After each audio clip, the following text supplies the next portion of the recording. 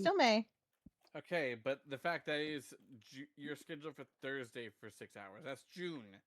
Yeah, I That's the know. Yeah. start of June, but the schedule they're talking about comes out that Friday.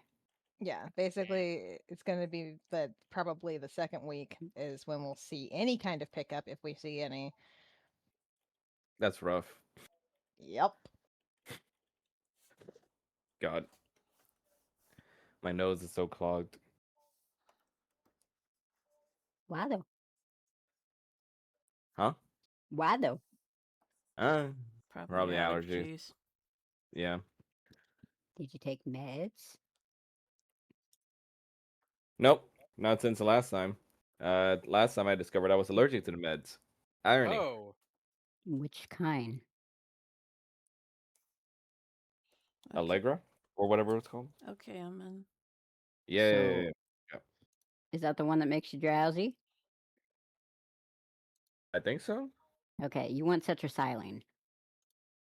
I'm gonna need to spell out that thing for me in DMs because you might I'll as well give it to you later. something. Okay. Mel, are you streaming? Yes. Okay. Cool. Fun. Wait, Yay! is everybody even in yet? Oh my god, you're already starting it. Everybody else said they were in. Nice. I see we're keeping Well, the Mel had to load in, so I don't know I if see Mel what- still is. she said she loaded in. Okay, I see we're keeping the Vietnamese thing Until we're out of the Feywild. nice. Are you saying the Feywilds are Vietnamese? Well, that kind of makes sense because Vietnamese people are half dragon, half Fey. So I was thinking in my head like maybe I should like fuck around and like have the Fey language be like Vietnamese. That'd be funny. And now Okay. I'm thinking like maybe I actually should. But what's funny is that the reason I did that, like to start, is because every single time I was like, look up common household proverbs, and every single one of them, I was like, this is Feywild shit. Yeah, Vietnamese sayings are often weird like that. They're fucking unhinged. Yep. But you know, considering our history, it makes sense. eat Oh, yeah. lots of food. Eat all the food. Eat everything. Oh yeah, Don't spare anything. we know our food. Consume. Trust me. I mean, one day, if you really want to get like down and dangerous with the way we eat, I can even feed you a mountain rat if you want. No. I'd try it. I'd try it. Yeah, see? I'll Yeah. try anything once. I ate your mom's cooking and it was good. I ain't going to eat anything else. You got cut off. I thought you said you ate his mom. I hate your mom. That was enough. I said Yeah, I ate your mom's cooking and it was good, but I ain't going anywhere else. Cannibalistic tendencies, yes.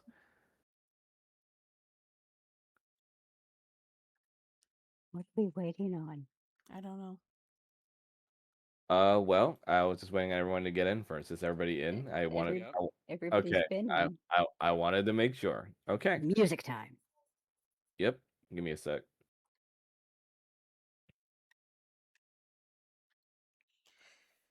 I fell asleep and I didn't wake up till like 6:30ish, and I was like, fuck, I didn't finish this. It's like, oh well.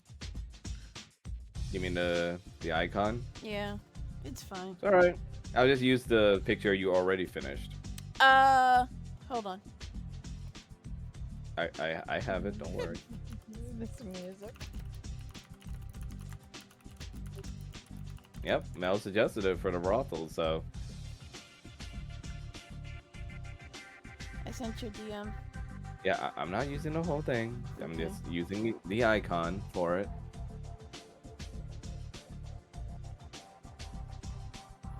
That's some unhinged behavior for somebody to watch a D&D stream, see a picture, and was like, "Whoa, I gotta crop that."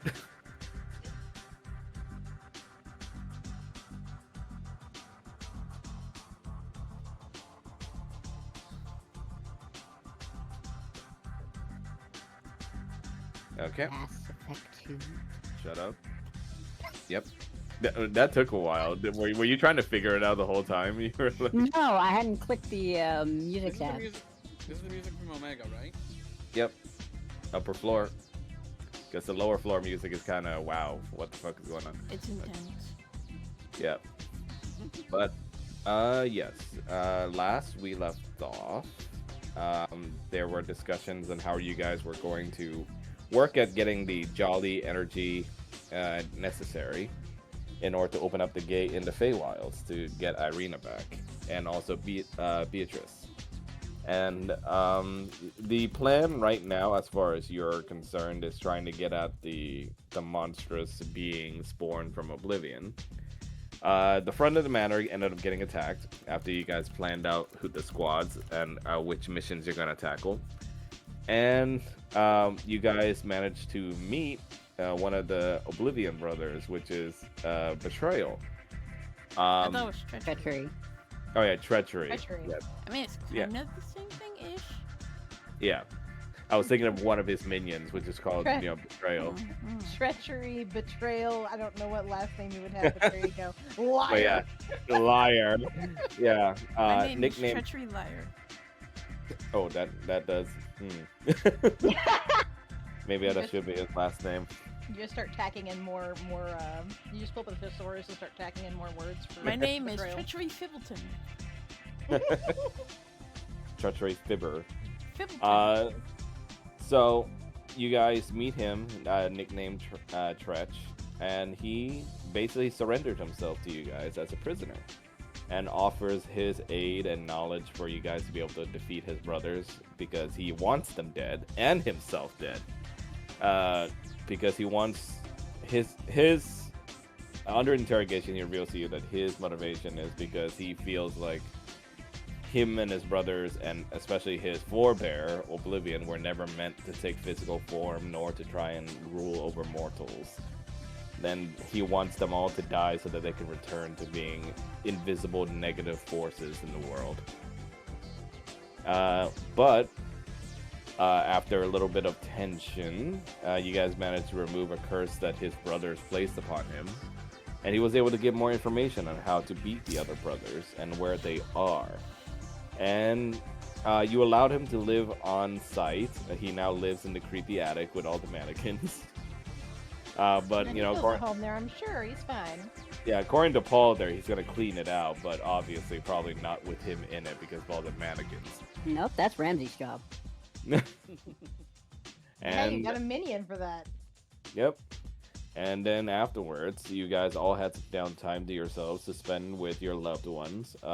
Roger, you got to have a little bit of time with your father and your sister, in which you talked a little bit with Morton and got some advice you gave to each other about your respective situations, him with your sister and you with Lauren.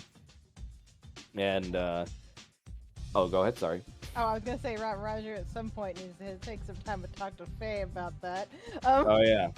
And additionally, Falmouth got to spend some time with his two loved ones, and also agreed to go on a date with Arnaud because they haven't gotten to go to one for like ages. And Paul got to spend some time with his parents, one of which being his father contentious about relations with Lilith, still being worried for his son, but he basically doubled down on saying that he's trying his damnedest not to be paranoid and to trust his son, but he's trying very hard. And then finds out he took a pill. Yeah, that was later, but yeah. And then Kanan got to spend time with the in-law, the dad of Odalia, and he got to have a little awkward dinner until you recommended that they go to the tavern. Before that, though, he gave you basically his approval in the form of a skull necklace, his very first Yuan-Ti kill, Yuan-Ti Berserker, which acts as a symbol of acceptance for you and Barovia's hope as a whole. Basically saying that, if you fuck around with these people, you have the chief to contend with.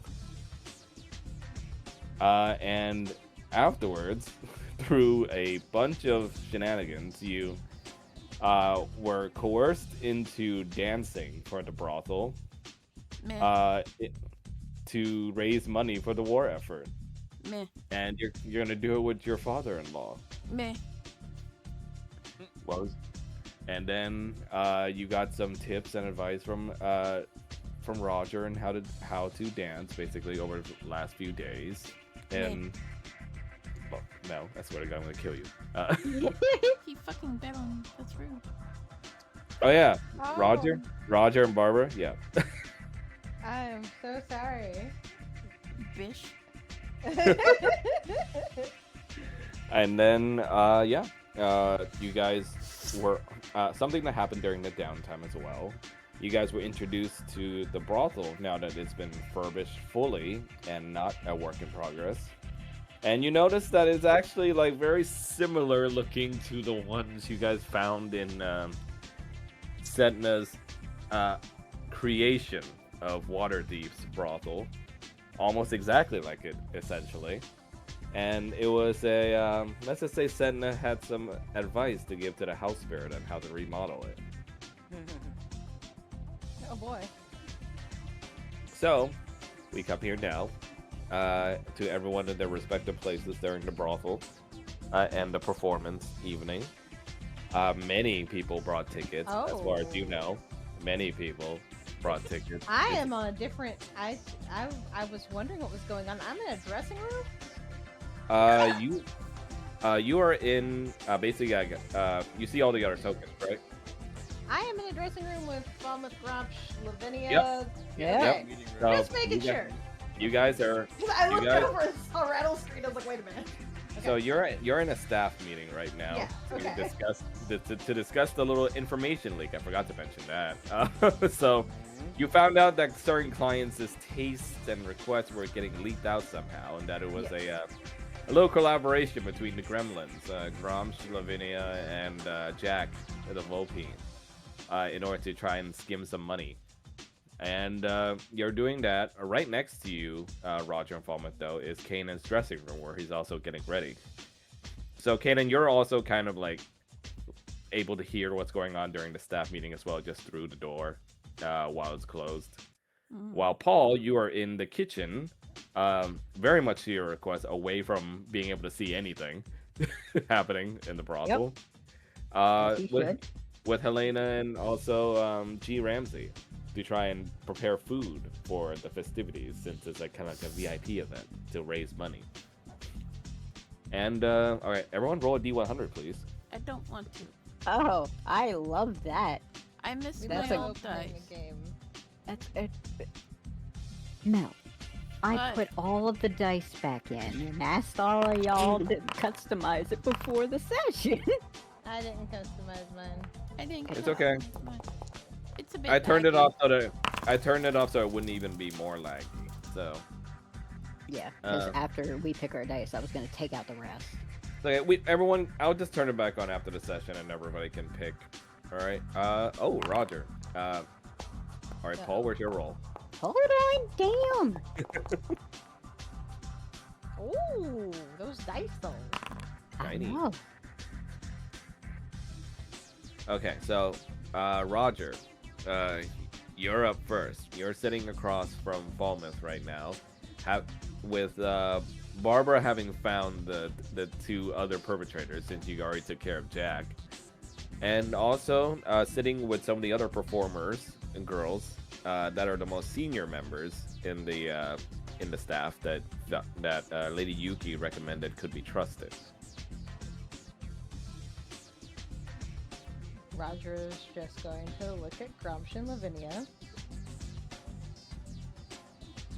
So, do you two have any idea why you might be here for a staff meeting? I'm gonna roll the insight. Gotta love Rogers. You're in trouble. It's definitely the teacher voice. Ew, Paul you're in meanwhile is just trouble. staring dagger. Paul meanwhile is just staring daggers at Gromsh. Oh my god! The dice does And the know. dice know. The dice know. This man Grom's, has no idea. Grom's nat 1, and Lavinia, if she also nat 1, I'm gonna laugh my ass off. Okay, but if she nat 20s, that's gonna be even funnier.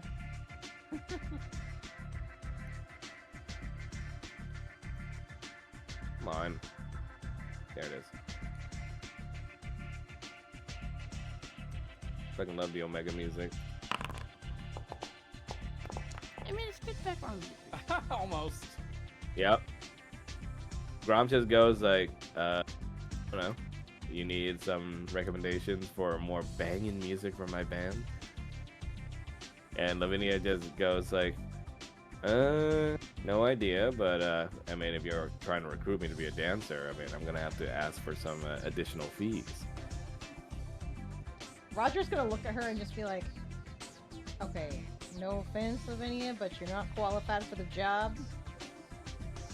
And I was like, I'm sorry, just because I'm invisible?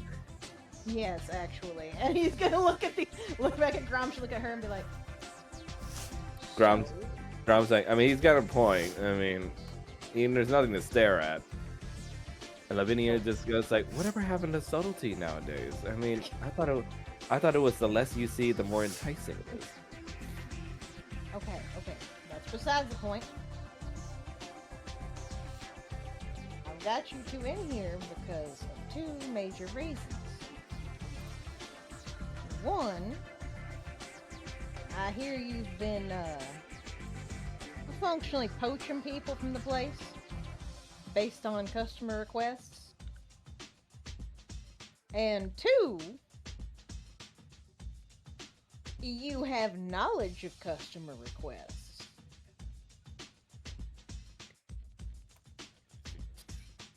We can pull for charisma here from Grom's.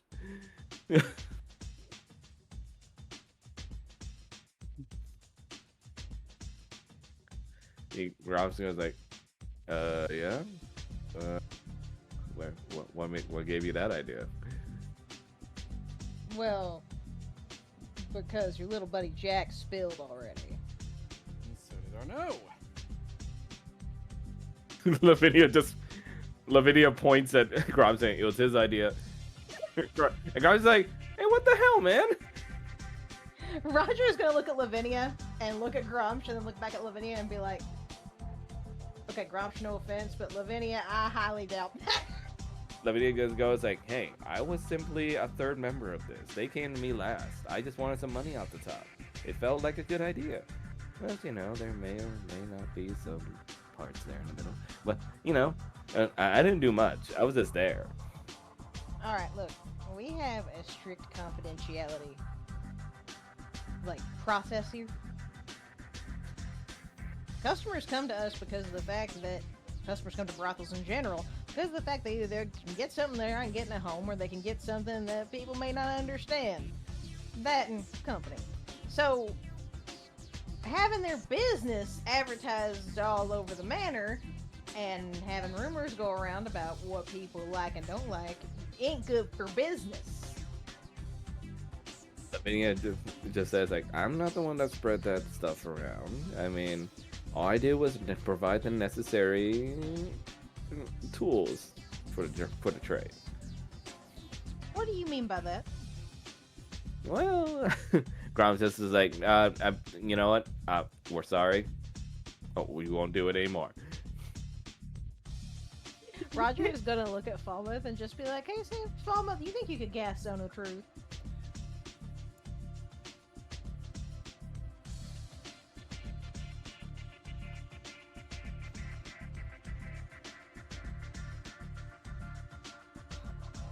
Can't believe Blaze is dead. No, I think he's trying to cast it. Oh, okay, I can see the mouse moving. I can see the mouse moving. Grom's is like, really, man? You really gotta go the magic route? Sure am. I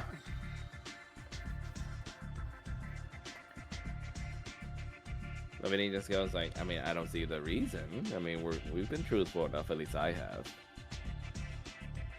Yeah, but you've been leaving out parts. No, you know me. Yes. You know me. I never miss out on any parts, body parts even. Roger is just going to look at her. And she just looks at you and goes like, I mean, do you have any proof that I'm leaving something out? Well, a few moments ago, you literally just said that there were things that happened in between. Right about that. And she's gonna do a charisma saving throw. That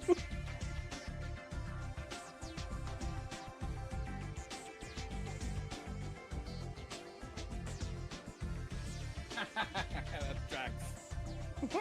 She just says like, all right, fine, all right. So, I mean, in addition to some of the dancers I might get, my whole bit in all this is that, you know, occasionally during some of the fun, some, you know, excess things may flake off of some people and or be left behind. And, you know, all I'm saying is that it might be fruitful for science. And it's not like they were... And first of all, it's not like they were gonna miss it anyway. Roger's head is in his hands. Sanitary. She looks at you and goes like, "Oh, don't worry, I was wearing gloves." That's not. Okay, look. First of all, you didn't get what is the magic word? She looks at you and just goes like, "Please." It starts with a C. She goes like, "Cantrips." Consent. She goes like, I mean, do I really have to get consent? I mean, it was gonna come out of them during the whole thing anyway, you know what I mean? Yeah. Anything involving this work requires consent. She just looks at you and goes like, Gromsy goes like, I mean, I didn't take anything. I mean, I was just, I was kind of the talker in this, you know what I mean? And what does that mean exactly? Was that just hitting people up for work, or was that also finding out people's interests? I may hear a thing or there. What being a performer and all, you know, people get a little frisky around this place. I mean, are you gonna blame me just because my ears work? No, but Let me just guess, like, kind of astonishing they still work after all that noise. when you first got hired here, please tell me, do you remember anything that was said to you? You guys said that I should play my music a little slower. You know, kind of lame, but you know, I agreed with it. I took some lessons from you, and You no, yeah, remember? Do you remember Barbara taking everybody, sitting us all down, and us going over the whole thing about how you're not supposed to tell customers information to people? Oh yeah, the chick that looks kind of hot. Yeah, I remember looking.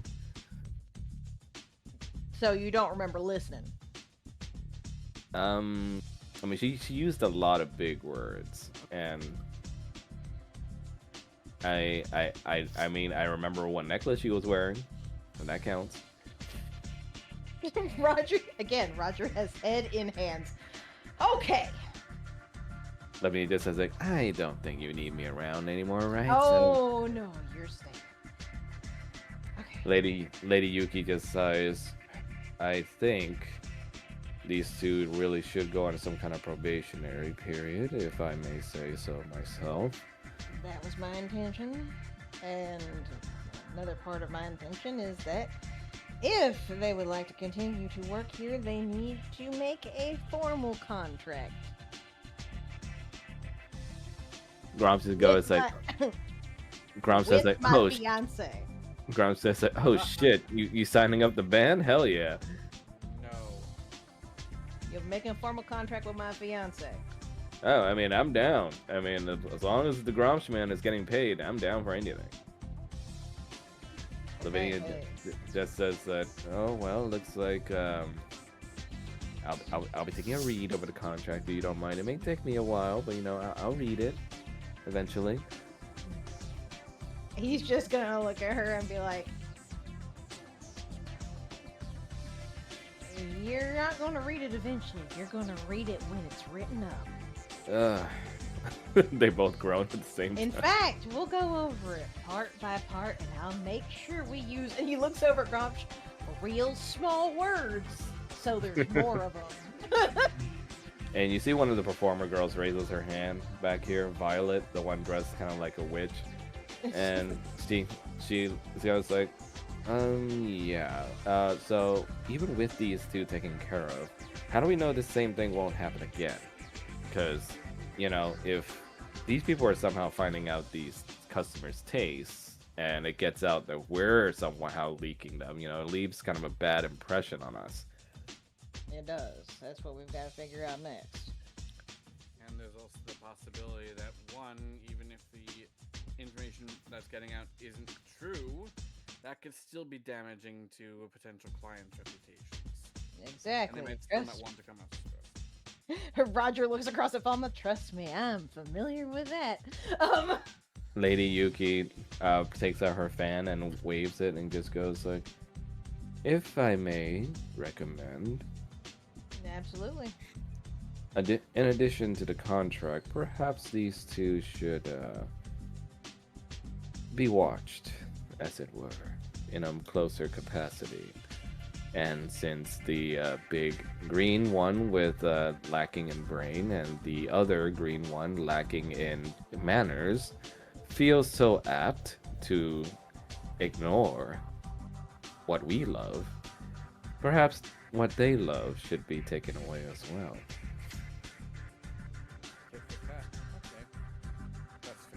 Grom says, like, that was a lot of, like, really smart sounding words. I mean, basically what she's saying, you're punishing us? Yep. I mean, like, So, are like we we're... saying- Grom says, like we're kids or something, man? What are you gonna do, ground me? No. Because here's the thing Right. you don't seem to understand, Crunch, is the fact that by damaging the reputation of the brothel, or of the customers, of the clientele, or of the people who work here, you make it harder for everyone to get their work done. I mean, it just says, like, yes, that's absolutely right, Grumps.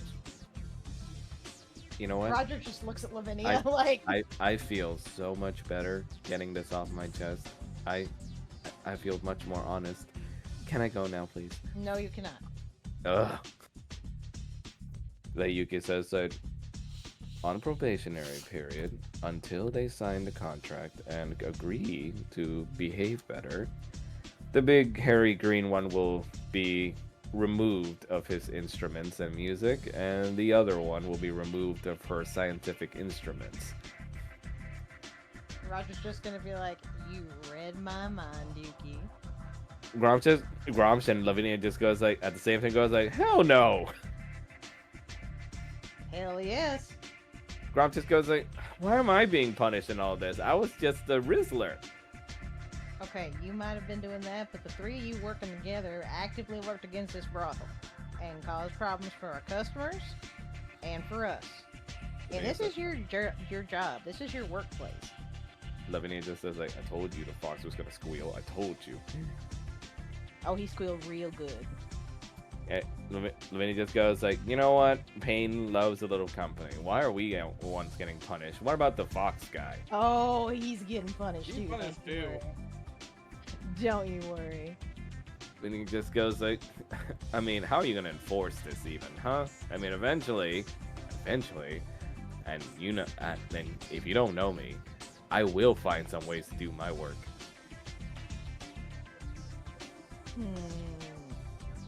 And that's what the contract's for. Well, I think that calls for a very specific kind of contract that they sign this fall. Don't you think, Roger? I think so. And if all else fails, Paul does happen to have someone handy that can at least follow one of them, and I know which one I'd have him follow. That sounds like the most paranoid shit ever. Who the hell would ever do that? Well, apparently we need to in y'all's case. Lady Yuki goes like, so it's settled. Grom just goes like, ugh, fine. I mean, if it means I get to do my music, I'll sign the damn thing. We'll go over it first, don't worry, but I am going to have Paul write it up beforehand. Lemony just goes like,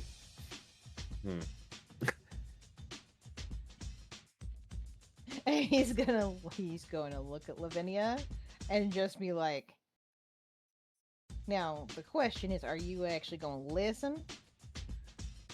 oh, I'm listening.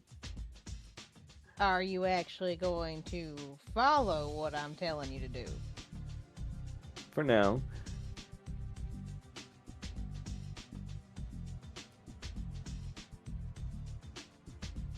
All right. Well, Roger is going to look across at Falmouth and be like, I believe you had a personal grievance you wanted to handle. Well,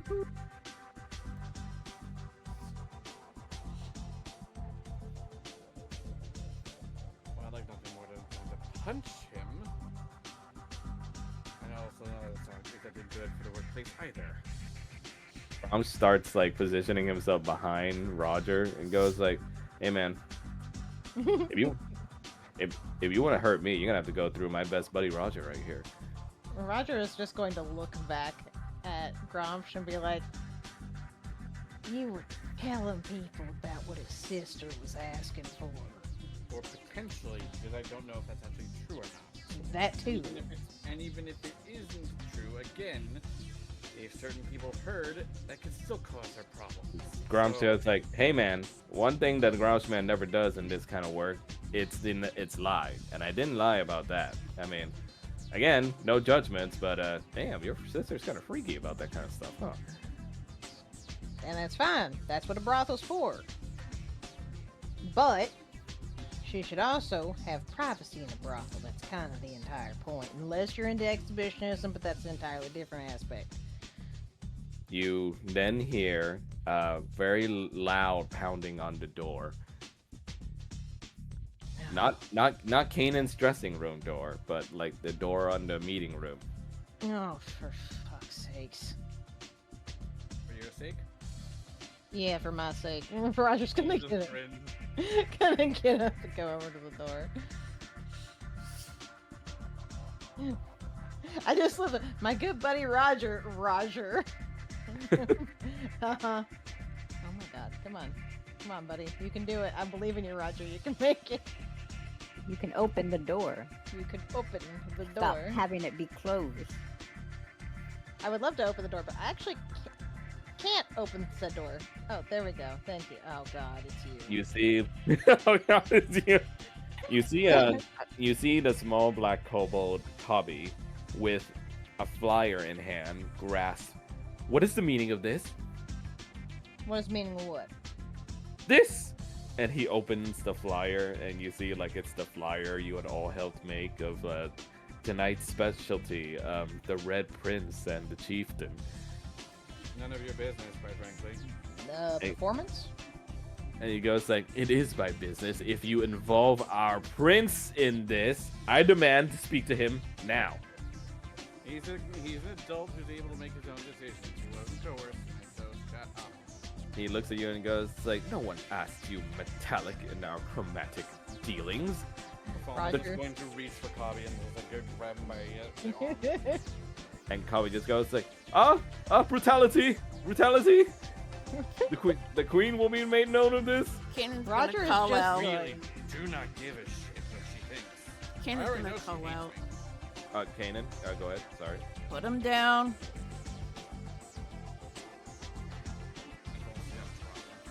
Are you still in the are you still in the dressing room He's when you gonna say walk out.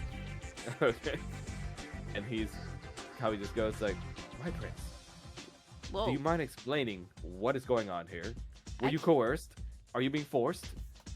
No, it's a deal I made. "A deal?" Mm-hmm. And he looks over at Roger. "Surely it was the fault of this slattern over here." No. Roger wants to lean down, like, and look Cobby in the eye and just be like, "You'd like that, wouldn't you?" He looks at you and just goes like, "Yes." And he just goes like, "My prince, I strongly advise against this. What will the queen think?" I mean, it's she'll chaotic, isn't it? she'll probably hate it, but I made a deal, or rather, I agreed to do this. You see, he looks at you, Roger. He goes like, "Don't dare speak of chaos to us." keep saying that, but every time we do anything chaotic or he does anything chaotic, you get upset about it. Kabi goes like, there's elegance in chaos, and being part of a strip show is not elegance. Have you ever seen a strip show, Cobby? He looks at you and gets, all right. He's technically in the zone of truth, so he's gonna have to roll.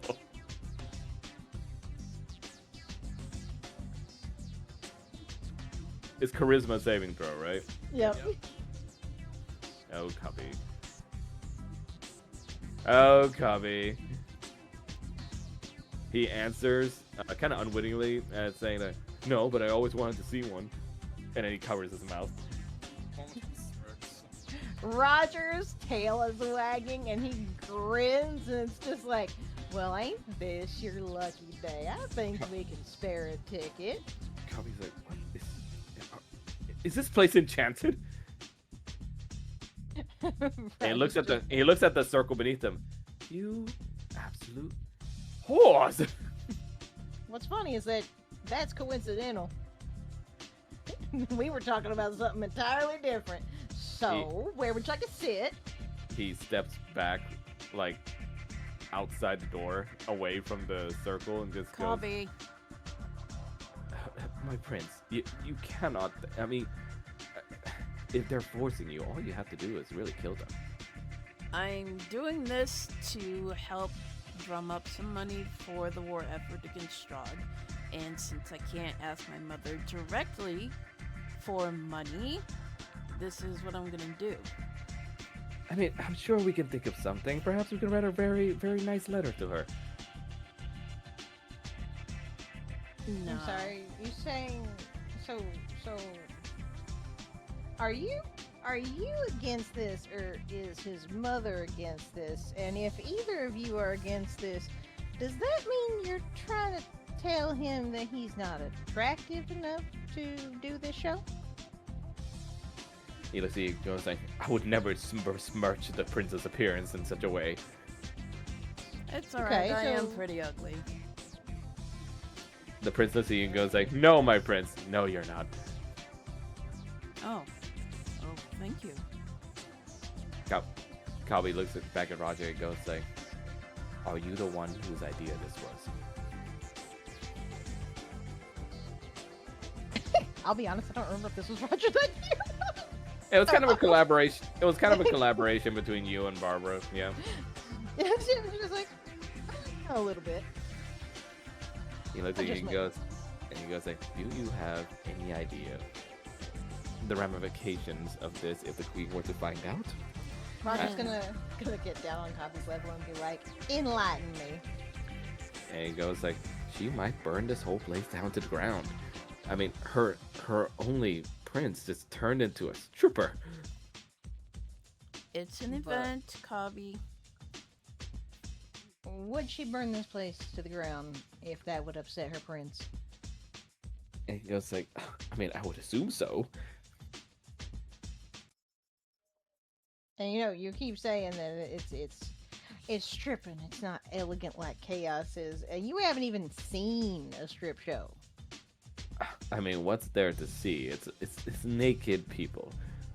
I think that you should see the show and judge for yourself.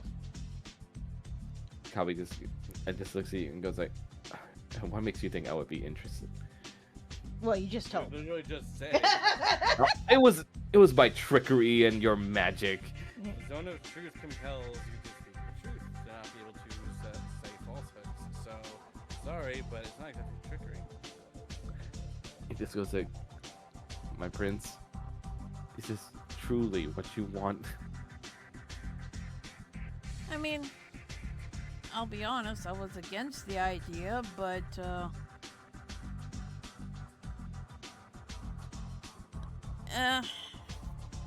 consider it, work exchange. Roger's Experience. gonna look over. Learning what other people do to make money. Roger's gonna look over and just be like, and Odalia is probably gonna break your pelvis. Yeah, that too. Incidentally, Roger, Hmm.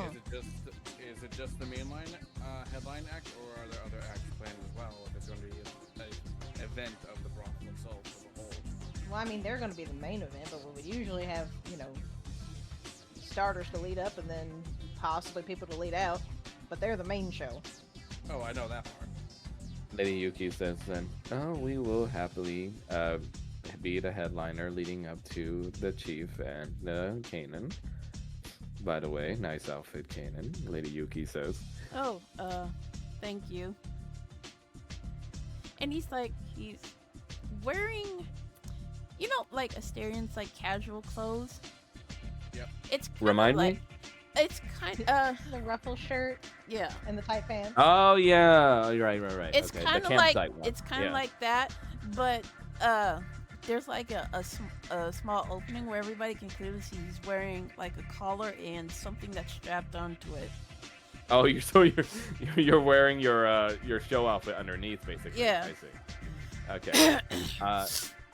Calby looks at you and goes like, "Are you wearing a collar, Prince?"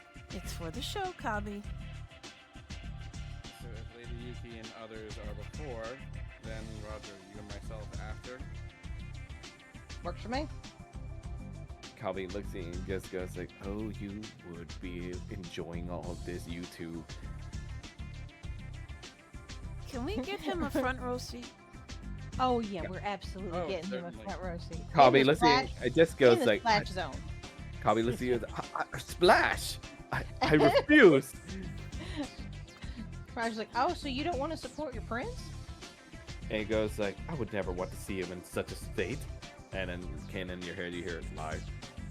So you wouldn't want to support your prince in his efforts, is what I'm hearing. Well, of course I support the prince in all his efforts, but Also, if he's in the zone of truth, wouldn't he have had to roll to say that? Whether or Oh, not he- he would oh, say he- that out loud? he he stepped moved out. out. He moved out, okay. but Kanan's thing is still active. Oh yeah, His- absolutely. Yeah. Kabi, I would consider it a personal favor, and I would be grateful if you would stay and watch the show. But he looks around. And you're getting a free ticket. A lot of people paid money to come to this show. He blushes and goes, but what about the queen? Just tell her I'm schmoozing it up with the locals. Schmooze. Schmooze is not a word we use in the chaos court. He's I'm- networking.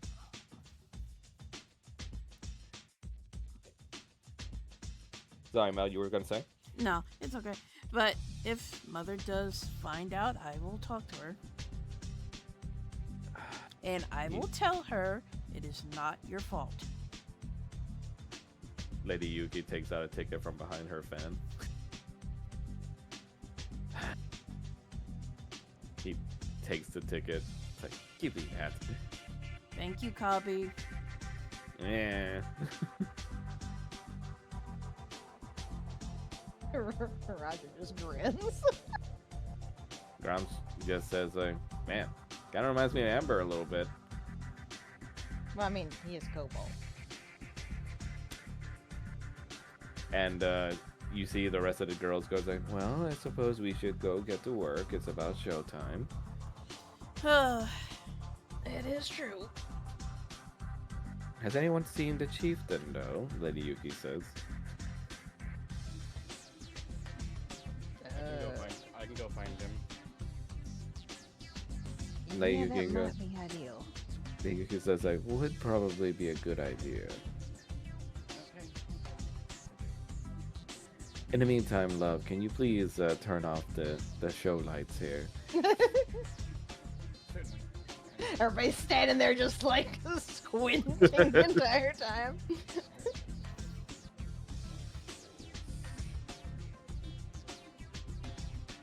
It's not letting me clear. I'll take care of it. It's in sequencer instead. Sequencer.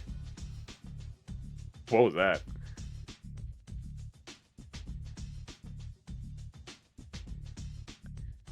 In the meantime, Kanan, you feel a little bit anxious. You know, this is this is not something you regularly do, and even though you've been practicing the last few days with Roger and the chief, you know, it still kind of gives you nerves. Yeah. And I need you to roll a charisma check for me Why?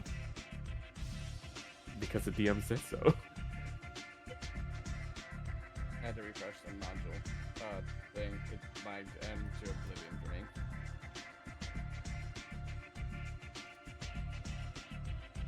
Okay. Charisma check, you said?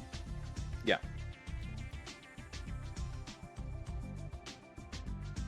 Did it roll? Can somebody tell me what the number is? For some reason, my whole thing is seizing up. I'm not seeing anything. Oh, my whole thing is 22, these two. if it's a charisma check. Oh, 22 for you? Shut up for you? I'm Okay, not seeing any roll. Yeah, I didn't see any roll either. Yeah, Yeah, no, it probably. popped up on mine. Yeah, it's probably a lag thing. But with a 22, you take a deep breath and you muster up kind of like some courage in yourself, some confidence, as it were, in your own looks and your own skills that you learned dancing, and your own status and charisma as a red dragon. I like how you tried to roll a second time and it was a 1. That is...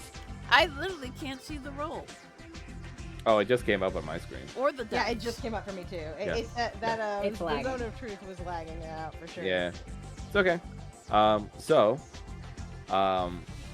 Roger, as Falmouth is going out to search for the chief, do you have any words of encouragement for Kanan as you visit him in his dressing room? I'm still trying to load in. Roger's just going to pat he's gonna pat Cannon on the shoulder. And he's gonna give him an inspiration point for one. Oh, nice. And Mhm. and he's just gonna be like, look, just Odalia's gonna be here, right? That's what I'm afraid of. Why are you afraid of that? Because I'd rather not let her see me fail. You're not gonna fail if you're dancing for Odalia. Trust me. If you say so. Look, you just gotta think about how much she likes seeing you anyway. Now she gets to see you looking fancy and dancing. But is this substance around my face necessary? And he's like touching the glitter. Substance. Yeah, it looks good. She liked it when she saw me put it on you before. And Fine. makes you look good. Fine. Makes you look like somebody that likes to roll around in gold. It's- Just get up Gold. a grin. Doesn't. Never mind. You got this. Don't worry about it. You're gonna be fine, Kanan. Okay. I've seen you fight. You've Fight- already got the moves for it. Fighting is completely different than dancing. It's different, but you still got the muscles and things to do things.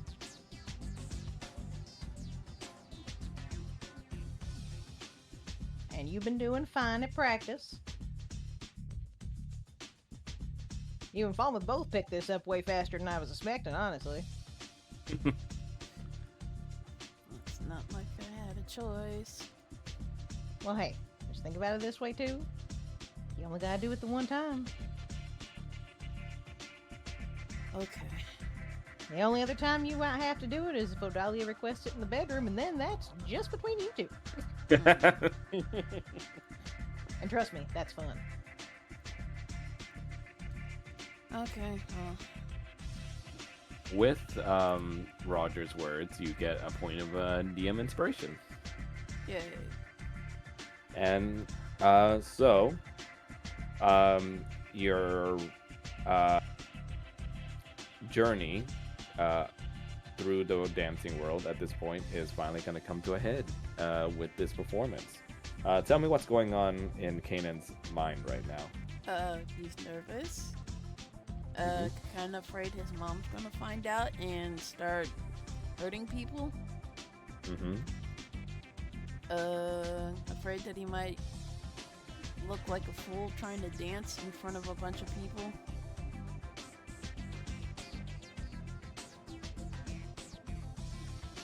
Roger would also like to tell him one additional thing. Mm-hmm. He's just like, and if your ma wants to throw a fit, you should just tell her you're advertising. After all, she wants you to be attractive and bring in somebody, you know, that's also chromatic, right? This is going to be televised. It's just like birds do it, like.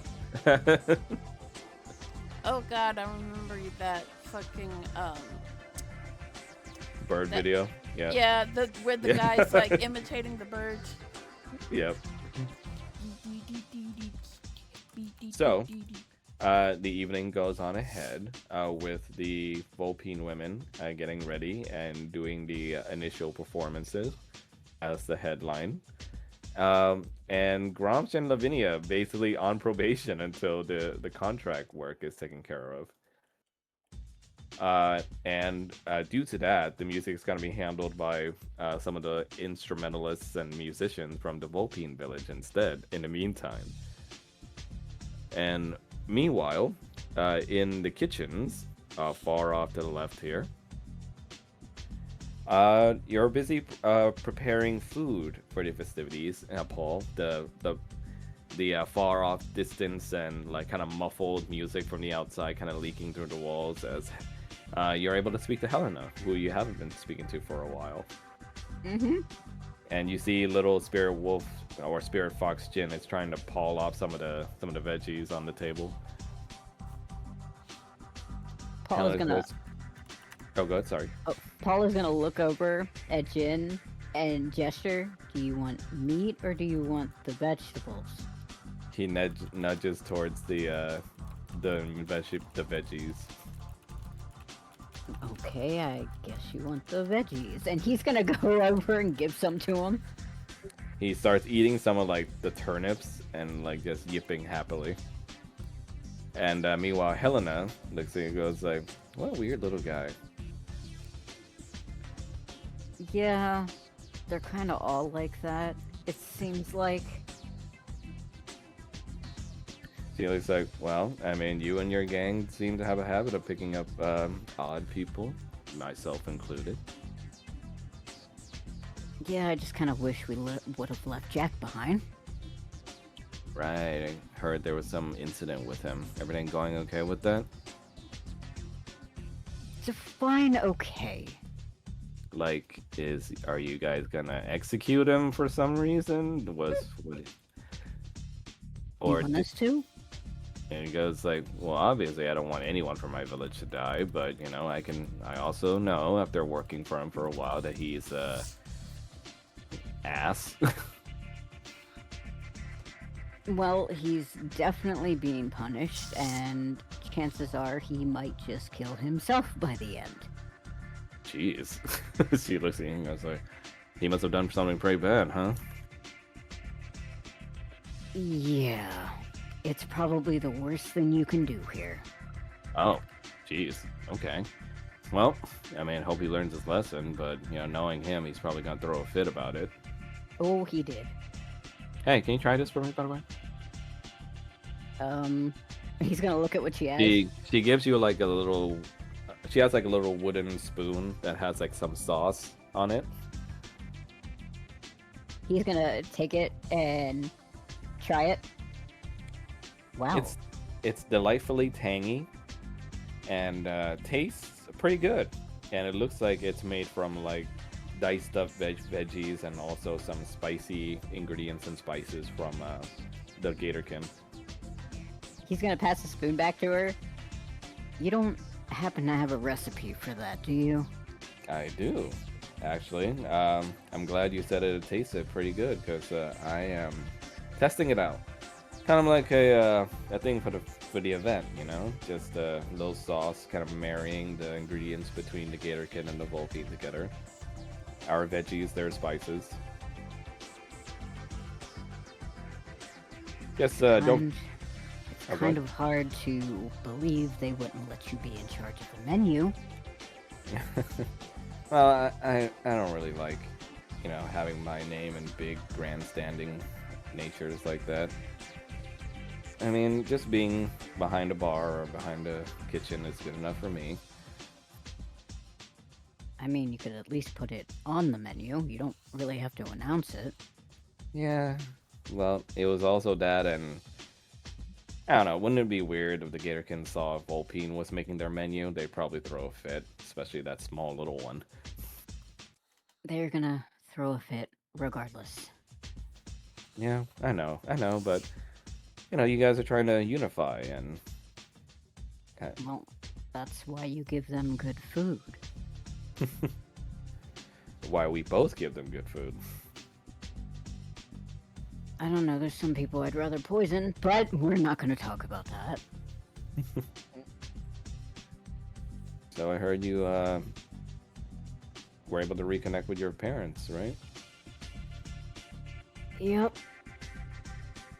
I see you walking around with them a lot. How's that going? Well, I kind of mostly have to keep mom from killing dad when he does something she doesn't like.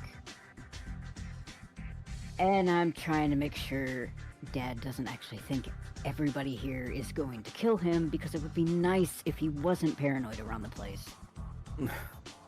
They sound like characters, a lot of them. They are. He's just gonna kind of think of when they freaked out over him taking the pill. I mean, they're great, but sometimes I kind of just want to strangle them. I mean, that's what having parents is like, right? I For us, guess. Volpine, it's a lot like that with Sazin. I mean, I've never had to strangle my dads before, compared to this. Well, you're never gonna be 100% in agreement with their decisions a lot of times, right? So there's always gonna be some times where you feel like you want to beat them up a little. But I think that's just part of having family. I think it's more that I just don't agree with Dad pretty much self-depreciating and being depressed for no reason. Oh. Maybe you can make him some kind of food that reminds him about the good things in his life? He's gonna look over at her. He likes paninis because of mom. The little panini. And he, of course, naturally has to have 500 people test the food and make sure he's not going to be poisoned. Even some for me. All right, because he's kind of like royalty, right? He's just paranoid. Hmm. I don't think the royalty is supposed to contribute to that. I don't know. Well, I mean, he's always had paninis, right? So maybe kind of make something unique that he's never had before. He's gonna kind of stare at her. Have you ever had somebody really paranoid in your life? I get the paranoia thing, but like maybe something to alleviate his concerns and say that even though this thing is new and weird, that maybe it'll still taste good and he can let his guard down a bit. Especially if it comes from his son. I mean, you could try making a dish for him. I could. I can definitely help if you want. But I think it'll mean a lot more coming from you mainly. It's kind of like how when you and I test dishes for each other. That's more meaning. It's true, but he's kind of had enough dishes from me for right now. Yeah, fair. Just a recommendation. It's I nice to talk think like this. I think you should make the dish and then we just pretend I helped. And she goes like, I mean, if that's what you want, but you know, it's nice to be able to talk like this with you again. It's nice to be home, or at least this what home is gonna be here. Well, it's nice having you here. It would be nice if I could stay, because then I would have plenty of time to talk to you. Say that again. It would be nice if I could stay, that way I would have plenty of time to talk to you. Yeah, but we're both busy people. That I get. I'm really tired of being busy again. And he's gonna look over and be like, Ramsey, Yeah, boss. you clean up the attic. Sure, boss. But I mean, who's gonna live there, really? Well, there is somebody who is definitely living there for now, and I actually need you to pass a message to them. Oh, right, boss. He hovers over the kitchen table. He is gonna dig in his pocket and pull out a rolled up piece of parchment and pass it to Ramsey. All right, boss. On it. Thank you. And You then look- he's gonna kind of look at Elena. I'm probably gonna get killed for that. What did you give to him? Like a bomb? No, I gave him a letter that I probably shouldn't. Oh. Oh boy, stirring the pot already, huh? Assuming anybody finds out, which everybody is going to find out because everybody always finds out, and of course I'm the problem. Well, maybe you want someone to have your back. I mean, we got a lot of knives in here. I don't think that's a good idea this time. She just pats your back. Meanwhile, Falmouth, you head out of the conference room and look through the backstage rooms for the chief, and you're able to find him eventually in the middle practice room. Okay. That room being over here.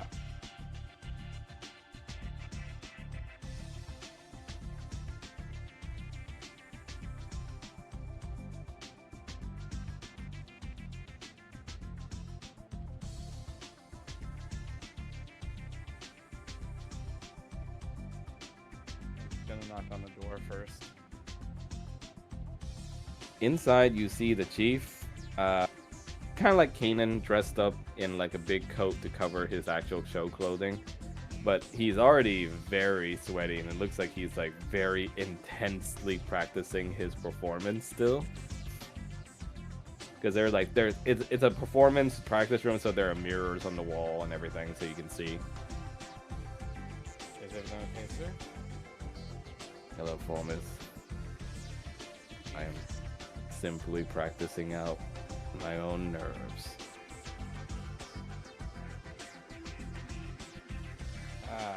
Unfamiliar situation then. Very.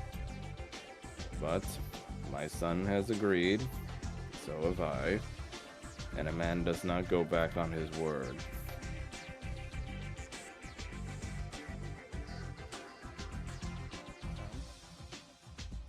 Is there any other thing that might be helping to that might help to motivate you with this besides your word to Kanan?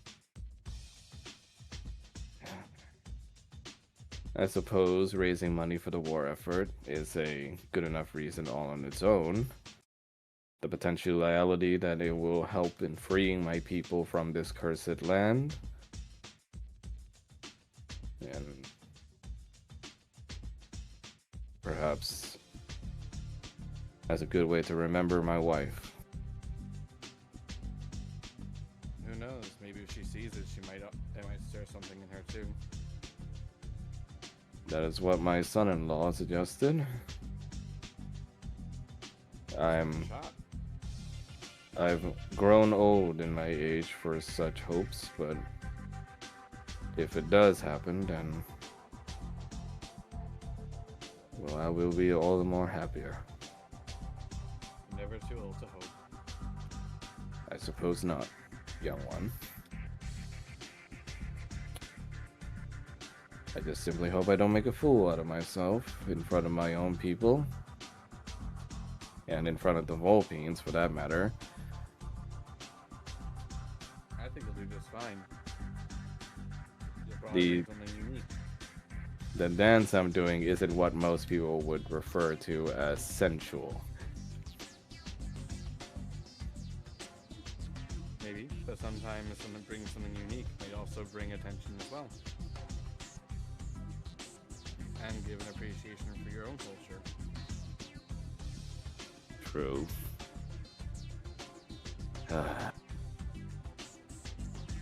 Years of death, brutality, and killing, and now I'm dancing in this.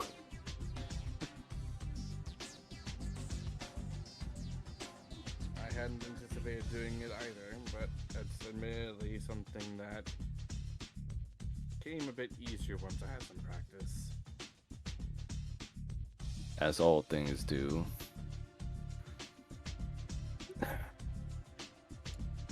How many people are out there tonight? I don't know specifically. I do know that as far as how the act is set up, there will be Volpine dancers performing first, and then you and Gin will be the main event, and Roger and I will be following after you to close out the show. I see. Very well. When one puts their mind to something, you do it right.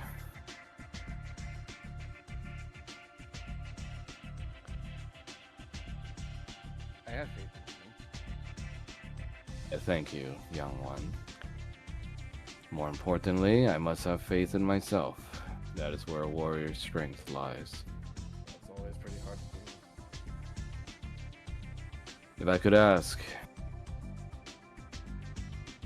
Yes, I know my people well, and there may be, how you say, troublemakers in the crowd that may not agree with the progressive decisions that my daughter and your group are issuing, especially with this event. Specifically egg. I will need to have them silenced. Well, I'm sure we'll see I'm sure we'll have people who can take care of that as well. I understand. But you are a watchful warrior. Keep an eye out if you could. Thank you.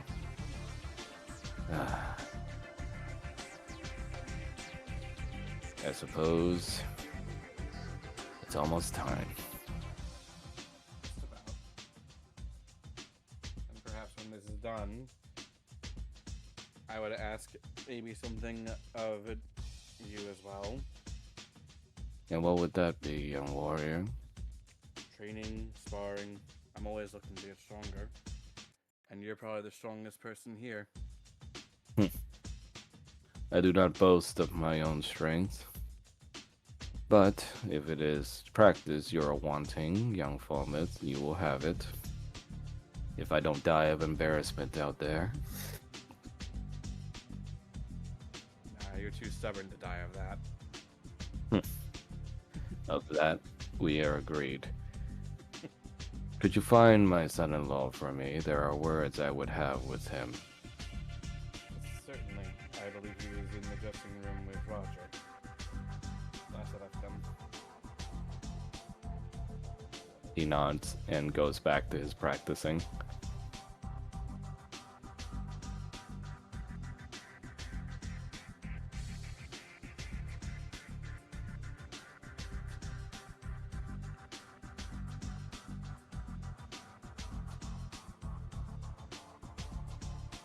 Have you seen Kanan, Roger?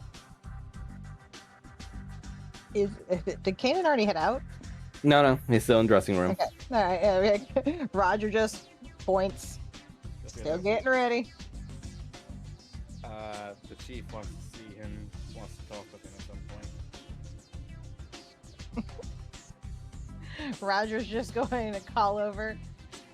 So, Kanan, your daddy-in-law wants to talk to you. Okay. Kanan, last look at the mirror for affirmations. What do you say to yourself? Let's just get this over with. Nice. Good Perfect. affirmation. Nailed it. You step out feeling a little drafty in your current outfit, but you still step out. I can't even. Every time I move, it goes to Mama Juju. What? No, I'm serious. Like every time I move, my That's icon, it goes to Mama Juju. that's weird. I can't move my Okay. icon, my token. I'll move you. You're not Mama Juju's owner, so I don't know why that would happen. Holy shit, it is laggy as hell. Yeah, we just gotta deal with it for now because I need it for this map to work. Okay. Okay. As far as Falmouth guided, your father-in-law is in this room over here. Oh, where? I can. The screen's like just moving just barely. Yeah, I'll move you for you. Don't worry. Falmouth guides you to that room, and you see the door is open. It won't be great. Oh my god. This fucking... Inside, you see your father-in-law, already sweaty, in his covered show outfit, but you see he's doing his, the haka. Chief? Cannon. Is everything okay? No. Not really. What's wrong? And I only say that because we are in private. What's wrong? I do not prefer to show weakness in front of my people, for they look to me for guidance and leadership. Oh, you can always talk to me. Well, you are my collaborator in this. When nerves get high, I usually practice or spar. Mm. I didn't think I would have mirrors all around me. Or that I would be wearing this. And he really gestures to his outfit, quote unquote. So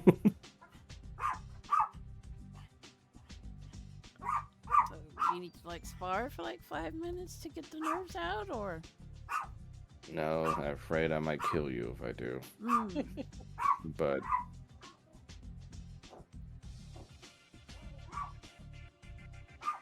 I suppose it's just the old pride kicking in.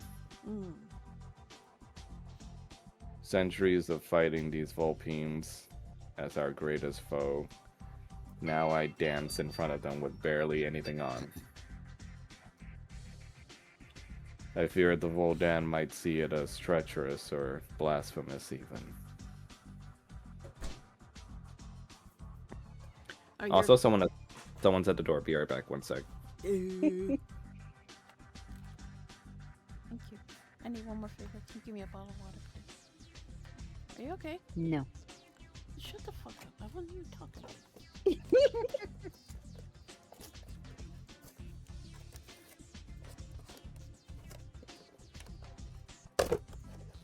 Yeah, Subnautica 2 is super scary. Yeah. That's why I ain't playing it. I've been watching, They didn't cook the breadsticks all the way. Fuck. what? Nah, they didn't cook the breadsticks all the way. It's super doughy. Stick it in the oven.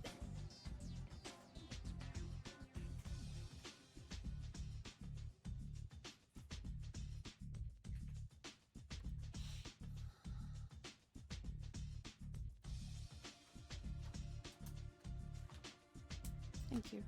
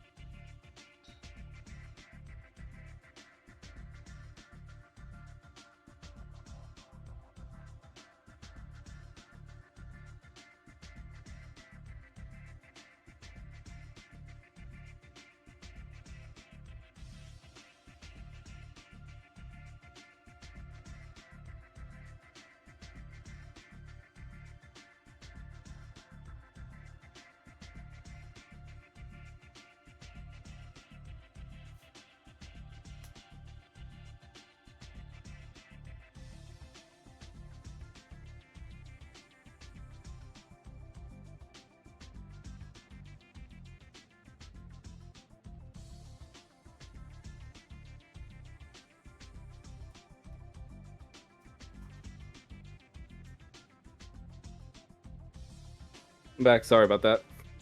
Welcome back. Right. Sorry. So we were continuing. The chief expressing that that the Voldan might see it as blasphemous, and then you were saying something, Mel. I forgot. Oh. Well, we'll just continue with it where he says, "Well, do you think I will be smote by your own gods for this They probably dancing?" Would, they probably would have done it by now. True. They've never been kind. As much as I respect and fear them, they've never been kind. Not to Arnaud, not to my daughter, not to my wife, and not to our people.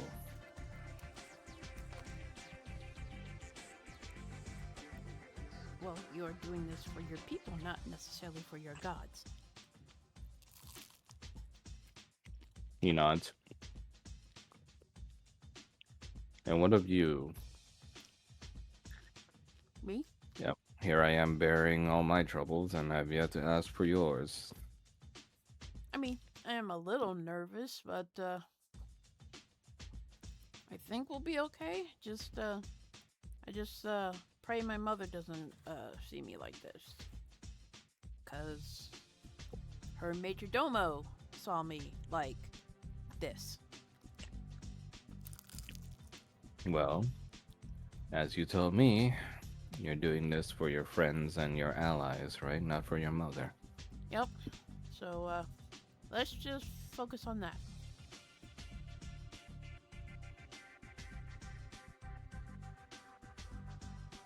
You know, my daughter's in her front row seat. Well, I know. She demanded to have a front row seat. He squints. Oh, that hurts more than you could ever know. I hope you will never have to feel like this. What, being embarrassed? Having to wear this, knowing that your daughter has a front row seat. I think you'll be fine because I think she'll be focusing more on me than on you. One can only pray. Mm.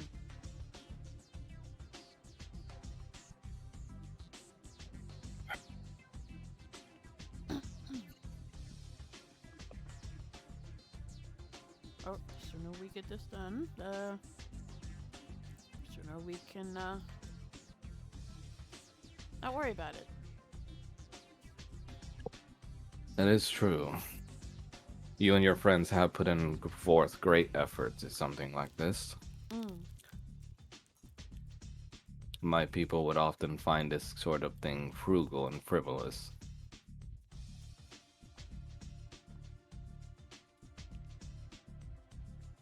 But if it helps to raise money, and I suppose there is merit to it. Yep, let's just do it to fund the war effort. That is precisely why we're doing this. We're doing it for our people and to fund the war effort. And yet, I sense a little bit of enjoyment when I see your movements. Huh?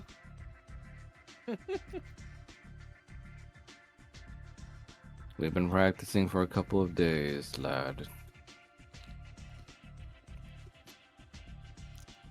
Are you saying you're. You know what? Never mind. I don't want to know.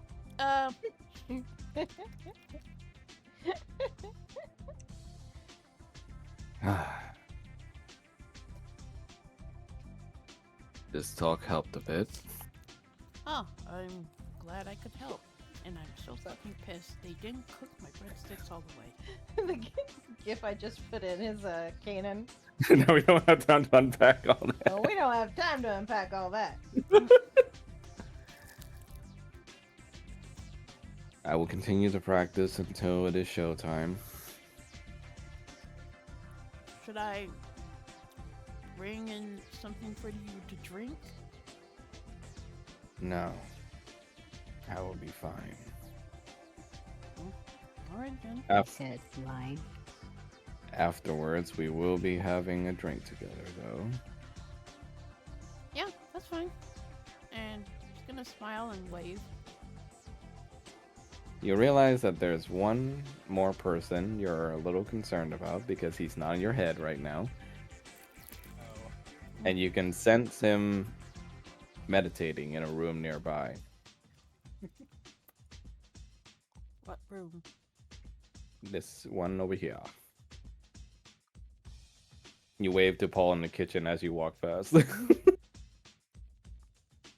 He's just gonna kind of wave back a little awkwardly, like,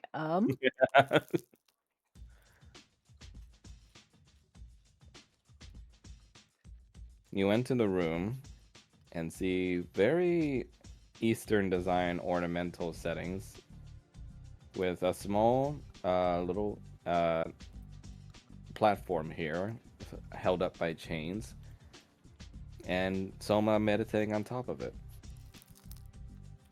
Now, roll an insight for me, please.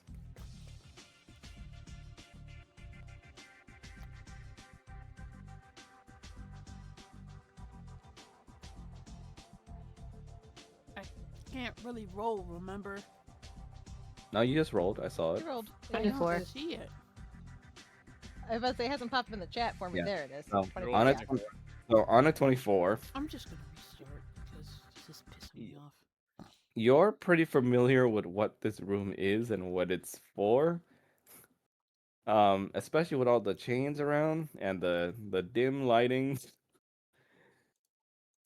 You're pretty sure it's for the more BDSM concerned customers. But Soma just opens his eyes and looks at you and just goes like, this is a pretty good meditation room. It's dark, quiet. Selma, this is like the room for BDSM. What are you doing in here? What is BDSM? Is that some sort of thing with the youth now? It's bondage. Oh. Well, I suppose prisoners could be well kept here. No. It's for sexual gratification kind of bondage. Huh. Well, I'm just going to choose to not think about that. I mean, As you're I still s- in the room. I know. And I hate that the smell is starting to make sense now. But oh no. but how are you, my partner? I'm a little nervous. I've never done something like this before, but I am going to go through with it because it'll help the it'll help the war effort and possibly maybe uh bring the Vulpines and the Gatorkin toward a more peaceful resolution. Those are good goals, yes. And I'm sure you'll be fine. Mm. But perhaps you'll even enjoy yourself a little bit.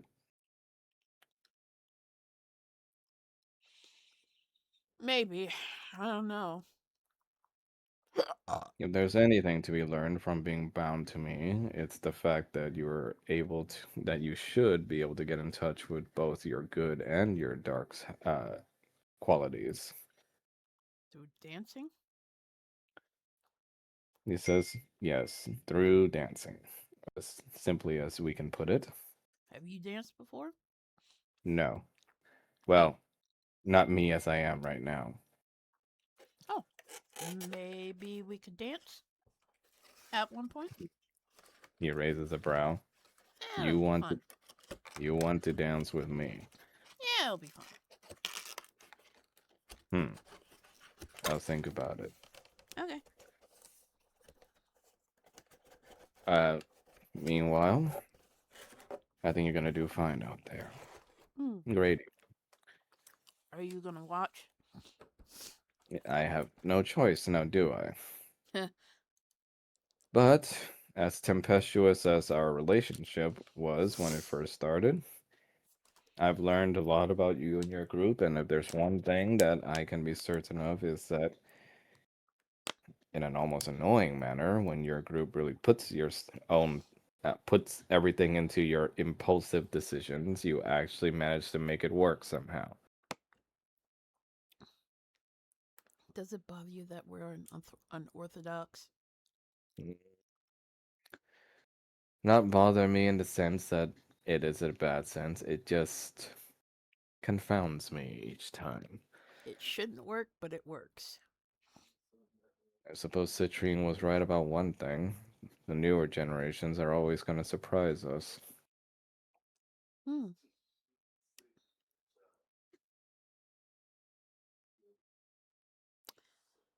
I should probably get going. Excuse me. You'll be great. Thank you. Just Mm-mm-mm. remember to lift your tail up a little bit more. Okay. Kanan's gonna leave. He looks at you and goes like, just because I don't play the game doesn't mean I don't know the rules. Aha. Noted. Pausing. I learned something about this man. And he wishes he didn't. So, as Kanan gets ready, Paul, as you're also serving Helena's sauce, What makes you think he's gone outside of the kitchen? I didn't say you were. I'm just saying that what kind of meal are you serving for people for this event? I have no idea. Somebody Think- come up with a recipe off the top of their head. I mean, a meat dish. Okay, we're getting there. How about more? I mean, Roger may have something sexy. I don't know. That's not. Let's just go with pork roast. Oh my god. Yeah, pork roast works. And yeah, so you guys hear Barbara out on stage announcing the headliners as she steps out and goes like, "Ladies, gentlemen, deviants, welcome to the that's right, the Silken Veil."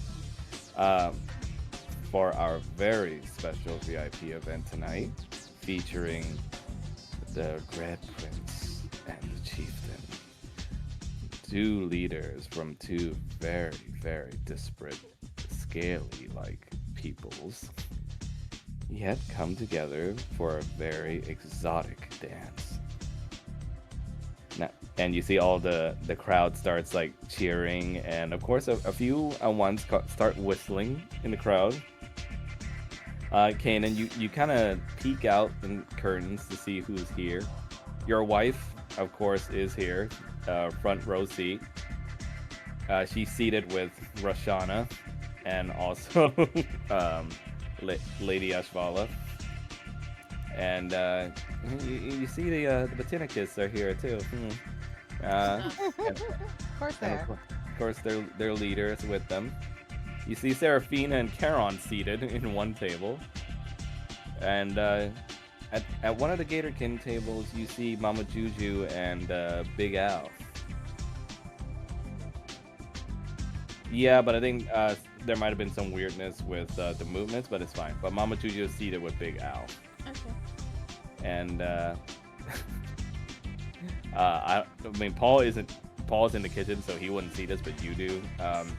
Way back there in the private tables, you see Skia and Despader. Oh God, they're here. Yep. Paul remembers that Skia said he was going to bring him here. He's just trying not to. And of course, the Ravens are here too. Call. You see, like, Lady didn't ask to be here, but she was like a +1. And Call just kind of delicately drinks sake while he watches. And of course, Kabi is in one of the front row seats. Okay, but there's another question. Mm-hmm. First, is Lauren going to face his fears and come here? That's actually the next thing I was gonna. Oh my fucking god! So, Trying. Roger, you get word of a very certain customer out in front Oh god. asking for you.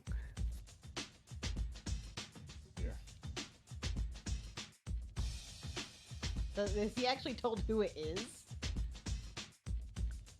Nope. You're told that because they don't know him. You're told that it's a blonde guy,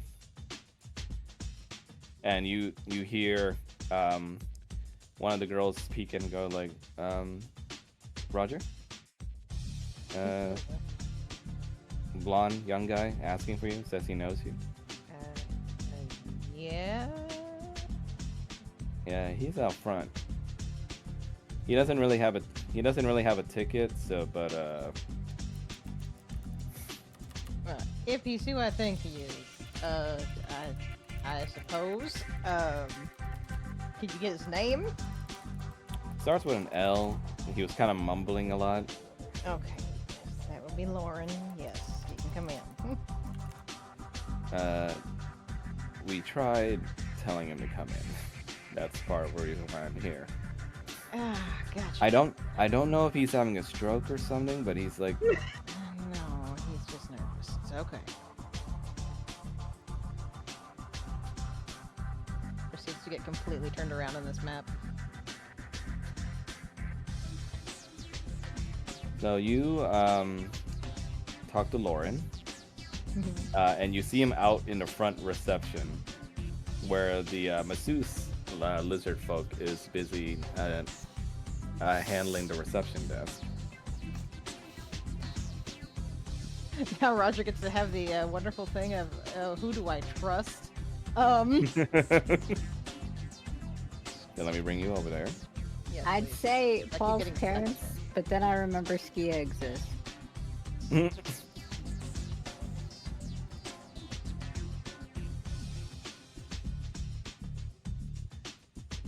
And then you see Lauren standing there, kind of fidgeting with his fingers, going like, "Oh, Starling, I'm sorry." He's just gonna be like, it's fine. What, did you come for the show? Yeah, the Red Prince. That's you, right? It's actually Kanan, but I am Well, following up after him. his face goes full red and goes, "Oh my God, I'm so sorry. You know what? I'm gonna go." It's fine. And he's gonna put like a hand on his shoulder and just be like I said, I'm following up after.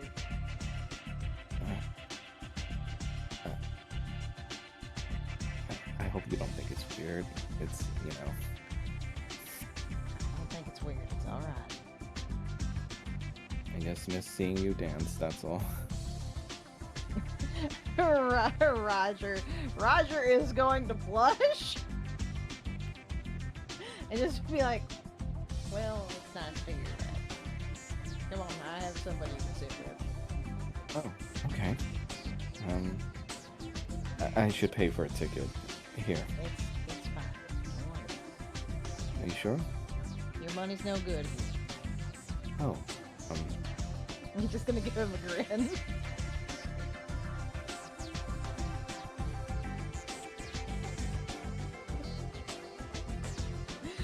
And Roger is going to make either a good decision or a bad decision. I'm not 100% And he's gonna go over to Charon and Serafina. I fucking knew it. Okay, girls, can I trust you to behave yourselves? Karen just says like, what's that supposed to mean? And Serafina says like, oh, what now? Do you remember Lauren? Oh, the boy toy? Hi. Yes. And Karen says like, ooh, this is juicy. Well, he's come here because he wants to watch. Karen's like, well, I mean, I'm here to do some research, so I mean, feel free. He's gonna like give her like finger guns and be like, hey. Serafina just goes like, all right, fine, but you know, he's paying for the bill. Well, man, if we have to, you can always put it on my tab.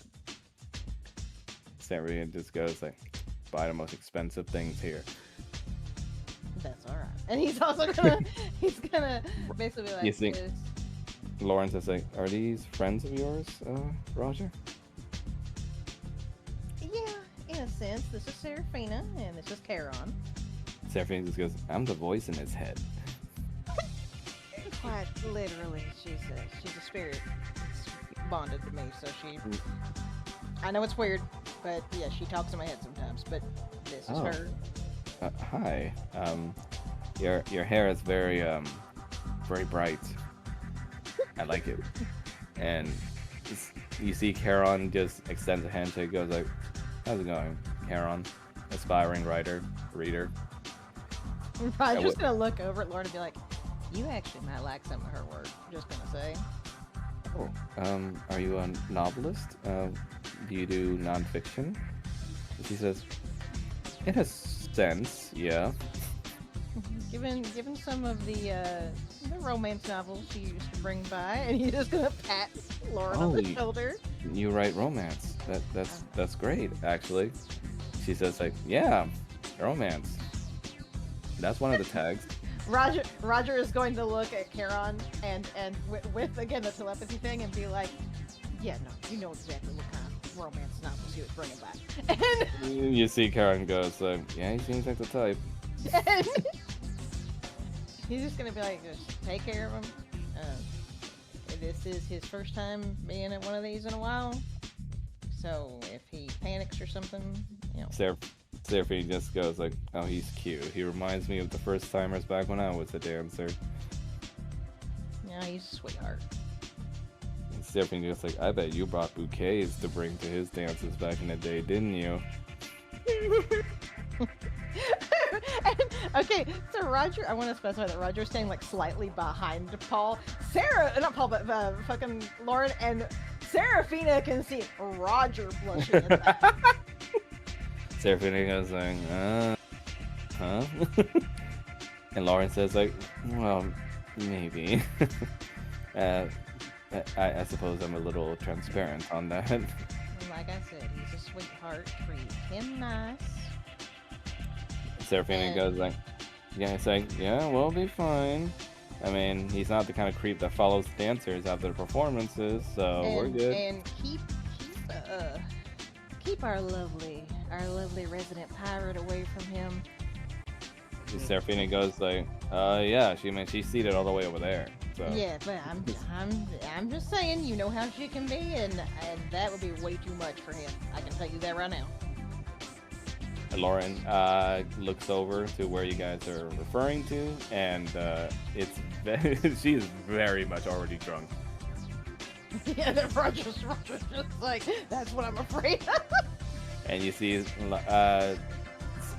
she just goes like, all right, let's see some skin and scales. Woo! Roger's also going to basically inform Seraphine and Charon, like, you know, again, with the earring, that, yeah, no, it's like, he is randomly gay and, like, very closeted about this. Basically just letting them know that, like, if a girl hits on him, like, hey, Charon. that's mine, take care of him. Charon looks at you and just goes like, I can tell. Seraphine just goes like, yeah, fine. I mean, I'm not in the interest of calling him out or anything, but I think it's fun to tease him a little. Oh, that's fine. And Roger's gonna look at Seraphina and just be like, "Don't worry, order whatever you like. I'll take All right, care." all right. Shots for everybody.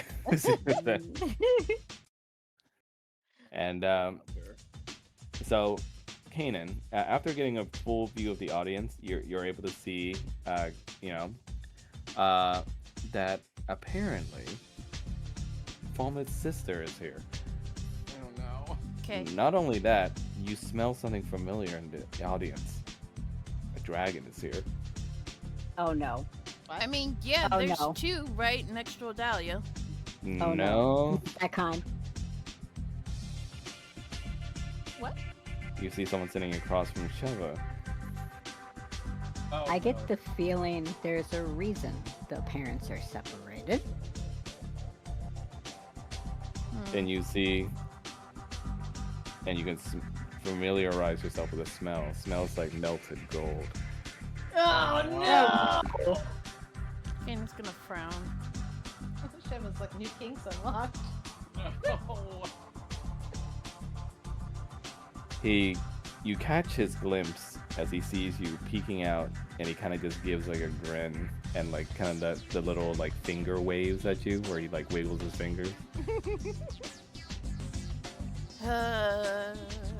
And then he begins to speak to you telepathically using magic. Oh no. Hello, Tiamat's son. Son? How fare you this evening? Oh, well, I was honestly a little nervous, but now that you're here, I'm concerned. Oh, why? I'm a paying customer. I just wasn't expecting you here. Well, word reached my ears that a little shindig was happening here, involving a red. It drew my interest. And there happened to be a lovely lady here who wanted to be my +1 date. It's just a dance. Of course. Why would it be anything else? Listen, I'm doing this to help our efforts against Strahd by drumming up some money, so please don't screw it up. He looks at you and goes like, I resent such statement. Why, I'm only here to observe. Uh-huh. Unless you fear that word would get back to the queen. I mean, I'll expect she'll find out eventually, but, you know, Well, why ruin There. a good thing? well, I mean, there are ways to have this not go reaching her ears. Like what? I mean, a humble servant of the chromatic court like myself have certain assurances and friends in court to make sure that these words do not reach her divine ears. Listen, I already agreed to put in a good word for you, Bahamut, to change you into Of a gold. What else Of do course, you want? of course, of course. But there is some other things I'd like to apprise of. If you would agree to let me. Explain. Explain. Sorry. He sips some of his wine and like continues casual talk with Sheva while talking to you in his mind. And just says that grapevine, as it were, What? that there is another of Tiamat's children here. What? And he says, I would like to meet such a young woman, if you would not mind. What woman are you talking about? Is it not true that Tiamat has another child? Kanan is going to go silent. She's They not say it's available. well. I mean, I'm not going to do anything harmful to her, She's if not that's what you available. fear. Well, all I would want is a talk with her. That's all. Again, she's not available right now. Well, think on it. We have all evening and your performance to look forward to. All I offer is a way to keep this quiet from the queen.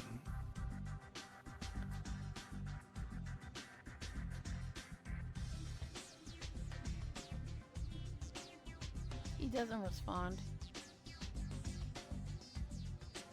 I look forward to seeing you show yourself up here. Uh huh.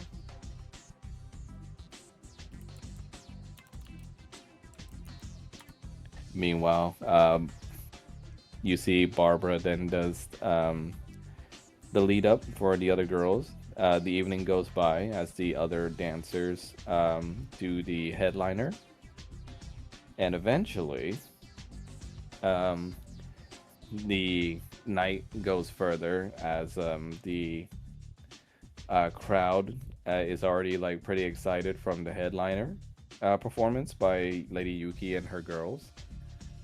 Falmouth, you already spot sight of, Egg and his little Gatorkin um, goons, basically, who are also gooners, actually. Oh god. But you see, they have the sort of a mischievous look about them as if they're waiting for something. Oh no! Olive is going to move very carefully up towards them while trying not to get their attention.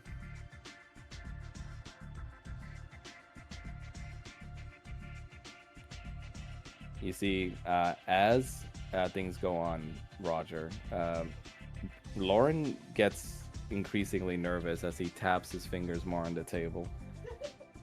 And he goes, "Gosh, I don't know why. I don't know why, but this ton of adrenaline hitting my system."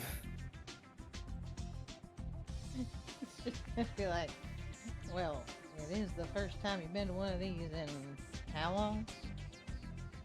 I know. It's just, is it is it odd? I mean, I've come to know Mr. Kanan a little better. I mean, I know his family. They're good people. So is it weird to get a little excitement over seeing him dance?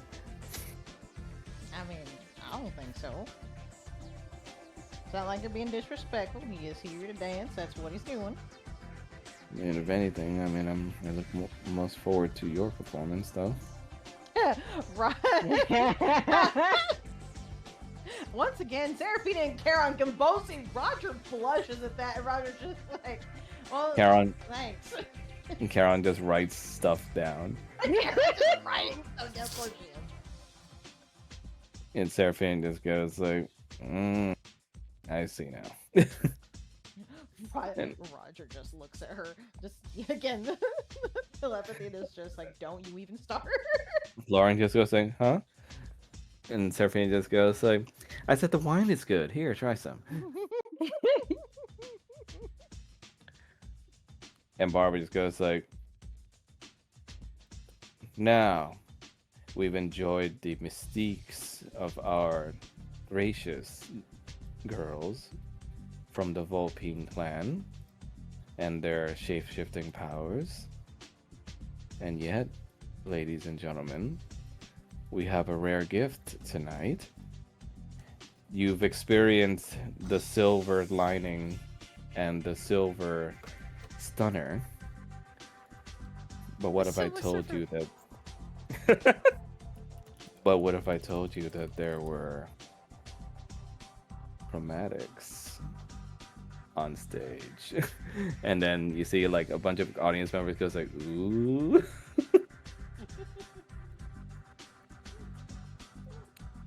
They speak often of red dragons in the outside world. Fearsome, prideful, intelligent beyond means. Well, ladies and gentlemen, I'm glad to tell you that we have one here tonight. And you just happen to be caught trying to steal his treasures. Oh, And you see, like, everyone give it up for the Red Prince. And she gives you your cue to come on stage, Kanan. I don't want to. He'll quietly walk on stage. Roll for charisma. Oh, really? You know I can't see the roll. So I'll let you know. So here's how it's gonna work. Depending on how well the performance goes tonight, you'll get varying different amounts of payout for the war effort from your audience guests. amazing. So, in a burst of confidence, you strut out from backstage. Nah, And- no. I don't strut out. I catwalk. Okay. Do you wanna describe it? Go ahead. No, I'm just saying. Take I'm that gonna strut. catwalk. I'm a catwalk. You catwalk confidently out onto the stage, wearing your covered dancing outfit. And immediately, you get applauses from the audience. Now that you get to see them a little closer, you see that pretty much members of all races are here. Even some of the devils that have been let in from waiting outside. How the hell One did of we them- get in? How did they get through the hallow? Some of them have been let in, and you see one of them is Aster, right here. They're on good terms. They did their job. Yeah. Okay.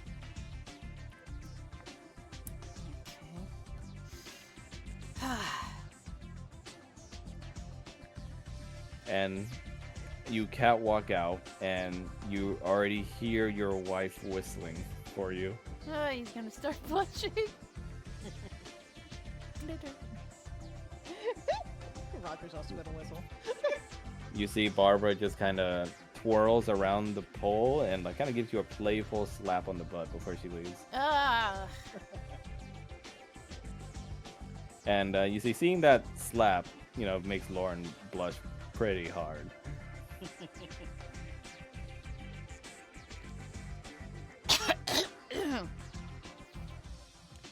Now, will you be disrobing, Cannon? Uh.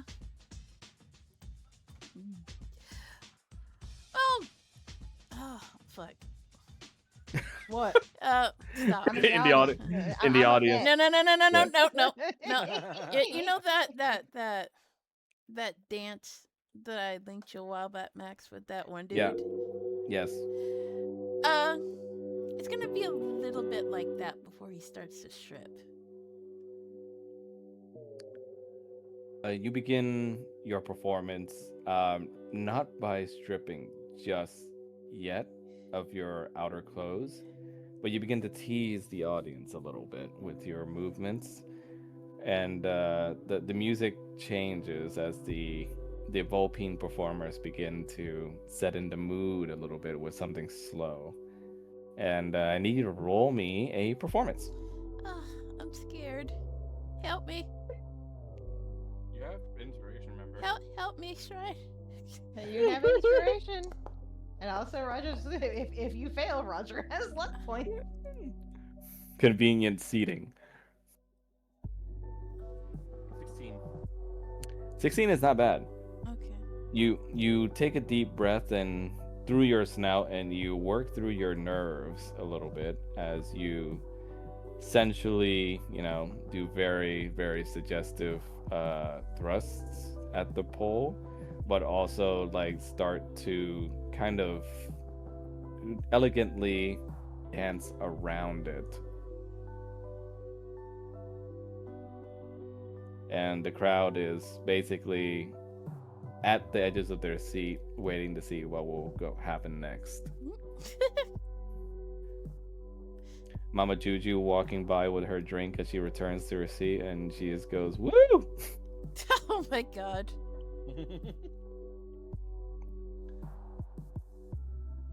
And Lauren is pretty captivated as well.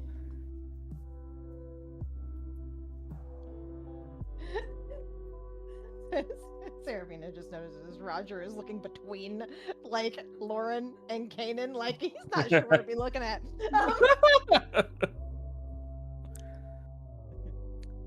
He looks over at Roger. Serafina looks to you, Roger, and just says, "You want to switch seats?" Roger just gives her a look and is like, and if I said yes? And he goes like, "Get over here, fool." Fuel. Roger's actually gonna switch seats. Lauren just goes like, "Oh, I'm so sorry. No, did I do something wrong?" No, you're fine. Serafina goes like, "I just like this seat better."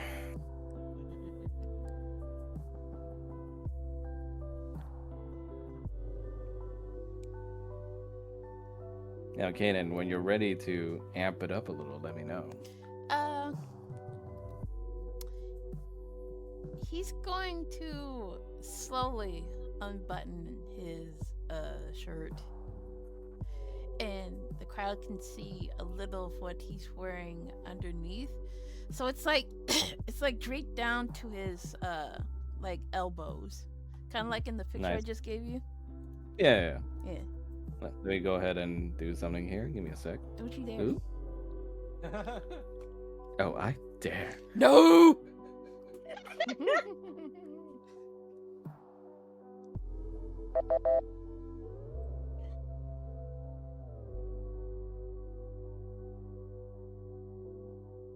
There we go. You bish. Henshin. You reveal more of yourself as the crowd starts whistling and clapping. You see Mama Juju goes like, "Work it, honey."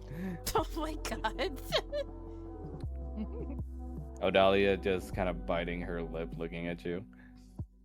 So when he takes off the shirt, he's gonna toss it an egg. Go ahead and roll for Dex.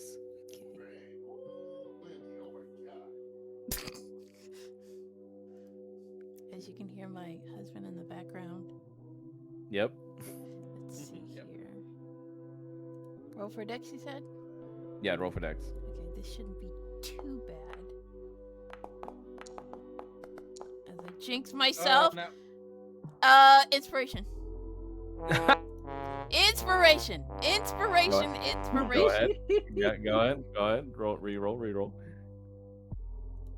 I'm gonna I say fucking jinx myself. No, don't you say anything.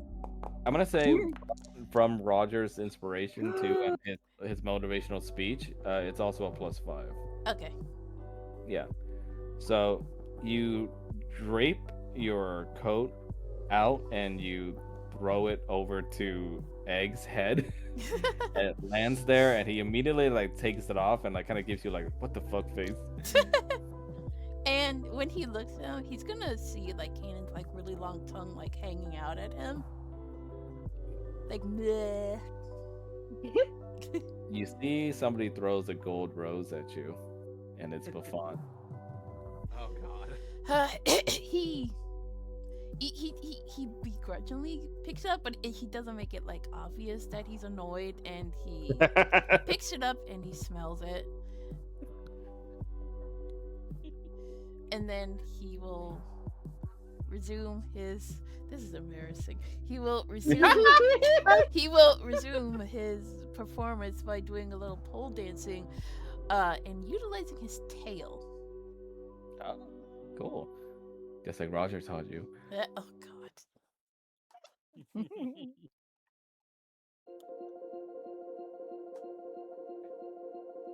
Oh, you're using two sons. Okay. 2. That's cute.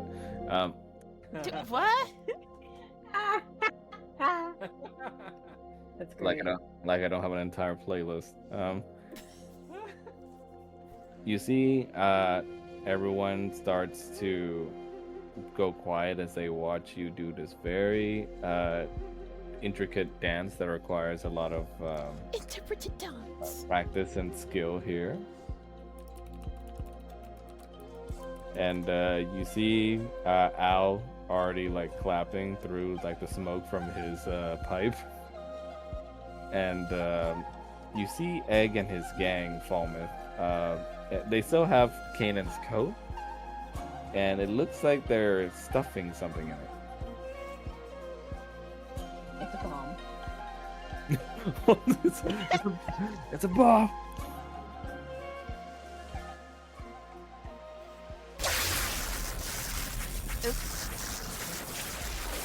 Oh, you cast the whole person on Egg? Let me see if I can. On all three. Because with a higher level spell, it can target additional person per spell slot.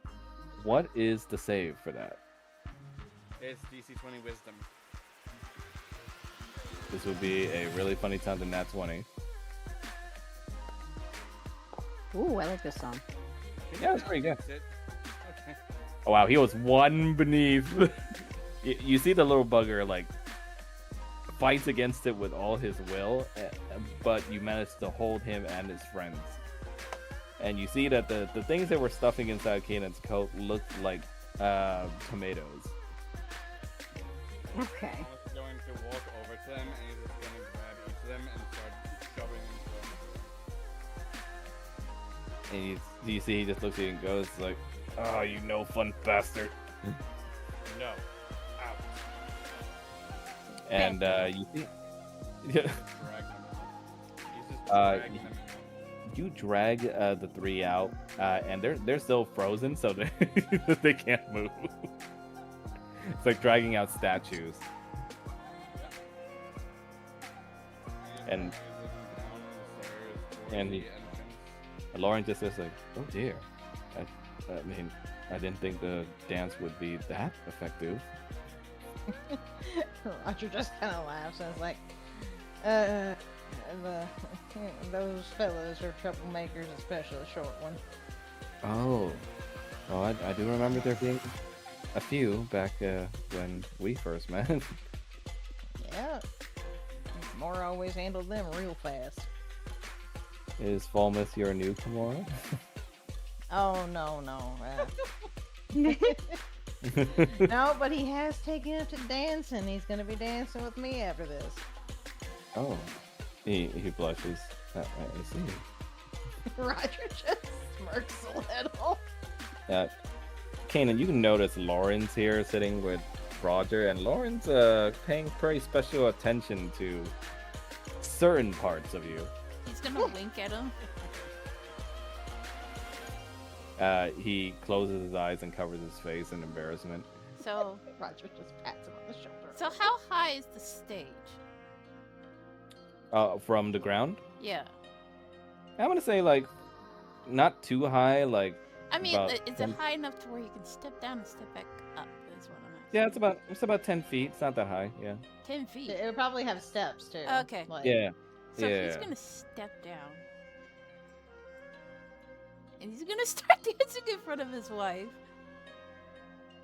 Oh my And God. and grabbing onto his pants, and he's just gonna slide him down just a bit slightly to where she can see his pelvis. Nice. That will be destroyed later. Before he he starts dancing around other tables. Due to the brothel's no touching rule for the performers, which Odalia was made aware of and obeys, she doesn't touch you, but you can see her licking her lips. Just picturing her gripping the edge of the And he's gonna go to the devil's table, and he's gonna like slide his tail under each of their chins. You see, Aster is like, "Whoa, the incubus was right." What? Do you remember the incubus and the succubus? Oh, I You thought like he just basically, wanted Roger. huh? I thought they What is just wanted Roger. No, you're thinking of the weirdo that wanted 5 minutes with Roger. Oh, That's Caleb. That's Caleb. No, this is just Aster and some of the other Cambians. Oh, Caleb okay. is still locked out. Yeah. It's like, please, 5 minutes. But Aster goes like, "Whoa, that incubus, right?" He's gonna walk to Mama Juju. She's very tempted to spank you, but instead just kind of like gives you a wink, and like kind of gives like makes an O with her fingers. Oh. And then to Big Al. Big Al just says, "I always knew you were an artist inside." And then to the table.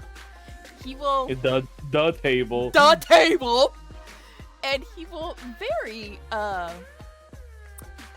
almost like I don't have the word for it, but he's kind of giving Serafina like a sensuous look.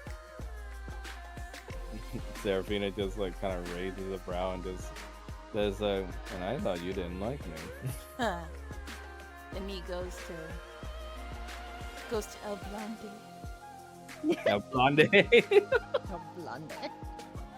You see, he's like completely frozen with like embarrassment, like very much trying not to look, but like you could practically feel the heat coming off his face. It's okay. You can look. This man gonna die. I'm gonna roll for a con saving throw for Lauren. This boy is red up to his fucking ears, I can guarantee it. Yeah, I'm gonna need to roll a con saving throw for Lauren here. Oh no! Oh no! So on a 7, he practically like falls over against Roger as he sees your like kind of thrusting movements, and he just kind of like is aghast with himself. He doesn't pass out, but he comes very close to. Oh dear. Was that too much? You're right, And he it just is- kind of half catches him. And he just says, "Lathander, help me." I'm gonna go to the Batinicus table and dance with the leader for a bit. You see Echo looks at you and just goes like, "No, my offer still stands." And you know I still refuse. All evidence to the contrary with the way you're dancing with me. This dance is for everybody, not just you. That's not how I'll be telling it to the rest of my tribe. So he's basically dancing around the whole room, Mm-hmm. and he'll end up at Cobby's table. Let me move you over there. Yes, Yeah. please. And Kabi just goes like, he's like very flustered, but he's like, "My prince, you're so exposed." Cobby, just for tonight, I am not a prince. What should I refer to you as? Just Kanan. But And he is going to pull his pants down a little bit more. Oh my god! Oh my god! you see, he nosebleeds, and he just goes like, Uh-oh. "Oh, chaos, help me." And he's gonna And, get back on the stage. You see Barbara reappears and says that, Whee! and lo and behold, audience, who should we find invading in this fearful red dragon's cave than a strong, big chieftain? Beef! And You see immediately he stomps out the stage like Stomp. with enough force to like almost rumble the entire establishment. And you see he just starts doing Really?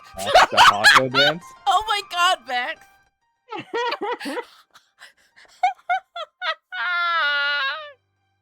I'm dying. Didn't you link him this? Yeah, I didn't think you would actually use it. Why would you think he wouldn't use it? I don't know. Thinking Why a is he DM, trust Literally him? linked him this to use it for us. thinking a DM wouldn't use ammo, please. Whore. You see he's all right. Now it's time to reveal what his outfit is as he comes out onto the stage.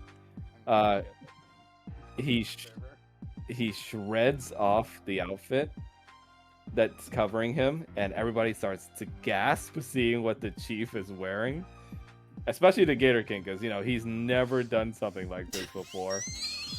And Mel, if you have the picture still, can you please share it in the? Oh, the picture? Let me find it. I'm sorry, give me a moment. Let's list an outfit and morphs just one thing he's wearing. Probably No. with some. Where is it? You might have to help me find it.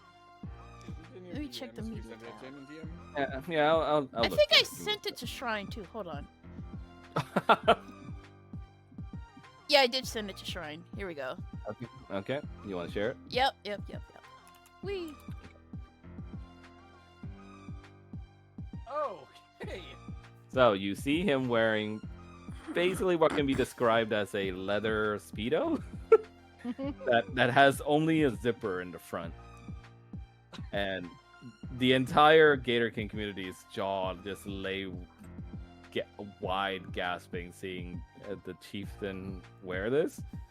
And let's just say it doesn't leave much to the imagination with this man's size, as I will say. Size. He's like got tribal tattoos, like kind of adorning him, along with the glitter on his body. Like just tribal tattoos, like leading to very promiscuous places. And he's doing the haka dance and looking very intense as he does it. And one would think like he kind of looks like he's not having fun, but it's kind of working out because everybody is like kind of looking at him, going like they like that intensity. I'm gonna roll for a charisma check for the chief. Please let him give it. I mean, that's good. Okay. That's good. So he's not as experienced with this, but he's been practicing a lot, and with Roger's recommendations, he does some flourishes by staring at certain audience members to make them feel as if they're in his sights. And it definitely works for Lauren because Lauren's kind of drooling and he can't tell. Oh, he likes the beefy types. Okay.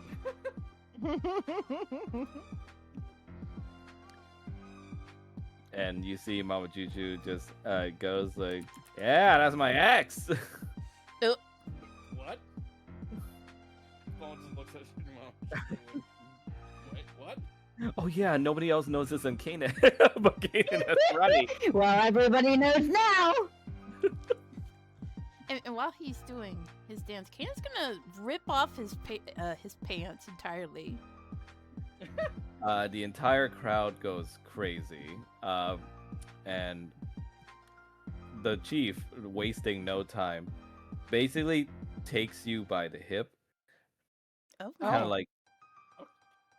of like he's dancing with you, and kind of hold your hip against his. Oh, is it like As the he- birds from? Yes, yeah, that's exactly what I was referencing. And he keeps his gaze locked onto yours as you keep eye contact, just like you practiced. As you dance around the pole, kind of almost like a tango. And then he starts to bare his fangs as you bare your fangs, kind of like two entities fighting in the cave, you know. Please don't fuck. Not allowed on stage. And Rules. you see Odalia begins to cheer out loud, going like, "Woo!" Oh God, no. Sandra like is already beginning to fucking unbutton her corset, and you see the in the audience, she just goes like, "Take me!" No, Lord. Thomas is gonna give her like a playful whistle. And she just goes like, "Oh, you can join too, baby." No, not you. Jeez. Roger is over here biting his fucking tongue because part of him wants to be like, man, you know, you'd never think that that's his father-in-law, but he's afraid that Lauren would die on the spot. No. Lauren just says like, "It's getting hot in here. Maybe I should buy some refreshing drink. A waiter, or mistress. What do we call them again here?" Call him waiter, waitress, it's okay. You see Jack come by and just goes like, good sir, are you enjoying the evening?" And oh my God, seems like we have the owner himself sitting with you. Isn't that special? Yeah, Roger just looks Wow. at Jack. Wow, Mr. Roger, may I say you look especially fine this evening. Thank you. Now, can you hook my boy up here with something?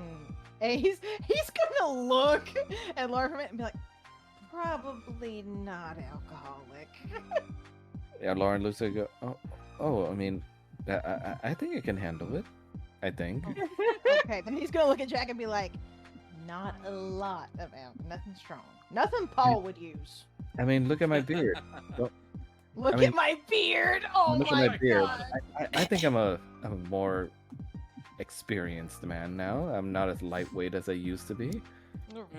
Roger is trying so hard not to say anything about that, but he's going to look directly at Jack and basically just be like, do not give him anything Paul would use. But Jack goes like, "Certainly, sir." And you see Karen goes like, "Probably not his first experience with beards." Oh my God. And Lauren just goes like, "Hmm?" And she just goes like, "I said try the bread." And Roger's also going to look at Lauren and just be like, to explain, since Paul's, you know, half devil, they have certain resistances to alcohol, and he was raised by dwarves. I can't drink anything he drinks.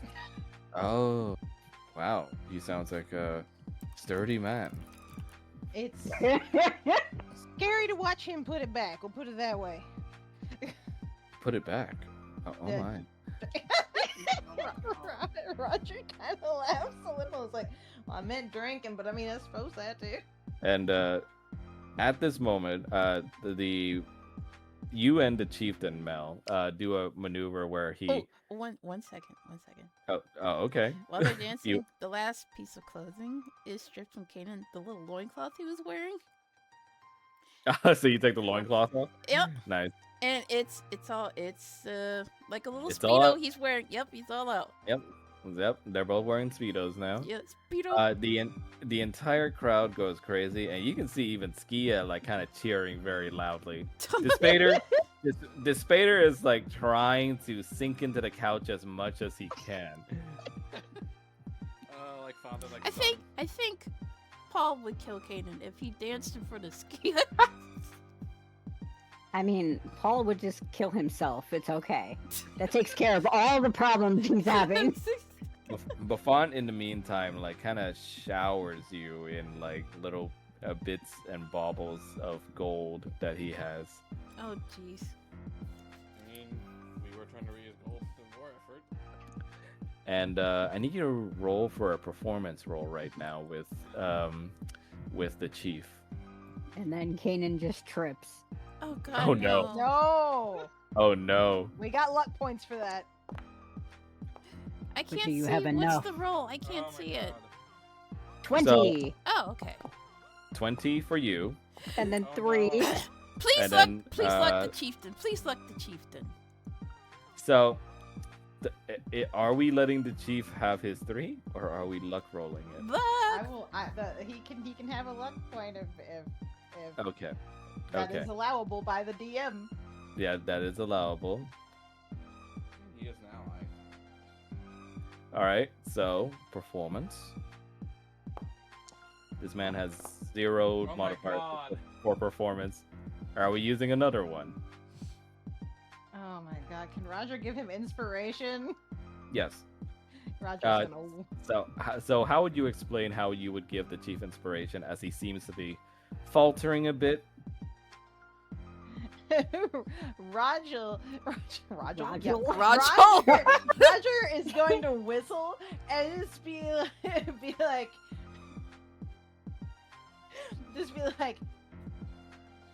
"More gator Kenshi." Nice. Oh, wait, with- wait. Hold on. what's up? Is it What's up? a saving throw? No, it's a Oh, it's a performance Then check. Keenan's gonna give him guidance. Oh, cool. Okay, cool. I completely forgot I had that. Okay, you subtly touch him and give him guidance. You're like, oh, Subtly. that's right. You're right. You're like, oh, Oh right, my I'm god, I'm a dude. cleric again. Why got strength saving throw? So I'm gonna do a performance, and it's gonna be with advantage. Please, this man needs it. I know. The So let me, 5. let me roll. Let me roll the advantage. The dice is knows, I guess. Oh my god, 6. Okay, now roll for your. You can Your tell guide. it's his first time. You can roll for guidance, Mel. So I believe it was a D4, 4. unless it bumps up with level or something. I don't think it does. Oh Lord.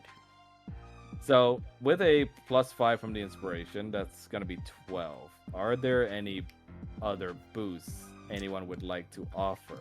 Hang on. There's also something that Connor has, I think. Everybody rapid fire looking at their spell books. Like, what do I do? Help the We can't let this poor man fail his people. See, if Paul was around, he would just reverse time. Oh God. No, never mind. Okay, so are we letting him keep this roll, or are we using another luck point?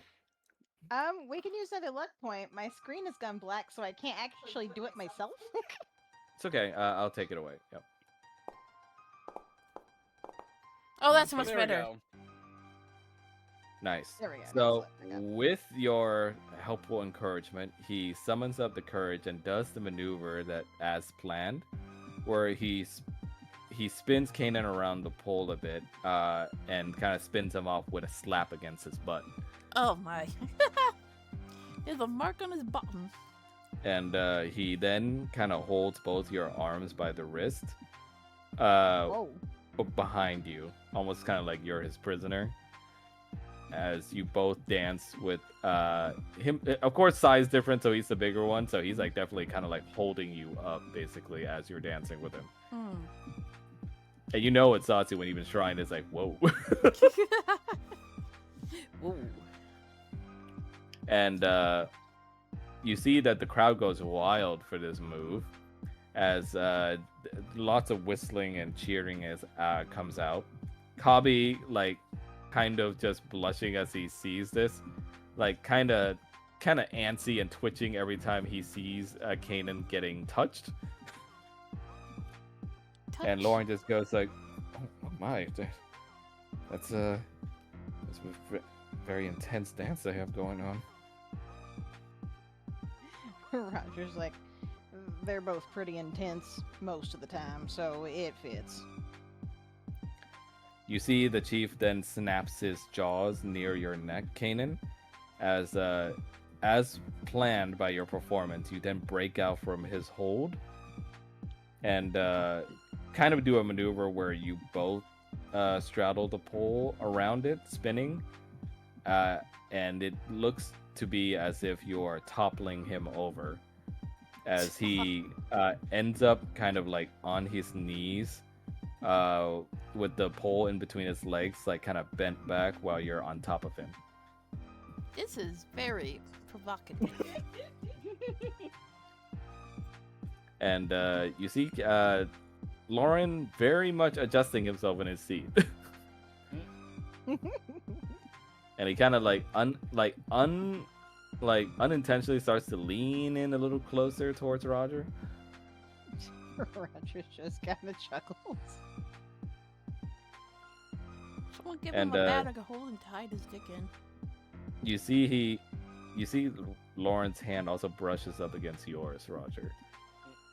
And you see he doesn't even realize what's going on, as it's kind of like old habits where he just holds your hand and smiles at you for like a second, but then the realization hits him and he lets go, and he's just like, I'm so sorry. It's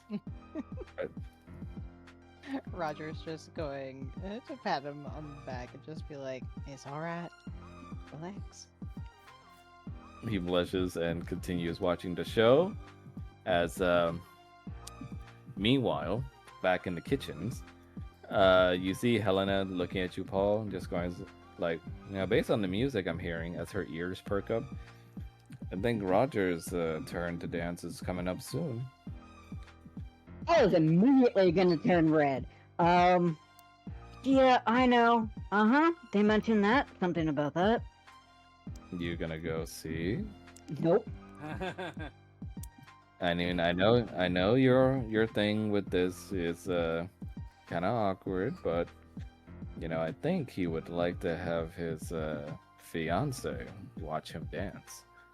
Ollie's just gonna cover his hands with his face and fold his wings in to hide him. Oh no, but I don't want to go out there. Do you want me to go with you? Kind of like a buffer, or?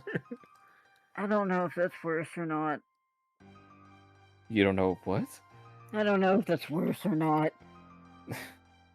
I think it'll be okay. We don't bite out there. Paul is just gonna kind of move his wing and give her a look. He said, unless that's what you're into. And he immediately hides back in the wings. Oh, come on. Let's at least take a peek. I don't really want to take anything, but he's going to follow her.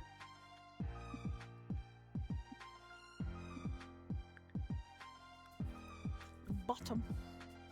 You see Helena guides you, basically pushing you, essentially, because you're still hiding in your wing. And you're able to catch, like, the tail end.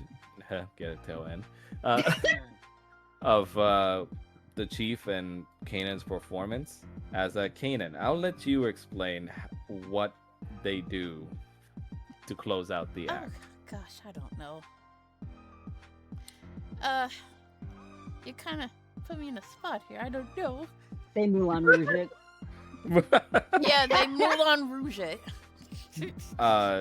That's very colorful, by the way, if you're Moulin Rouge. As you close out the act with him, with the gold rose still in your mouth. As after toppling him over, he kind of limbos himself back up with like very impressive dexterity for being one of his age and size, as he kind of lifts you up and like pins you against the pole, as you wrap both your arms around the pole for support, and you kind of very intensely lock eyes again, while he essentially grinds up against the pole with you in a very lewd manner. Lewd. And eventually, the kind of conflict between you two comes to a close, as you both growl at each other, and he then lifts you up off the pole, and you both do like an impressive final pose together, as he lifts you high up on his hands as you do a final pose. What pose will that be? Final pose. Uh, you remember when Pearl and Garnet fused into Sardonyx? Oh, And after yeah. they unfused or like kind of like bend over. Yeah. Yeah. That Yeah. pose. Like the dip. Yeah, the Yeah, dip. he dips you low on the floor, like almost to the point where it looks like you two are about to like either bite each other or kiss. And then you end the performance with heavy breathing on both sides, as you know it was a lot of dancing, and That was work. the entire crowd like gives a standing ovation and cheer. Oh, sorry. That was me stretching. Your mic. No, peaked, that was so it me just stretching. so it just sounds like. That was me stretching. Sorry. So, based on the performance and how well you and your team worked together, especially Falmouth with providing security, Roger with providing inspiration, and Kanan and Tachib with their performance, you get the top level of earn for your efforts, Emphasis and on top. that is going to be a total of 6,000 platinum. Ooh. Oh shit. It was a packed house. People must have been really bored back in the day with no TV. Oh yes, but also basically members of every race are here. The Devils, Dispater too. He might have had something to do with offering a bit of his money. Because of Skier, probably. Yeah, probably. He probably wanted to give. It's probably that church thing where he just wanted to give like a 1, but she made him like give like a lot more. And of course, the performance was great, so everyone did that. Shoot. And also because of Roger, there happens to be a certain woman in the crowd that ordered a lot of expensive stuff. Of course. So when Roger sees them wrapping up, he's like, wait a minute, that's my cue. And of Without course, thinking, he's gonna lean over and like give fucking Lauren a kiss on the cheek and just be like, be right back, and literally run it back without thinking. I can't go through Paul or Helena because their tokens are treated as hostile. I don't know why he keeps doing that. All right, give me a sec. You see Lauren kind of holds the cheek that you kissed and just kind of smiles and blushes. As Roger passes Paul, he's just gonna be like, Kara and Seraphina are over there if you want to take a seat. I don't really want to be out here, do anything actually. You're starting to On. realize. I imagine Helena is pushing Why him do from you the back. sound like that? Sound like what? You sound like you have your face literally in your hand. Yes, he's because hiding. I do. He's hiding in his wings. I Yeah. know it's just hard to hear you. But I imagine Helena is pushing him from the back, and Paul is making the unfortunate connection that having hooves means it's easier to slide across the floor. Clop, clop, Yeah. clop, clop, Baby clop. boy. You see, she slides you up towards Lauren's table with the girls and just goes like, "Come on, big guy, it's okay." Nope, not okay at all. Mm-mm. And you just hear Skia goes like, "Hi, son." Paul just freezes up. I am going to die. Cannon's See, gonna Helena- wave at Paul. Helena just goes like, "I mean, do you want to sit with your parents instead?" No, and he's gonna abruptly sit down next to Lauren. Lauren goes like, "Oh, hi, Paul. Were you in the kitchen?" Mm-hmm. I should still be there. I'm gonna Wow, pretend I'm there. you must be here to see Roger dance. Paul is just going to hide even further in his wings. Helena says, "I'm gonna go back to the kitchen and hold down the fort there for us. You enjoy yourself, okay?" Quick question, or two quick questions actually. Yeah, what's up? One is, okay, so how high is the ceiling in here? I swear there's an actual reason for asking that question. I'm guessing because you're a immovable rod, right? Well, no, So no. I was going to ask because, like, is there a second, like, is there like a catwalk like above the stage? Yeah. Okay. Because if so, Roger actually wants to basically go above the pole to slide down. Oh, like a While- fireman slide. Yeah, I see. while Falmouth Yeah. is coming out underneath. Yeah, that works. That works. Okay. So Roger's over here like So frantically getting ready. after the dance, you and the chief return backstage. Kanan, the chief, kind of smiling for once, and he pats you on the back, You know, for and he goes, someone that hasn't danced, you dance really good. and he says, like, "Well, it helps that your friend reminded me of why we're here. Hmm. You weren't bad yourself. Thanks. Proud of us." Kind of hard on the butt slaps though, and he kind of rubs his bottom, and he left the clear mark. And he looks at you and just goes like, and he's just like, "I had a feeling you might enjoy that." Ha ha ha. He sees you, Falmouth, and goes like, "Falmouth, Chief, nicely done. Both of thank you." Yeah, Roger meanwhile like midway through like trying to get like clothes Dressed. situated. Yeah, it's just like you guys did a great job. Thank you. I don't think I ever want to do that again.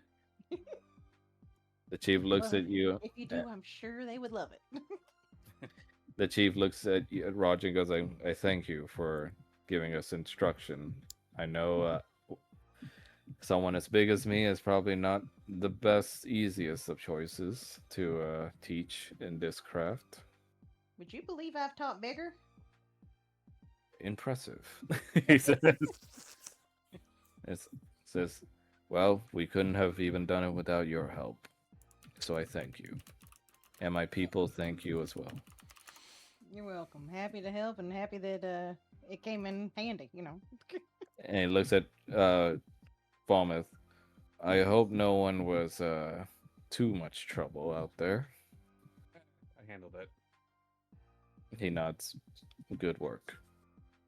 Thank you. Now, I believe you and I owe each other a drink, son-in-law." Oh yeah. He's gonna go to his dressing room to put his put clothes on, like spare clothes. You see the chief. Doesn't look like he's even bothered about putting on his normal clothes. He got comfy. It's fine. He says, like, "This is actually not far off from what I usually wear, so..." Got it. And he says, "I'll worry about my clothing later. Drink is more important right now." Mm. So Kanan is, let's see, like, wait, why are you doing your thing? I'm gonna look for clothes to wear. Okay. So Roger, Falmouth, you hear Barbara go on the stage and just say that, now that was an exotic dance if I've ever seen one, right, people? And then everyone just starts cheering and says like, "But lest you forget, aside from those two intense eyes locked onto each other, there was a pair not long ago on this stage who showed an equal, if not better, sense of unity and cooperation." And he just goes like, "Oh, actually, does Roger have a dancer name?" I mean, honestly, fuck Roger was literally his Okay. Fuck Roger Cunningham. That was literally She stage looks at name. goes like, "Everyone, I know you're all excited to see the return of the Silver Stunner and his partner, with instructions included. Fuck Roger Cunningham." And Yeah. you see when yeah, Yep. when she sees you come out, Falmouth, again, your sister cheers and claps and goes like, "Ooh, go big bro." Well, That's just, weird. dies a little aside from hearing that. Yeah, Buffon also looks with interest.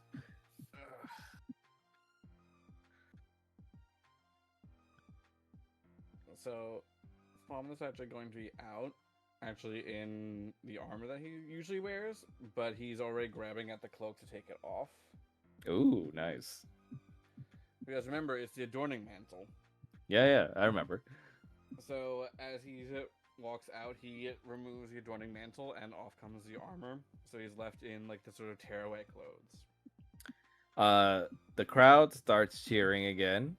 Sheva especially starts to basically throw roses of her own. This time, just regular ones. And very especially as well, see two people in the private booths, Arnaud and Simone, just kind of wave at you. Fawn just smiles at them and winks at them. And what will your continued performance be as the music continues? So Fawn's going to sort of shut towards the pole. Like very like more of like a confident stride, sort of.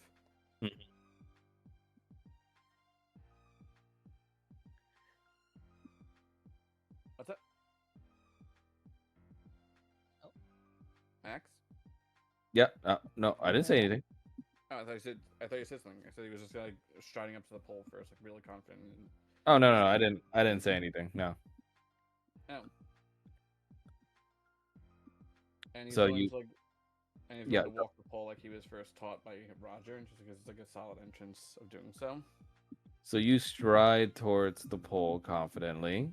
You see Mama Juju showing equal support for you, and just goes like, "Yeah, baby," and she kind of just starts to whistle, and you see Big Al starts to spot the tattoo, uh, realizes that it was on the armor, and he just kind of gives a nod of the affirmation as you come out, and you see Lauren. It's actually on his back, though. Oh, okay, good. Big Al just kind of gives a nod of affirmation, like, yeah, that's my work. And you see Lauren just peeks over to you, Paul, and just goes like, "Do you attend Roger's dances often, Paul? Mm-mm. Are you okay? You sound very on edge." I'm fine. I'm just gonna die. It's okay. You don't have to do anything. Karen just goes like, "Oh, he's just having a nervous breakdown." And Serafina just goes like, "Is this a thing where there's too much stimuli for you? Are you one of those?" One of those. Paul is gonna slowly lower a wing to look at her. What?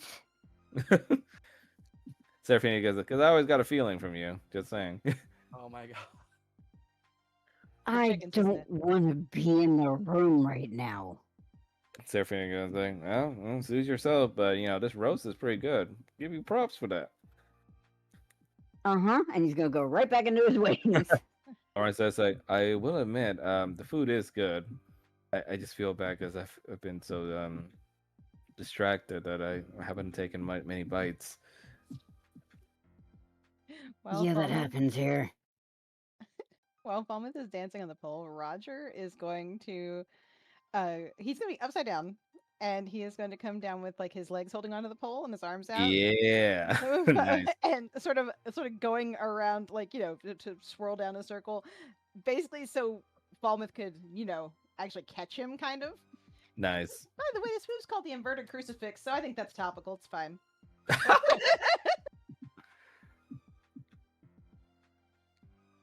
The holy symbol approves. The holy symbol Oh of god. Oh no, it's just the St. Peter's cross. Don't worry. So, Kanan, let me revert your token now that you're all covered up. Yay.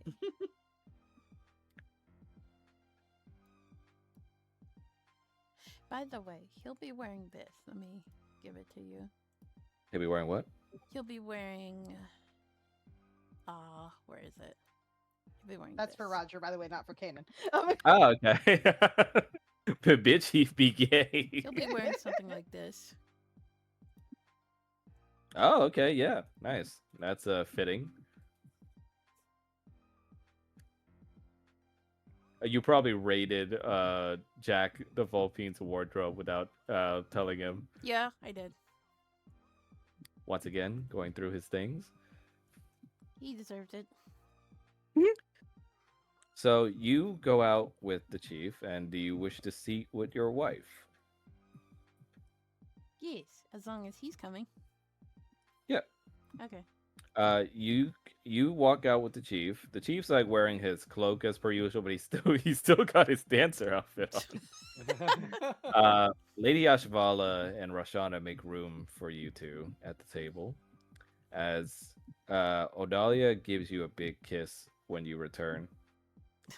What was And that for? You see, it's like for giving me that dance. Yeah. And it says like you're lucky that there's a no touching rule. Yeah. Right here. You see, Lady Ashvala pulls out the chair for you. Oh, thank you. She bows as Roshana takes her seat, and Lady Ashvala just stands near you. Kanan is like, why don't you two take a break and go get a drink? It's on the house. At once, my prince, Roshana says. And have fun. Lady Ashvala says, we will try.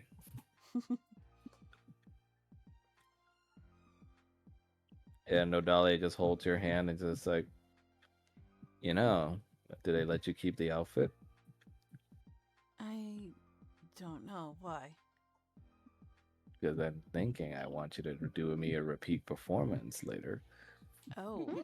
I guess that would You see, be the chief says like, my daughter, could you not do this right now? It was bad enough showing myself like that in front of you. Odalia says like, oh please, it's nothing I haven't seen before. And she just says like, our people are already open, father. Unless you're dying of embarrassment just because your chieftainess got to show his assets out there. It's fine. In fact, there's a special guest that was here too. Oh. Huh? She points to the very off to the side booth, and you see the Gatorkin shaman, his wife, was in attendance. Oh my. She watches very carefully, but you can tell there's like kind of a crook of a smile about her. She says, she hasn't said anything still, but she hasn't smiled like that in a while, Dad. You see the chief himself smiles and says, I hope that if she's still in there, it brought back some memories.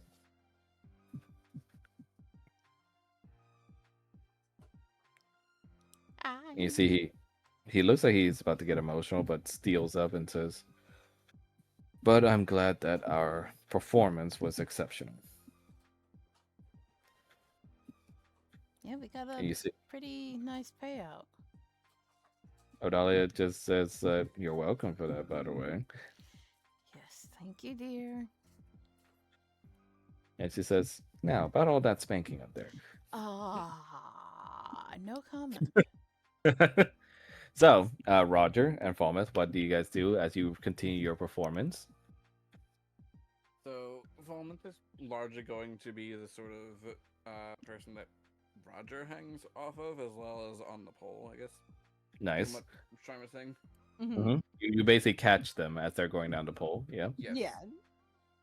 And like Falmouth is doing a lot of the moving. 'Cause, I mean, Roger's tiny. At Falmouth, it's very obvious. Falmouth could just kind of toss him around like a rag doll. It's Yeah. fine. Yep. And like as they're, sort of like going up and down this pole, because I see that like at times it's Falmouth is on the pole doing a pose, and Roger's sort of hanging off of Falmouth also doing a pose. Yep. Roger Nice. is going to take out that immovable rod, and he is going to put it out so it's horizontal to the pole, Ooh. Hmm. and he is going to essentially do some moves like on that, sort of like hanging off of it. Nice.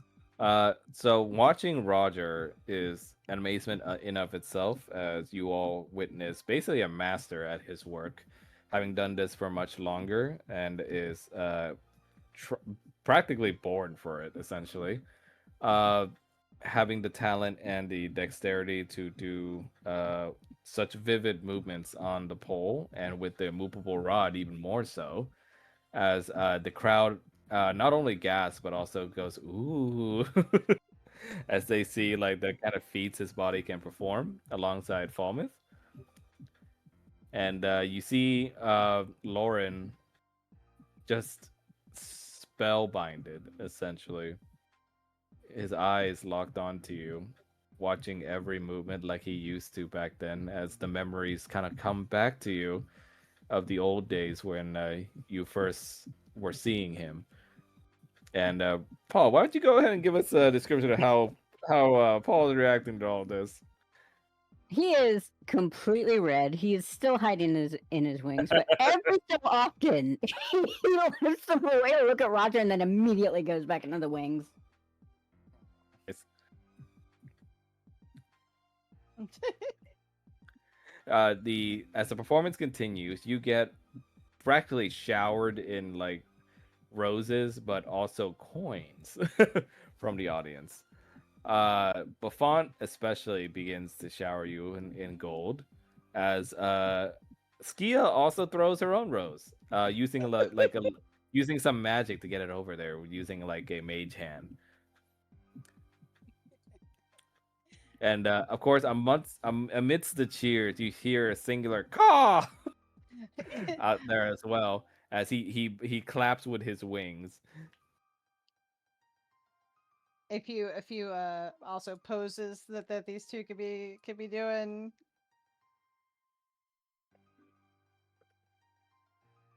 Ah, nice. Classic ones, yeah.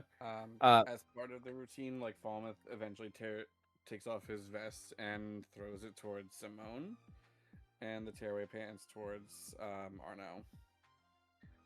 Go ahead and roll for Dex, please. Would it be Dex or would it be strength, since throwing things off and involves strength? I'm gonna say in this case it's Dex, more for the aiming. Okay. It's okay, you got Roger. True.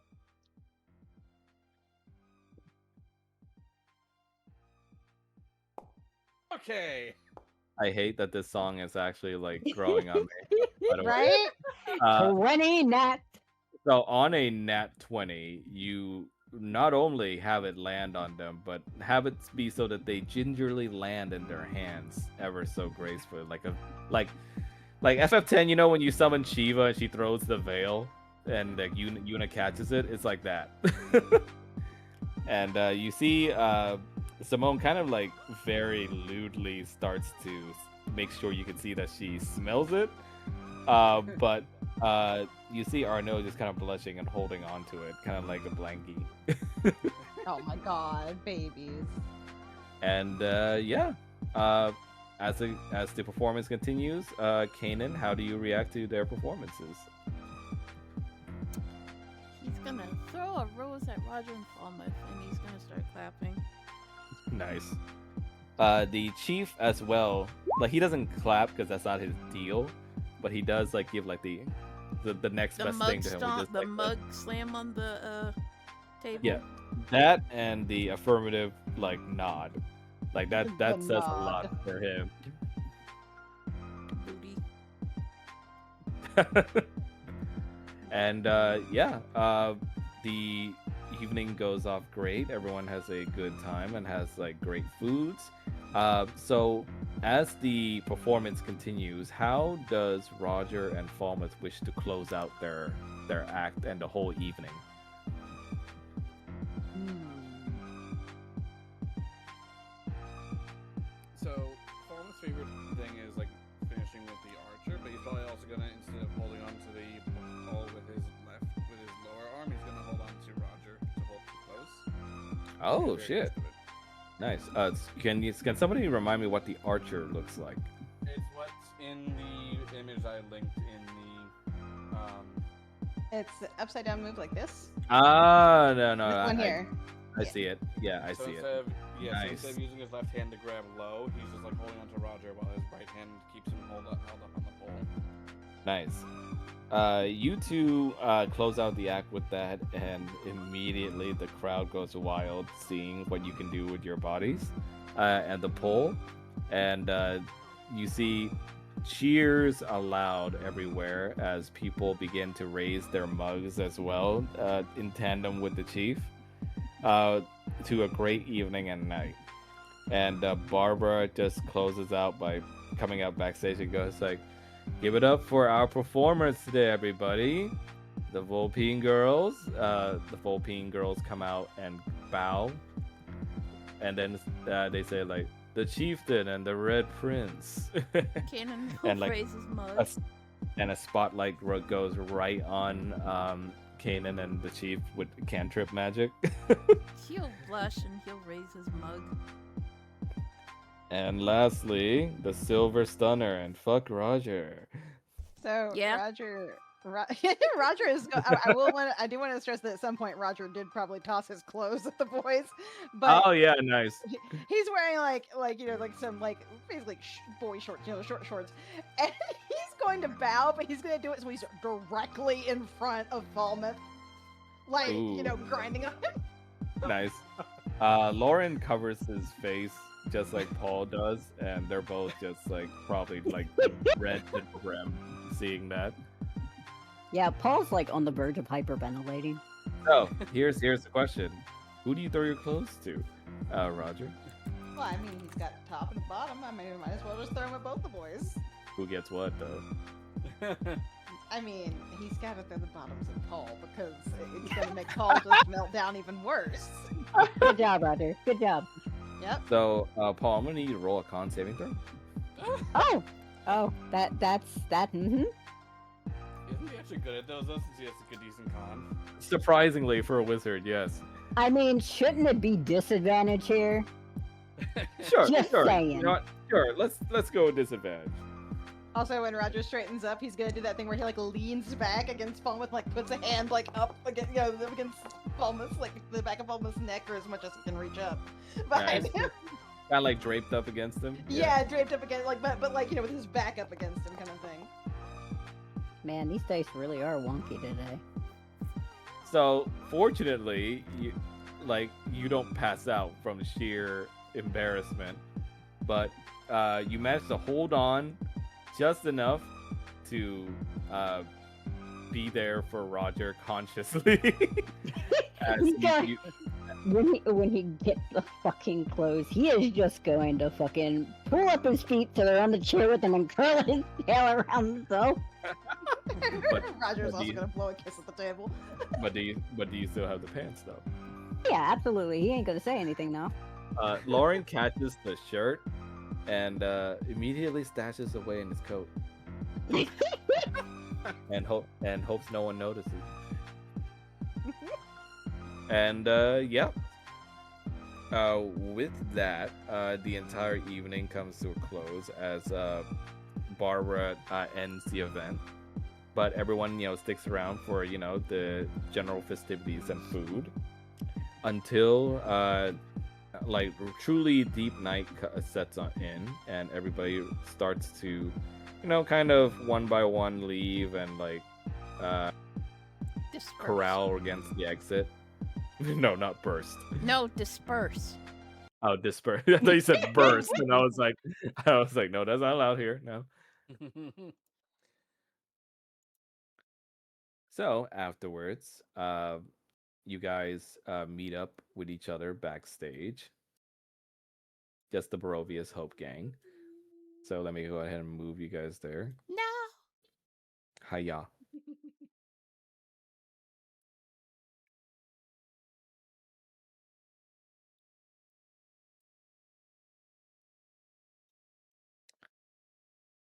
So you guys count the earnings for yourselves, given by Barbara, and it comes out to about 6,000 platinum. Holy shit. Well, you think that's gonna be enough to at least get us a start? Barbara just says, like, I think that just goes a long way to say how repressed people were in these parts. How many dances do I have to do? And he just grumbles. Barbara just says, like, as many as you want or as little as you want. We're not gonna force you. But I think you can see how much it ended up paying out with your assistance. Mm, Roger is gonna look at him and be like, "Look, the 6,000 platinum is a lot, so that's on you if you want to do more. I'll And still happily do more, but that's me." Barbie goes like, "Oh yeah, we're always happy to have any of you come in on stage, especially since there's only one left." And she just looks over to Paul. You will Roger, never get him on stage. Roger is gonna go over to Paul. Paul is just gonna look like he's about ready to pass out. Roger's gonna grin up at him and just like, "So did you like the show?" Into the wings he goes. Okay, I want to stress to everyone here. This is the first time Paul has ever seen Roger perform. Mhm. Or be in a brothel. Oh, Also, just never been in a brothel. nice. And so Barbie just goes like, "And it was cute seeing you out there in the audience, Paul. Didn't think you would, to be honest." Mm-mm. And he goes like, "Oh, go ahead, sorry." I was gonna say Roger kind of actually like he pulls the wings apart just a little bit and looks up at him. And is just like, "Are you alright?" If I say no, is that going to be concerning? Okay, on like what level of no are we talking? Paul just looks like he's gonna pass. Just gonna literally step inside the wings and just hug Paul. He is going to immediately wrap his wings around him and his tail. Nice, so cute. So, after you see someone actually coming closer to you guys. You see it's a blondie boy Lauren, and Roger. he's holding a few gifts. Oh my god. Also, Roger in a mild state of panic, having remembered what he did before he got up on stage, does tell Paul that, like using a ring, the earring. Yeah, What? Because Lauren he must goes have like, kissed Lauren on the cheek before he ran up on stage. Didn't think and about it. Lauren just says like, Hi, everyone." hi. Hello? Now, Roger, you know what he's about to do because he always did this in the past. He never was the one to throw stuff during a performance. He was always the sweet kind to always give bouquets and gifts after. And he, Roger just sort of smiled. you see, for you, Roger, he gets a bouquet of your favorite flowers. And what are Roger's favorite flowers? Oh, you're gonna have to ask me that question. Miss, I work in floral. I do work in floral, and you have to You understand that I deal literally with people showed all day. you literally showed what flowers they would No, like during Valentine's. I showed the favorite kind of roses. That's different than just flowers. Thank you. Why wouldn't he get roses? Okay, valid point. he If that's the case, it'd probably be he he those looks at striped you and ones. just goes like, I hope I didn't get them wrong." Roger's just like, you got them just right. Thank you. And well, for Falmouth, he goes up, blushes, and just looks at you and just goes like, um, I wasn't sure what flowers you would like, Mr. Falmouth, but you see, he gives you a bouquet of lilies. Oh, thank you. He says, "I thought they suit you." And to Kanan, he's definitely a little bit more awkward, kind of not making eye contact because they kind of have some experience, just like with Roger. Kanan's gonna tilt his head to the side. Is Mis- everything okay? Uh, Butch, I mean Alacris, Mr. Alacris. Um, It. Kanan's gonna. It's just Kanan. uh, Same with Falmouth. I apologize if I got the flowers wrong. But I thought, well, maybe you would prefer a little something different. So he gives you what looks like to be okay. Um let me this is what happens when I have a limited knowledge of flowers. Shrine, throw a kind of flower at me. And throw a kind of flower at you. Oh my Carnations. god.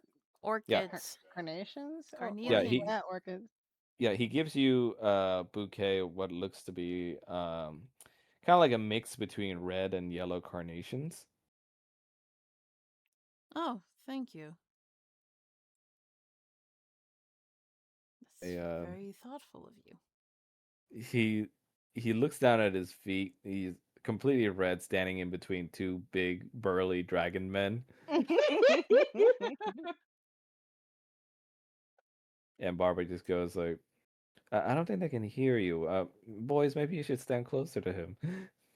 Oh god. And Lauren just goes like, "Oh no, no, no, no. You know what? I should go. Kanan You're will all take busy." a step back. I mean, it's I'll fine. do the same.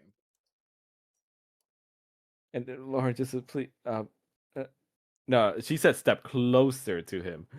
Yes, but they're also Yeah, They're and being getting the feeling that they're pressuring respectful. him. Lauren just goes like, I think I'm just gonna go, but Starling, thank you.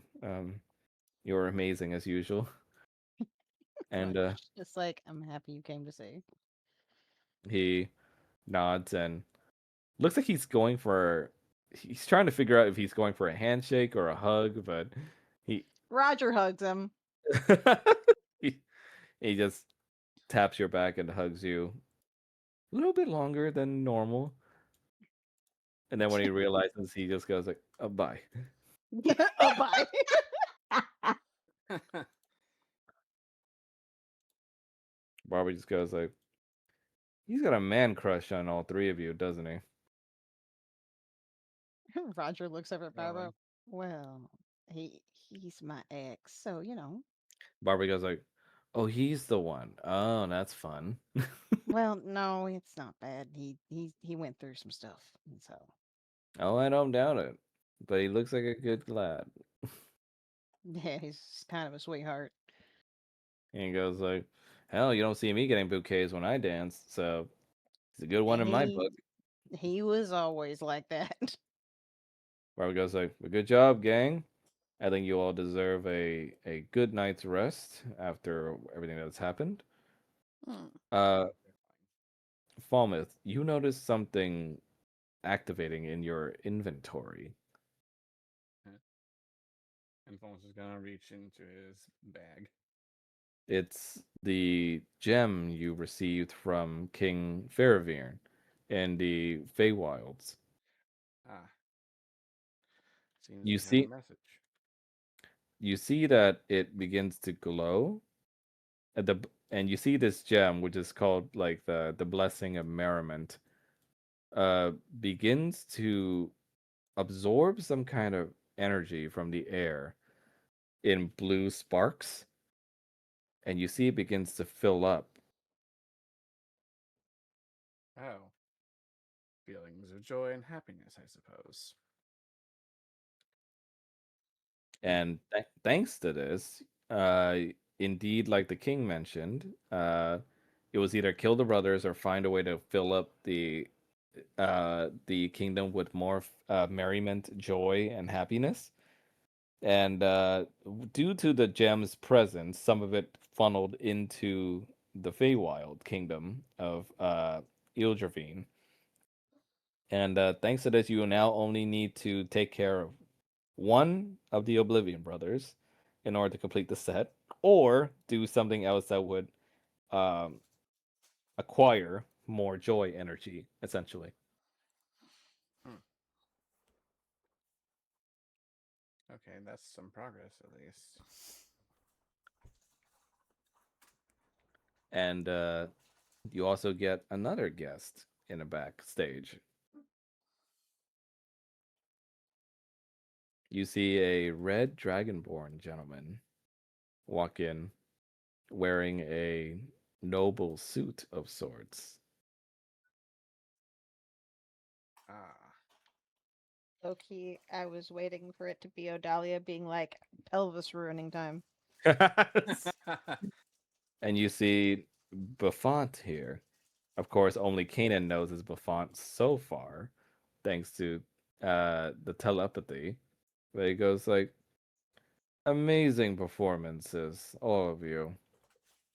Uh huh. And he goes like, save for this one. I haven't seen what he's got in him yet. And he kind of like wiggles his hand near Paul. You're not gonna see him on stage. Not his, Nope, you're not even going to see me in this building. And he just not his uh, scene. he looks at you and just goes like, well, I am sure. Um, and he said, but trust me, I've done a lot of things I never said I would. I'd rather die. But how do you do, children? Children. You see, Kanan's Barbara goes gonna like, roll his eyes. Barbara says, you guys know this one? Yeah, I know him. Unfortunately. And Barbara says like, you want me to escort him out? I'm afraid he might do something to you if you did. Buffon goes like, I would never. Uh huh. Especially to such a fine rarity amongst the races. And see, he kind of looks her up and down. Kanan is going to very jealously stand in front of Barbara. What do you want? Fine. Only to give my thanks for such a good evening. I believe my date also enjoyed herself. Uh huh. Well, well, I'm glad you enjoyed the show, but we're pretty much closed. I know. Well, I'm only here to offer, shall we say, a partnership. We technically already have one. What do you want? You have a fine running brothel here, and as you know, I am a man who is generous enough to be a a donator in such instances for these kinds of businesses. You know, casinos, bars, brothels, all the like. And And since I am no longer in the employ of your rather stern father, Prince Paul, Probably for good reason. Tiamat's rules are less strict upon this sort of thing, thankfully. So I would like to offer, in a sort of way, becoming a partner for this place. what do you get I, out of it? I goes, gold, of course. And in exchange, I will provide as much manpower, performers even, and security if you wish, since I noticed there was that nasty little gremlin you had to pull out. You realize that we're trying to make the money to go to war. Of course. I do not intend to spend the money, dear lad. Then why do you want? Well, kind of a stupid question. Why you want gold? He smirks. He smirks like to bathe in it. Do you not have gold to bathe in your lair? His face suddenly gets very serious. There is always new kinds of gold to bathe in. What are you even talking about? Gold is the same. Gold is gold. Not only to the discerning eye can there be differences. Smell, taste, texture, the way they melt, even. Roger's just gonna look over at Kanan and be like, "This is what a kink is, Kanan." I Are you know, sure it's but a kink or is it more of a fetish? There is I a mean, difference. I call have it what petted call it what yet. call it what you will, children, but the fact of the matter is you run a very fine business here. And you want your cut. Of course. When one sees a fine business, one wants to invest. And of course, you'll still have all your creative freedoms. I will take no part in such things. Didn't you just I technically threaten me while I was performing that you'd tell my mother that I was dancing on stage if I didn't? and let's see, and you so very impressively resisted. I'm sure she'd be very proud of you.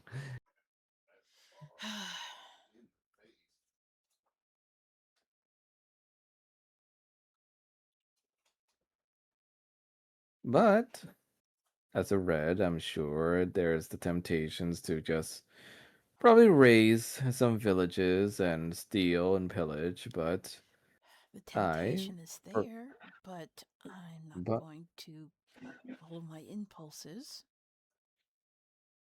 and similarly, I expect you to understand that I do not give in to such impulses. For me, I prefer to make people happy. Unless someone tries to steal your gold.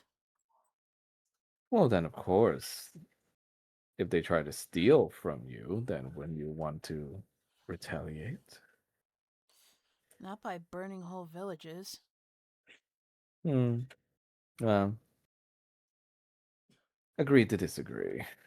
But in this case, like I said, Master Dispater has taught me a few things after I went into his services, and one of the things I learned that it is always better to work towards people's interests and happiness rather than to issue onto them fear.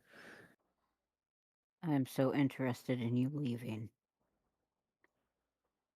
And he goes like, and it's like, very well, I will take my leave, but I simply wanted to make that offer. I Can mean, I am already in a way in Tiamat's forces, and with me around, I'm sure your efforts for the war will be all the more stronger. Kanan is. Say you do are allowed to see my sister, and she says no. What will you do then? Well, you don't even know what I'm going to say to her. Even then,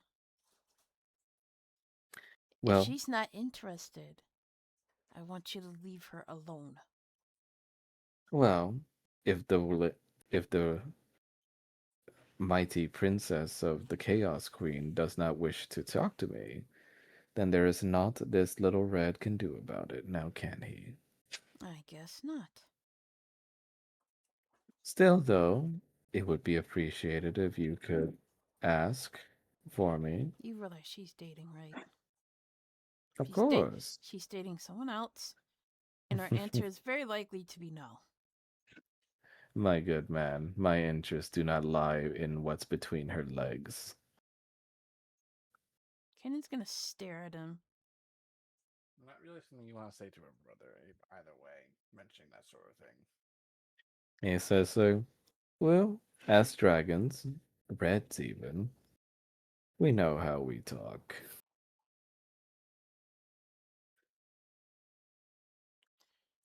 Nevertheless, good performances, all of you. He gives you a little coin pouch, Paul. Paul is just going to immediately throw it to Kanan. Uh, it hits him in the face. Ow! Good, that thing has 500 gold in it, so that's gonna hurt. What the hell? And he just looks at you all and just goes like, "Consider that a token of my appreciation for such a good peep show." I will say,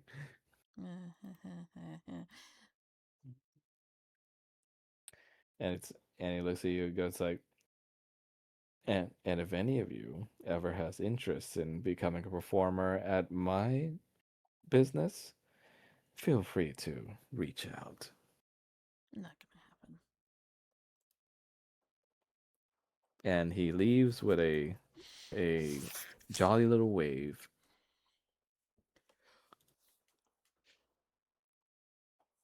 I don't like him. Mm, Robert just goes like, hmm, kind of reminded me of some of my old customers. well, he can't hurt anybody. He's under contract. Yeah, Robert just goes like, well, I'll snap his neck if he tries. This is my business. Mm. Kanan looks at her with concern. Robert just goes like, I'll be okay. I'm a shinobi, remember? I But know. still, it was very cute you standing up for me. I what? And she just pets you on the head. What? Okay. And he goes like, well, again, thank you for all your help, guys. Enjoy the money.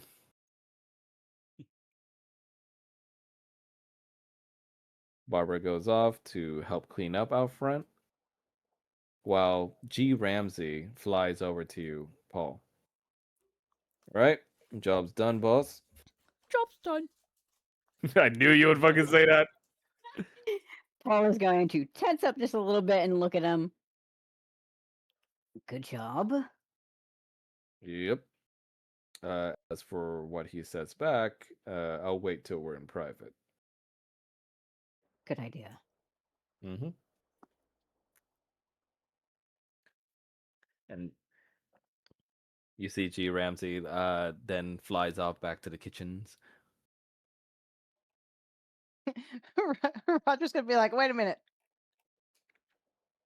G. Ramsey goes like, oh, yep. What's up, boss's wife? Roger stands there for a second, like a blue screened, and then just goes, anyway.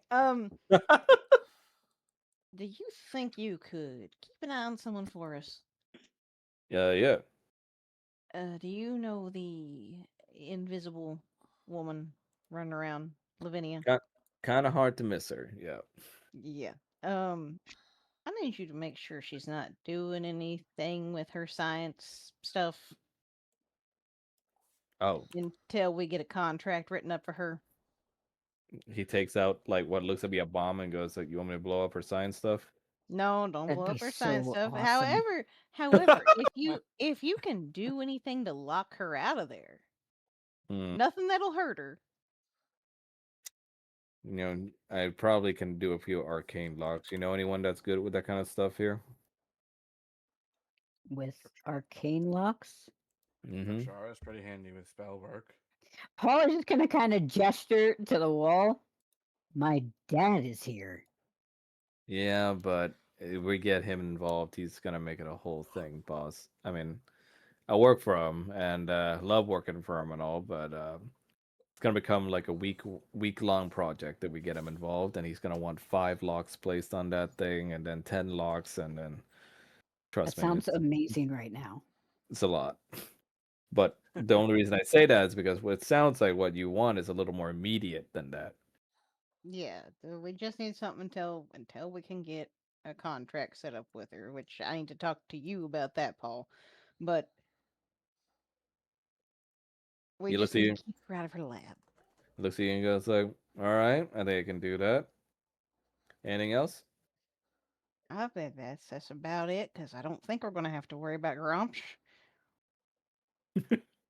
I don't think, but we'll see. Allegedly. Are you sure about that? I would give him a little more benefit of a doubt than er Maybe have Amber with him. yeah, that would be a good idea. We can let Amber know. And see, he looks like, "All right, keep an eye on the weird science bitch." Got it. Yes. All right, on it, boss. Thank you.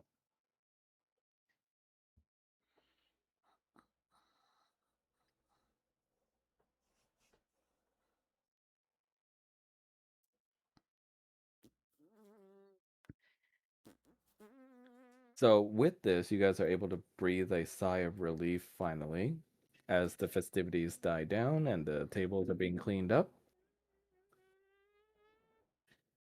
What would you guys like to do? Roger's just sticking next to next to Paul and probably looks about as like shell shocked as Paul does. I'm going to go back to our room. Uh, what was that? I am going to go back to our room. Oh, I know, but it sounded like somebody else was talking, and it was really muffled. I was taking a drink of my coffee. Oh, maybe, maybe that's what I You might heard. have heard Josh in the background. Oh, Yeah. maybe. Yeah. Oh, what was that? Max is out here Am I hallucinating. am I going crazy? No one hears that? I mean, that sounded like somebody burped. Like, No. Like it sounded like some weird distortion. Weird. That's just you, buddy. Oh, oh God, I'm going X insane. Files theme plays. And what does everyone else want to do? Roger is Well, also going to go with Paul. So, but anyway, continue. Sorry. Fomus is going to go to his living quarters with Arno, Simone, see if Era's there. Nice. And Paul? Oh wait, Paul's going back to his room. Roger, Yep. what about you? Roger is also going. Roger's He's also going back with to the Paul. room. Yeah, Gotcha. he considered going to talk to his sister, but he's also having a time. Nice. And Kanan, what about you? I want to talk to Kabi before going to the waifu. So, uh, see, that's the thing I'm talking about. Somebody Okay, talked okay. and they were, What That thing? that I I've heard you that. heard you that. heard that, right? What was that? I heard that. Yeah. Yeah, I heard that too. I was like, is there a ghost in the call? Oh God, I Is hope the not. is the ghost in the call with us right now? Oh God, they heard us strip teasing and shit. Okay, they're like, yo, this is pretty lit. No, I think a ghost Oh be like, my that's God. hot. Are we playing Phasmophobia? Am I gonna have to ask how old they are? Oh Lord. Oh my god. Now it just sounds like someone farted. That one sounds Well, like static to me. That sounds like static. oh God, I'm going crazy. You Okay, are going crazy. okay.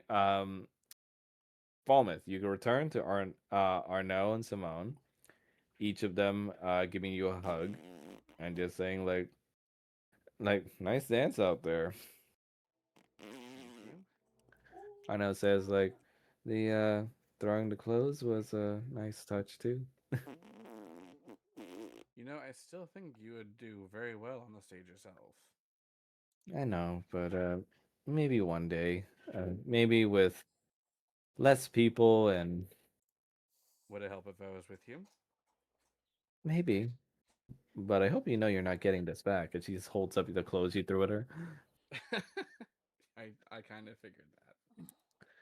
She gives you a kiss and just says like, "So did everything work out with the thing?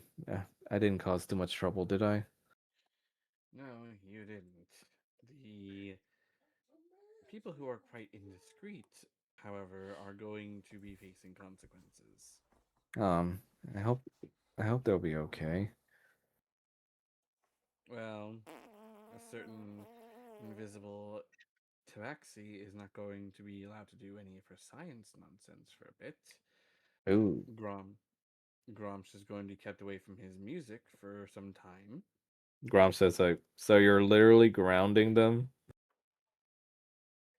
You mean Simone or Yeah, Simone. Arnie? Okay, I'm gonna say Yeah, it's like Grom just said you're literally grounding them. Wait a minute, what? Where did you come from, sorry. buddy? Simone's. So you're literally grounding them like a parent to a kid. Might as well. And it's going to have to be. They're also going to need to sign certain contracts. you say you see Arnold goes like, I just hope it goes okay. I mean, this is just my impression of them, but Lavinia always struck me as a person that kind of doubles down if someone tries to lock her up. Well, if I know Paul and the kinds of contracts he can make, trying to do that will be very unfortunate for her. She taps you on the arm and like kind of just nuzzles you and just says, "Well, I'm at least glad that you guys are figuring it out. Yeah, I thought I saw somebody sitting with your sister. there was. I didn't know we had a, I didn't know we had another dragonborn on site." It's complicated. Simone says, I mean, he was kind of good looking, not gonna lie. Uh, he is all, all, extremely unusual. all I'm saying is your sister's got pretty good taste in that regard.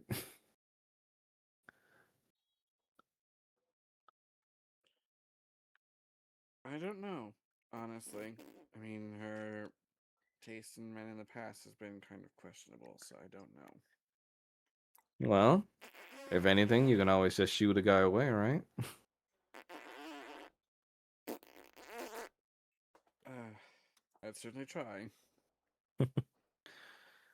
It says, now, why don't you go ahead and have a seat down here, Mr. Dancer, and us two will fix you up something after that much energy was spent. Especially since I'm sure that you two are going to ensure that I'm going to be spending more energy there. Oh, yeah.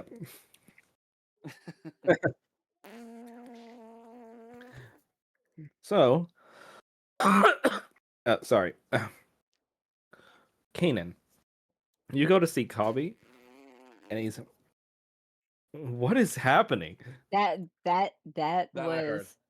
was from Mel's thing. Is it?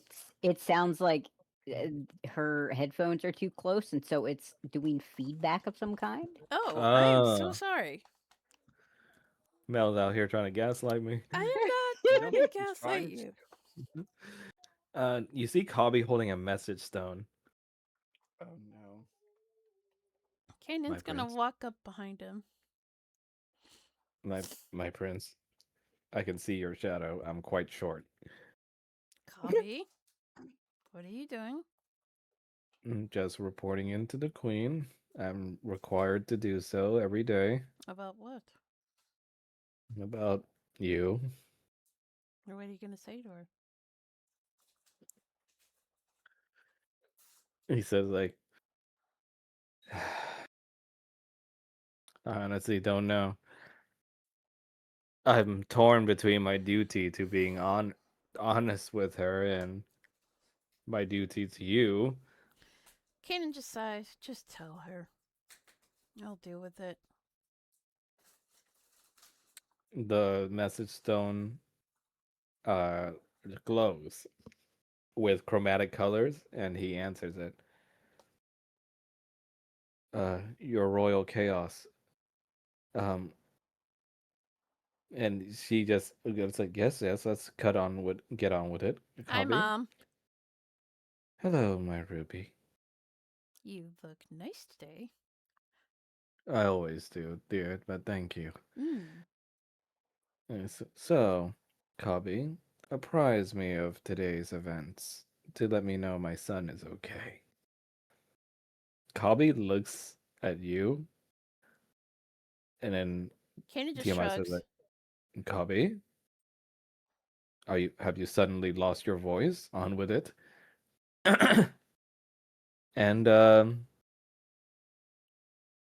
Cobby says, nothing of note today, my queen. There were preparations for your son to go to battle soon with some Feywild creatures, and that was all. Hmm, I see. And what of Sedna? The princess is doing fine as well. She's still dating the sheep, unfortunately. But he doesn't seem to be making her unhappy. Very well. Keep me apprised. Also, later on, I'll need to have you look into a few things for me. But it's good that you're doing well. How are your transformations, my Ruby? Oh, they're starting to hurt less. Um, Yeah. Fant visited our home. Mm-hmm. I wasn't expecting him there. I gave him leave to do so. He seems to be interested in Sedna, which has me concerned. Oh no, no, no, no. Don't be, my dear. That's fine. Are you sure? Because even you said he was what did you say? Messed up. He's definitely screwed in the head, dear, but trust me, Sedna's not his type. Then why is he pursuing her? It says, if I had to guess, Alacris. That has me a little concerned, but I She will keep watch over her. she's says that well, Buffon and Alacris were somewhat friends back in the day. Elikris had friends? Just Buffon. They Hmm, shared certain mutual interests together, and I think Buffon pulled a few favors for him to have that gem made for Sedna. I see. But But if he worries you so much, I can simply have him killed. I don't think that's necessary, Mother, but I appreciate that you would be willing to do so. But I think I will have to watch Sedna a little more closely if he tries to interact with her. Yes. Also, tell me what the sheep's allergens are. That I don't know, but as soon as I do know, I will let you know. Yes. Also, the name of his loved ones, any kind of family, that kind of thing. Um, why may Hmm. I ask? Insurance. Mhm. Ah, ah. Well, I don't think he has any other family. And he says, "There's always something to lose, Kanan. Yeah, that's what I'm afraid of. But keep up the good work. I love you and all that. Just don't tell anyone." Of course, Mother. It is our secret. Mm-hmm. Cobby, get a hold of yourself. You look like a mess. Cobby looks at himself and like embarrassed as he like kind of adjusts his pants and also like kind of unruffles his shirt. Ah, forgive him, Mother. People tend to push him around, and I had to remind them who he was. Hmm. Good, but people push him around. It's fine. He's a kobold. It's what they do. But he's your major Yeah. domo. And says, yes, but the head of the lowest head is still like low. But he's meant to be our servant, so use him and abuse him if you'd like. I'd rather not do that. He's really good at his job. Tiamat just goes, so I suppose he is decent at it. Mm, Well, so how is the Spader's spawn? thriving. Ugh. Panicking. She's just Ugh. like, that is not the answer I want to hear. But that is the truth. I And want you to keep a closer eye on him. of course, may I ask why? When you were undergoing the ritual, he used that same accursed spell given by his bastard of a father, made Mm, against our kind. uh, that spell. Yes. He says, like, I want you to figure out how he was able to get that spell and get rid of it. I will see what I can do, Mother. Joke's on you, bitch. He already did. Right? Yep. Yep. I mean, I'm assuming Kanan's just staying quiet about it. Yeah, he's staying quiet about it because the Spader asked him not to tell his mom. And he says like, but yes, I'll be off now. Got some, villages to raise, Mm. kingdoms to destroy, Mm. that kind of thing. Archfiend politics, I'm assuming. Yes. Mm. That, and I hear there's some trouble with Despader's home. Apparently, his wife is causing some trouble. Mm. Wife? His po- his political wife, dear, not the wretch he decided to have an affair with. Ah, okay. Well, as I always say, And Tiamat says, "I know her well, actually. do you like Comp- her? competent woman. We share some similarities in that respect. Mm. But like is a strong word for anyone that is related to Despader. Mm. But you don't think that highly of her because she's not one of us. No one is higher than us, dear. Yeah. Well, I will let you do what you do best. Be a queen and sow chaos. Very well, dear. Ta And ta. he waves goodbye. Cobby just says, I've lied to the queen. I'm dead. If it comes to it, I will take the blame. No, my prince. You are her precious ruby. You will never take the blame. She will immediately reduce me to cinders. I won't let that happen. Oh, well, it is the fate of my kind as servants, so it is fine. At the very least, she might fire you from your position, but if that happens, I might have a new job opportunity for you. It's not to clean the toilets here, is it? Of course not. Okay. Well, I my prince, that's very kind. I could use an advisor on how to be a dragon, and apparently there's no one better than you besides my mother. You would trust me that much, my prince. I trust you enough not to betray me. And he smiles.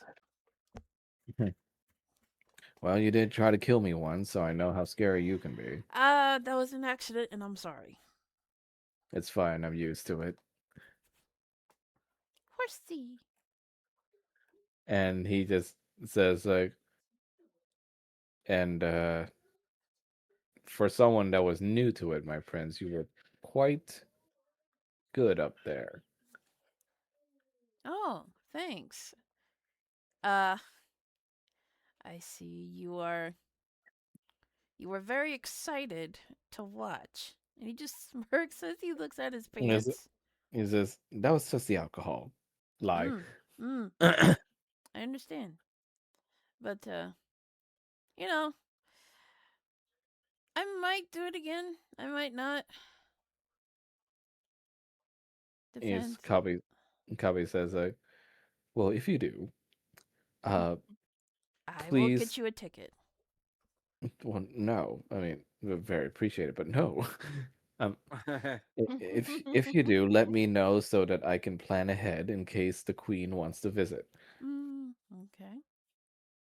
I mean, if you want a private dance, I could probably do that.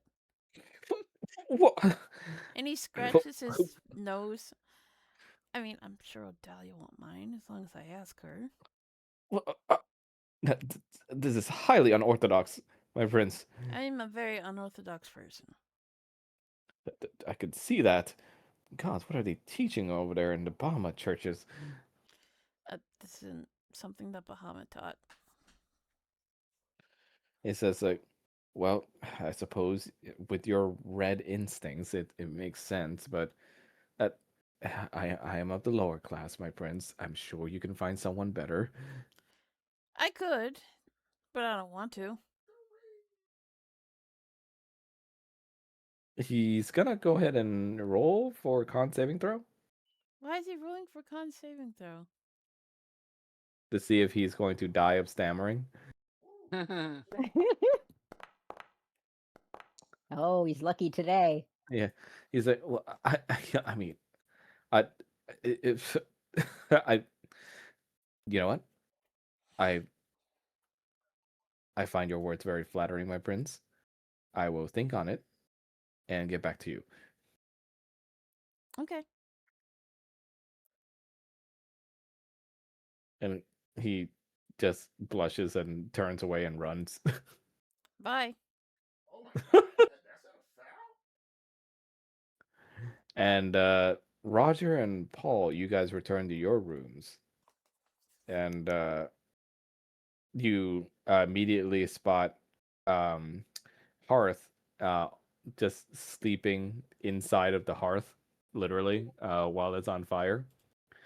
And you see the spirit fox Jin also roaming around, kind of bouncing about, having the zoomies. Paula is going to just go over to the bed and just kind of sit on the end of it and stare at the ground. Roger's going to sit down next to him. Are you sure you're all right? How do I know if I'm having a stroke or not? Why do you think you're having a stroke? It's either that or I'm dying Why do you think you're dying? because I didn't want to be there. Okay. That's not okay, but okay. Why is that not okay? But okay. I don't want to be there. He's like, did you enjoy the show at least? Paula's gonna go completely red. Mm, That's a yes. Still not going back in there. You know, maybe we could get you like a box seat up top. I would be perfectly fine in a box. Oh my god. In a, Get so some what horse you're blinders for this man. Roger's gonna lean over. So you're saying if you had like a box seat up where you don't have to see everybody else. If I can hide in the box, yes. Noted. And he's just gonna sit there and be like, I don't know what to do about Lauren. Why? I kissed him on the cheek. I don't know what to do about Lauren. Okay. I don't understand why that's a problem. Roger is going to gesture, sort of like there's a lot happening. Uh-huh.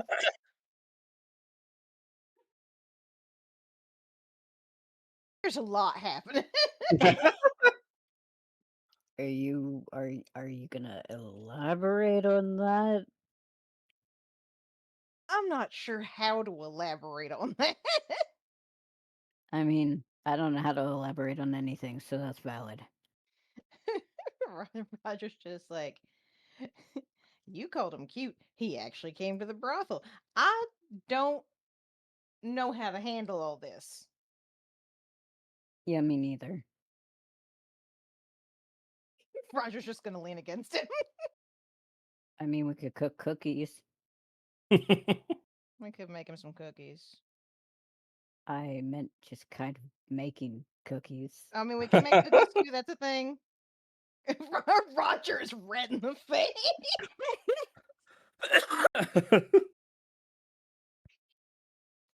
Roger's also gonna be like, I'm upset that I kissed him. Paul is just gonna look at him. That is the least thing on my list of worries.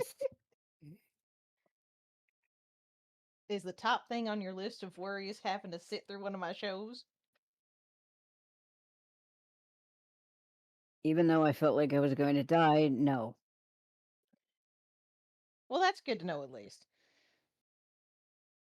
Mm-hmm. What's on the top list of your worries then? Because now you got me worried. Now you got me worried. You're always worried when I'm worried. It's true. That's why I don't say anything. No. What's going on?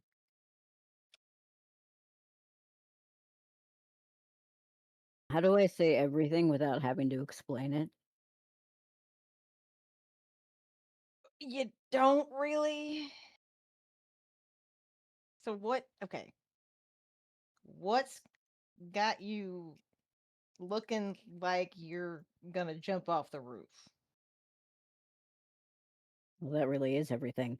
Okay. Um, there is a bitch in hell that wants dis, and clearly my dad doesn't want to give her dis. There is a thing in the attic with a bunch of other things in the attic. Yeah. There are devils outside I am supposed to somehow wrangle. Yeah. Why does this not concern you? I'm not saying it don't concern me.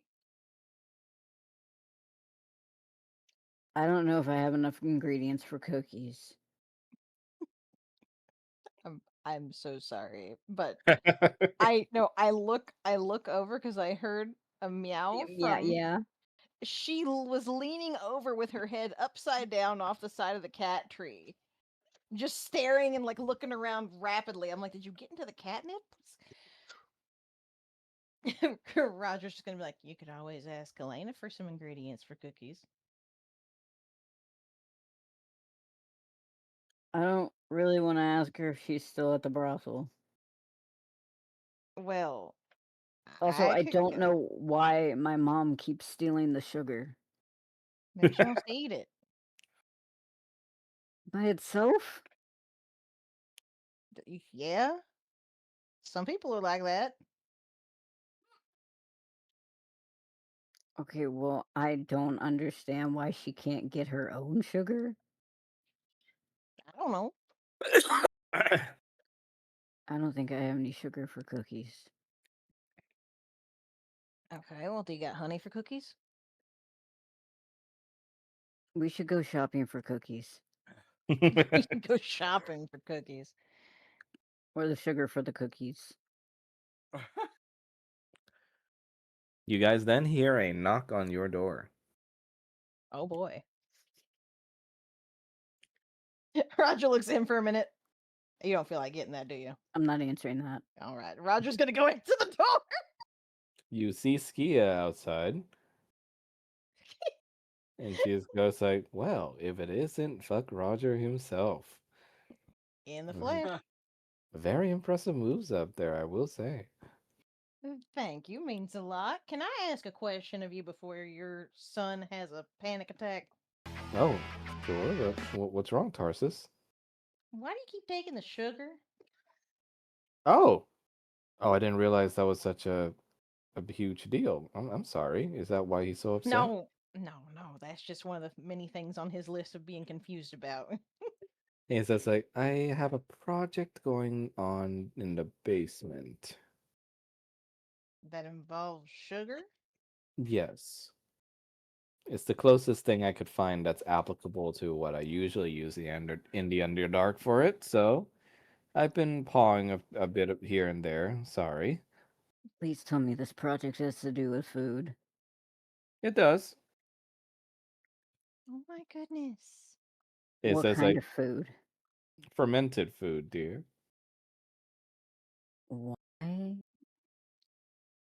And he just goes like, because fermented food is delicious and actually good for the gut. Mint food is pretty good. And it says, what I'm fermenting requires a very specific amount of darkness and also low, uh, let's say, areas to ferment it in. And I just found a nice little cubby hole in the basement that fits my needs. Okay, And are you trying to like grow a mushroom forest in the basement? She just squints at you and just goes like, "So you know." Paul is just gonna slowly look over at her.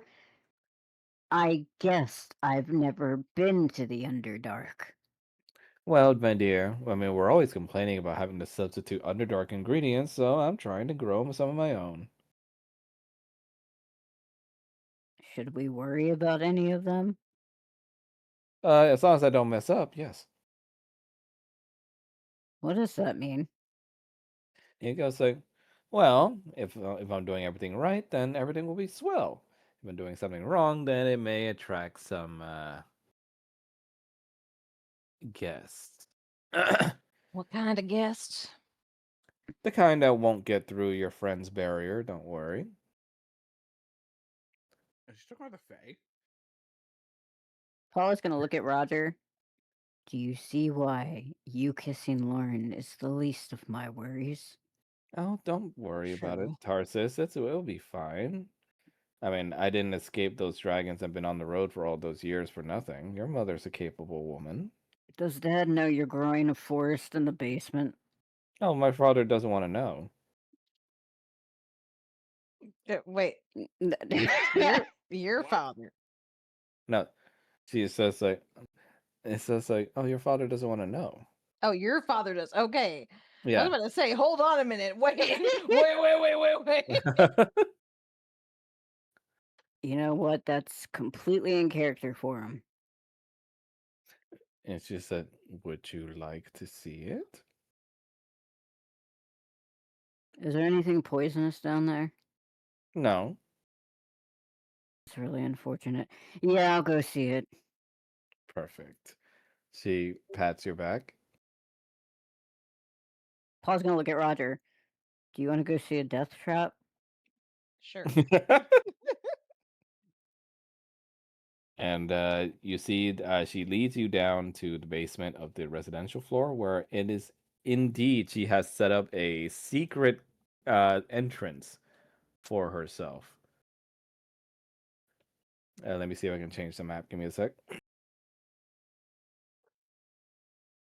Everybody just has a secret kitchen or a secret floor, secret This laboratory. is our place is just the Winchester Mansion. Don't worry about it. Yeah. Except unfortunately, the places lead to other places that probably shouldn't exist.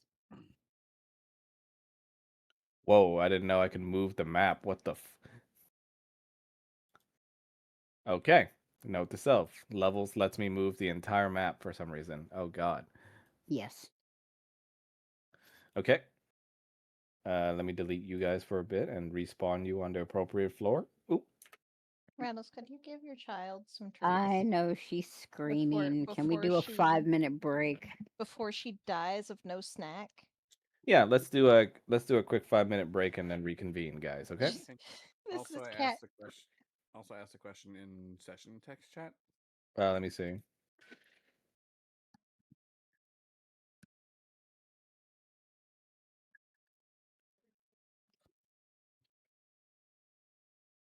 Yep.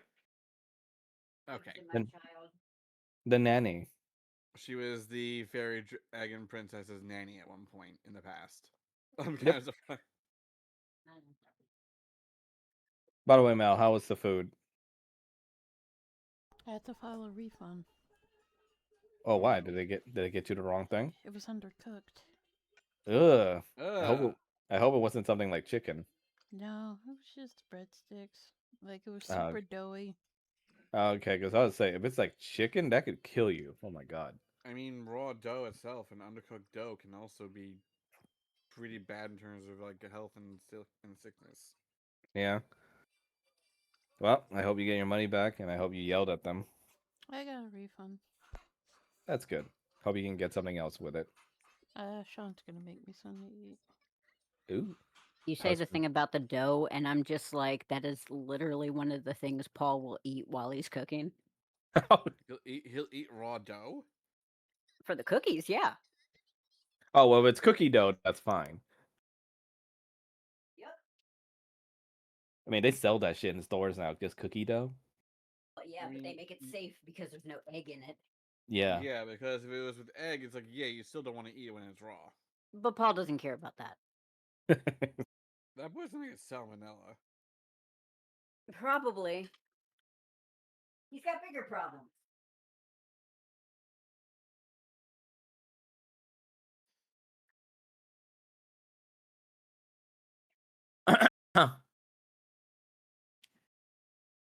I've been fiending on these gummy candies that are strawberry flavored. I remember when I was a kid, and I can only ever find them on Amazon now. It was like the gummy strawberries and cream. Oh, I remember those. Yeah, they're really good. I don't know where to get them either, but I feel like strawberry is always like a reliable flavor. It's like those Max, grandma candies. What's up? are you ever gonna change the Uma Musume you have on your profile? I will as soon as I get It's still TM Opera O, A as rank. soon I will let you know as soon as I get a better spark.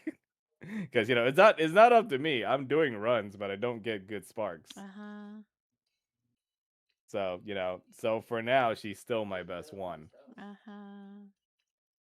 Why do you need me to get a better one or I'm just saying because yeah. Yeah, I mean I'm working on it, but RNG fucks me over. uh-huh. All I'm hearing is excuses. Wow, okay. Ha ha Okay, ha. miss, I have a bajillion Umas. Silence. Stand back, you fools. I don't want to. Eat my ass. Did you say eat my ass? Eat my ass. Wow. Eat my ass. Don't know what I want to eat tonight. My ass. Shut up. I No. just spilt half this tea all over me. Oh my god. On your Oh. ass. Almost. Where the fuck are the paper towels? Do you have an ass to spill on? Unfortunately, yes. Oh. Rattle's got the booty. Okay, not that much of a booty. I sit all day. A booty. Booty. Booty. Are you satisfied now? Yes. Can we play in peace? Yes. I don't think Rattles was talking to you. Oh, well, fuck No, I'm you. talking to my child. Do you have a child? Okay, Matt. Shrine is still stuck in the bathroom, as usual. She's stuck in the bathroom. Have you Trapped ever in a considered closet. getting checked out? Why do you mean? Okay, Dr. Claw. What do you mean? I don't know. Trapped in the closet. Now I'm going out of the closet. Oh my god, is a big. Oh my god. Closets are for vaginas. Yeah. I like R. Kelly's a weird ass gooner, but you know what? Some of his music was actually like pretty catchy. We don't talk about R. Kelly anymore. Here, have a wonderful video of my child. This is what she sounds like, and she is the biggest cat in this house. Meow. Nice Reaper poster. And McCree. Oh, you should see the entire wall.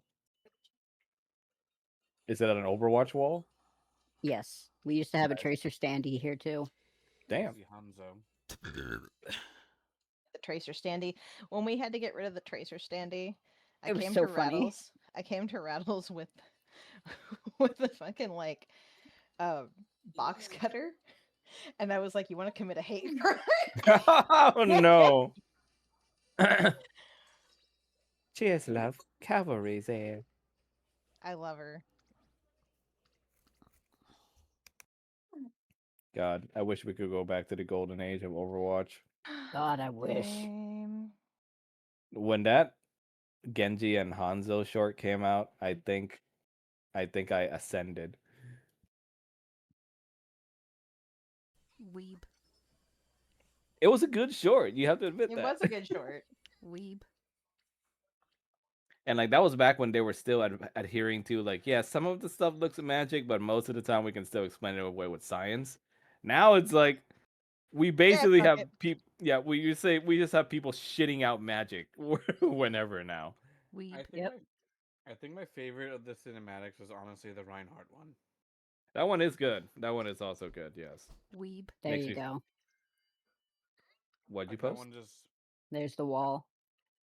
Yeah. like Oh, The Reinhardt one just hits like super emotionally. yeah, it was a very emotional one. I think Weeb. my favorite thing about this is that the Grishaverse poster is still upside down. So is the. Oh yeah, it is. Weeb. And we just never fixed it. Oh, is that a map of Hyrule? Yep, it is. Yes, Nice. Yep. The other one's Grishaverse, which is the Six of from Crows. Six of And Crows, which is yep. an amazing book Yeah, and why? should be all over. Yeah, why If is you that ever need, upside down? we put it up upside down by mistake and have just left it up. Also, if Which you ever need some good good inspiration for D&D, honestly, Six of Crows is a good, really Yep, good yep, one. yep, yep.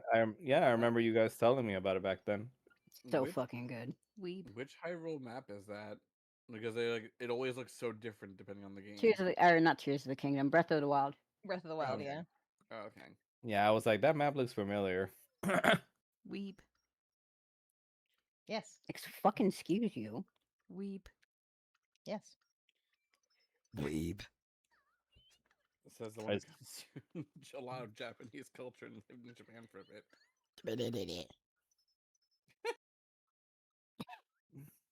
yeah, man.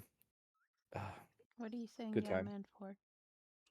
I'm just looking at the Overwatch paraphernalia, and I'm just like, oh man, The those were the good days. old days. Yeah, I was such a Genji main back then. I did Junkrat. How do Junkrat how and do Mercy. how do people Hmm. play Genji? He's too damn hard.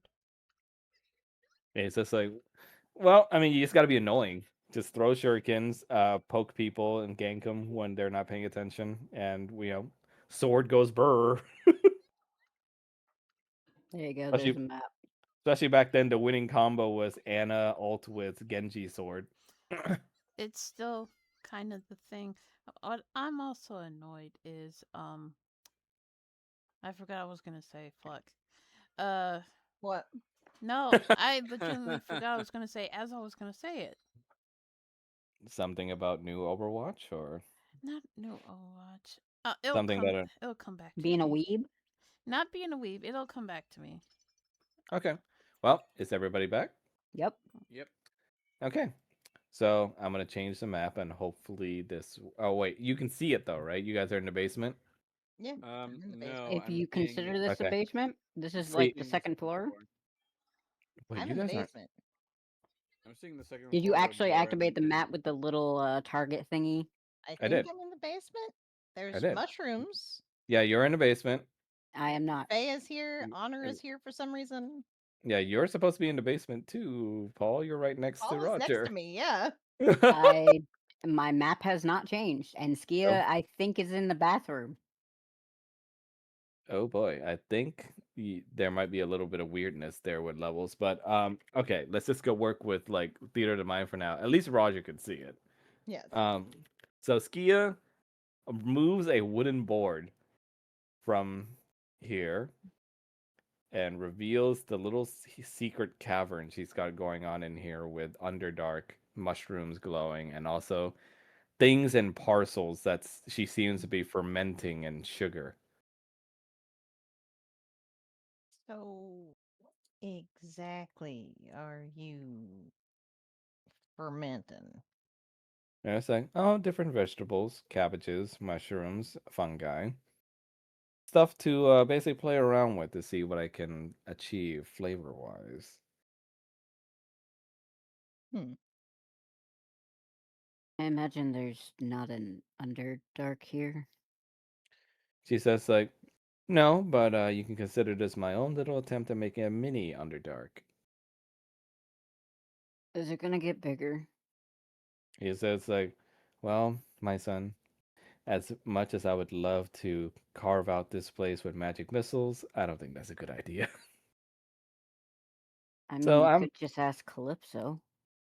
I could, but the little deer's already got her hands full with everything and the brothel expansion, so I'm happy with my little hideaway for the Underdark for now. And there's nothing weird coming out of the walls or anything. No, that is a very specific question. Why would you ask that? We've Paul is already, just gonna think back to when he had to fight her. Roger's just like, we've already had to deal with a false Hydra.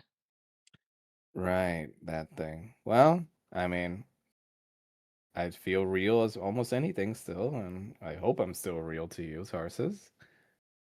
I'm not worried about you. I'm worried about things that are possibly in the walls.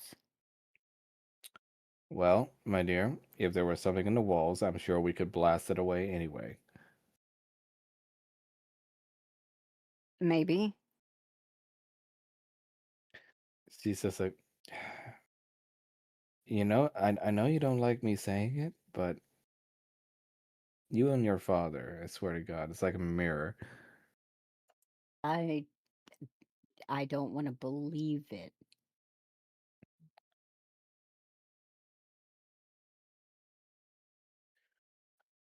She just sighs and just goes like, but it's okay. I love you both. I So, sometimes I wonder when you talk to Dad. what? If I love him? I don't think you're supposed to beat the person you like up and have them be paranoid of you. She just goes like, oh, no, that's your father. He's paranoid of even the things he loves. Except paninis. He just says like, well, Panini's never done him wrong, but, at times he will still have people taste his paninis. Okay. What's wrong? Nothing's wrong. He's stressed out. Well, that won't do at all. Don't worry, it's a constant state ever since we got here. Well, let's try and have you relax a little. How about some personal quality time with your mother? Doing what? Well, we agreed on, remember? I got to spend time with your father at the brothel. Now I get to spend time with you working on your contract stuff. Oh, I did say that, didn't I? Yes, you did.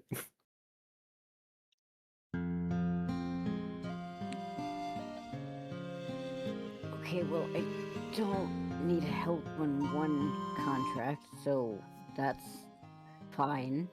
You are on this FF11 kick. Well, it's got good music. Sue me. It's true. Rattle should play FF11. Oh, he No. probably want to like rip his hair out from all the stuff that's like inefficient about the game UI. I try to ignore it in Final Fantasy games. It's more so if the story doesn't capture my attention, I'm throwing it in the garbage. I mean, Chains of Yeah. Prometheus storyline was really good. Yeah. I mean, I'm not there yet, but when I saw Mel's stuff, it does look cool. That, and I will throw the game out if I have to go up against another fucking living wall. No, there's no. Well, actually, is there a living one? FF11? No, No. there Okay. isn't. I mean, there's Are you maybe. like- Let me check. Are you like Mel, where you're afraid of the demon wall stuff? Oh, no, it's just fucking pisses me off because it took me like 13 tries just to get by it. No, there's no Are you living walls. Are you talking about the FF12 one? Yes, the one across the bridge. Yeah, Mel also had some trouble with that one, but she got through it eventually. Which demon wall are we talking about? The FF12 like- one, remember the one on yeah. the bridge? Oh yeah, no, thank you, no. I hate that thing so much. And You like- guys, Mm-hmm. I was gonna say, you guys say this, and my first thought is like the evil wall battle in Secret of Mana, Oh yeah, which is like honestly one of my favorite fights. yeah. would like It's what is that supposed to be? Nothing. Unfortunately, the demon wall is one of those painful things where you're on a time limit because there's no way across the Yep. bridge without fighting it. Yep, just like Yeah. every demon wall fight in Final Fantasy.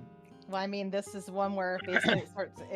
It's one of those cases of in this one it will start, if I recall, shoving you into spikes Yeah, the further the fight goes. So yeah, Yep. I wouldn't be surprised if they got inspired by Final Fantasy, or this game inspired Final Fantasy to do Demon Wall. And well, if I let's recall, see. Secret of Mana.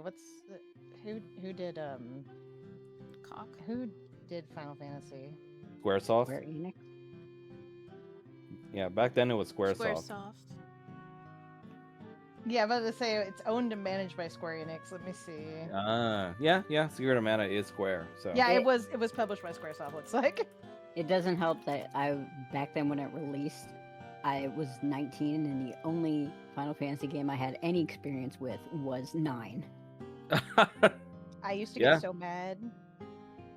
I would get so mad because everybody would be. I would be like, I played this game. It was really great, and they're like, yeah, and I was like, it had Moogles in it. Everybody, you mean Final Fantasy? And I'm like, no, not Final Fantasy, because they had Moogles in this In game, Secret of and, Mana, Mana, yeah. and Moogle Yeah. was a status effect. Yep.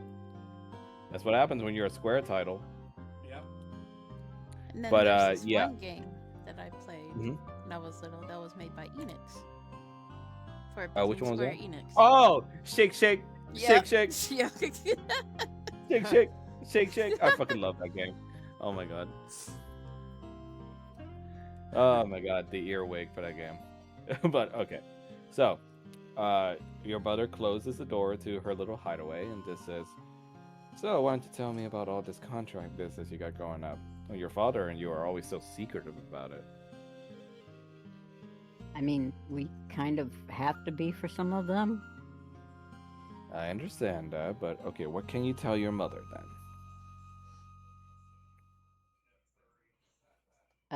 There's a bunch of devils outside that don't really want to listen to me, but I also don't want to write a contract for them. Okay, so you want them to obey you, but you don't want to go through the trouble of a contract for each and every one. I would rather use the term talk to them. So you need to convince them to your side. I mean, technically they're on our side, but yes. But they need to behave, is what you're saying. For the most part. Why don't you let your mother handle that for you? Why? First of all, hi, Dispater. I didn't know you turned into my son. But, well, because I'm your mother and I want to help you. And it turns out discipline is something I'm very good at. Can you do it without instilling a permanent fear in them? She takes a moment. I suppose. I don't want them to be afraid of us. They won't be. And you're sure? She smiles. Absolutely, my beer. I don't know if I trust that. She looks at you and goes like, Tarsus, your own mother. So what would you be doing to make this happen? I'll just have a little talk with them. What kind of talk? I just talk. want to talk to them. I just want to talk to them. It takes out shotgun. I just want to talk to him. I just want to talk to him. I just want to shoot him. So you want me to tell you about contracts, but you won't tell me what you're going to do to them? I already said what I'm going to do, and I'm going to talk with them, not to them, About? Boobs. about their behavior. You'll be surprised how good at child rearing I am. I wouldn't know. Oof. She looks at you and just goes like, holds her hand over her heart. That wasn't. This is why I don't say anything. You know what?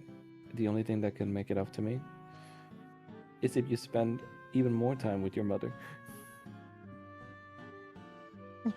Roger's just in the background watching this with a smirk.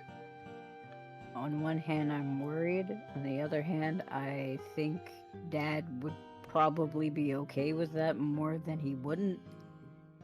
Good. Then let's go. Where Yeah, are see, we like, going?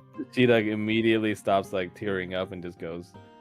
He goes like, "I'm gonna teach you some tactics in order to get those devils to listen without having to hurt them or harm them." Is it going to involve magic missiles? Well, that would involve hurting them, dear, and we're trying not to do that, right? Threatening them is also something I don't want to do. We won't threaten them. Okay, so what did you have in mind? I'll show you. Paul looks a little hesitant to follow her. Well, Tarsus? He's gonna follow her. And your mother goes over the finer details to you about how. Oh, sorry. I was gonna say Roger just kind of puts his hands up and is like, well, I guess I'll go talk to Faye then. So your mother goes over the finer details of how to talk to devils with you, with her finer experience of basically holding down Despater while he kept trying to get away from recovering after she helped him back then. And go ahead and roll for a D100 for me, Roger. Oh, sorry, Paul. God! One day. Let's see. 1D100. Of course, the lag is back.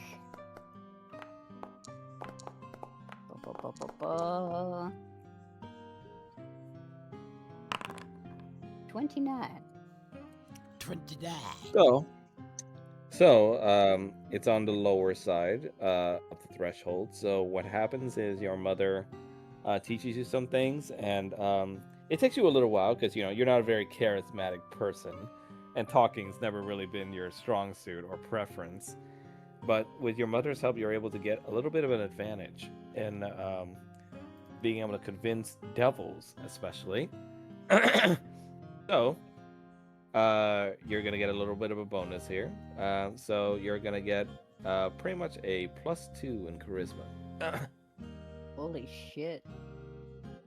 That's the most he'll ever get for the rest of the game. How do I fucking add it? I'll add it for you. Oh. And an extra little feat too is basically whenever you're trying to do a persuasion or intimidation check against devils, you're gonna have advantage.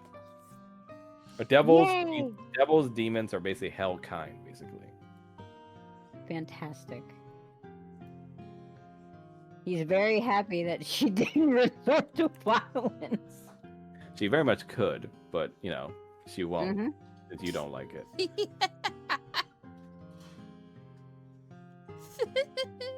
What did you just post? Oh my god. The pun. Okay. So next up, Roger, you wanted to talk to Faye. No, he don't. Yes. Fuck that bitch. So, Like, I was like, Who talk that bitch? Talk to that bitch. Again, you're on an FF11 kick. You find your sister. Looks like she's making some new bed sheets for your father from knitting. Roger is going to pause for just a moment because he's just thinking about a sloth that Yeah. he's going to sort of sit next to her. Hey. So, how you doing? See, this is like, what do you want? I want to check in on you. No, but you're using that tone. I wanted to check in on you. Yeah, check in on me, implying as if I'm troubled or some kind of lost puppy you need to help. It's not that you're a lost puppy. It's just that I know you. You're gonna take on too much.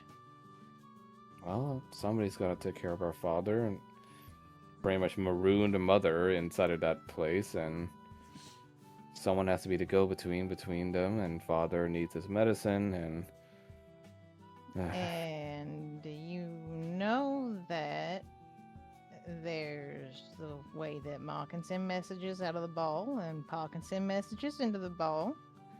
I know. So they don't need a go between.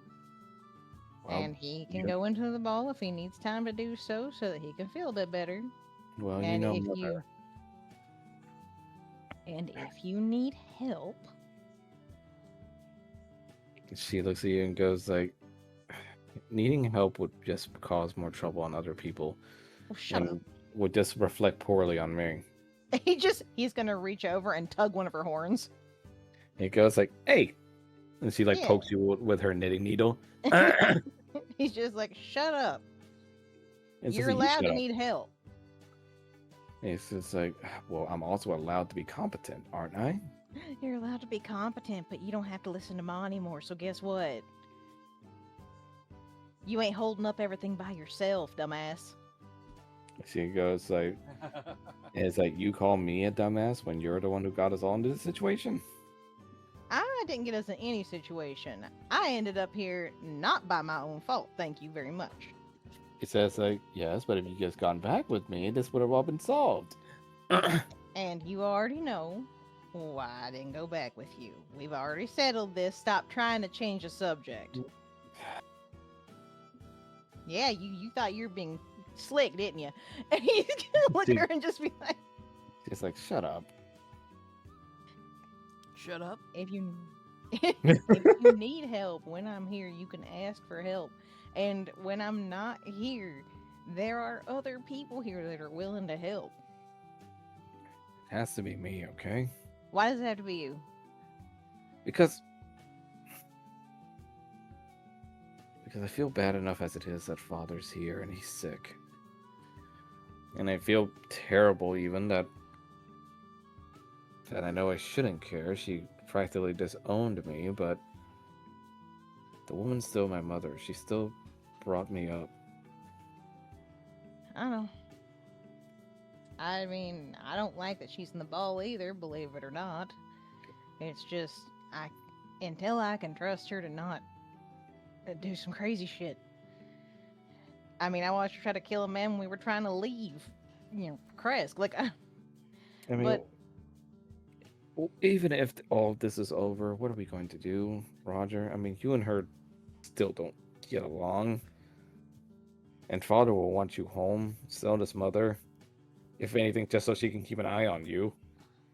I mean, I don't live home, but I wouldn't mind visiting.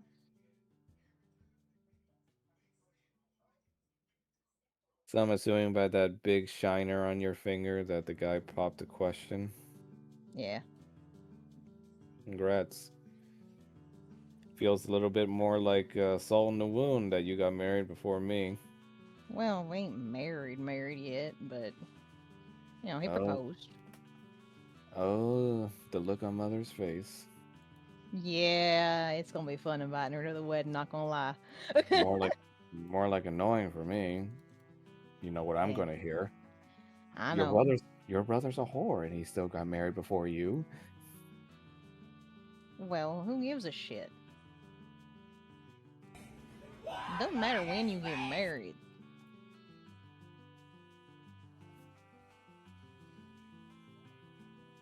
I know, shocking, She but I looks really down. don't.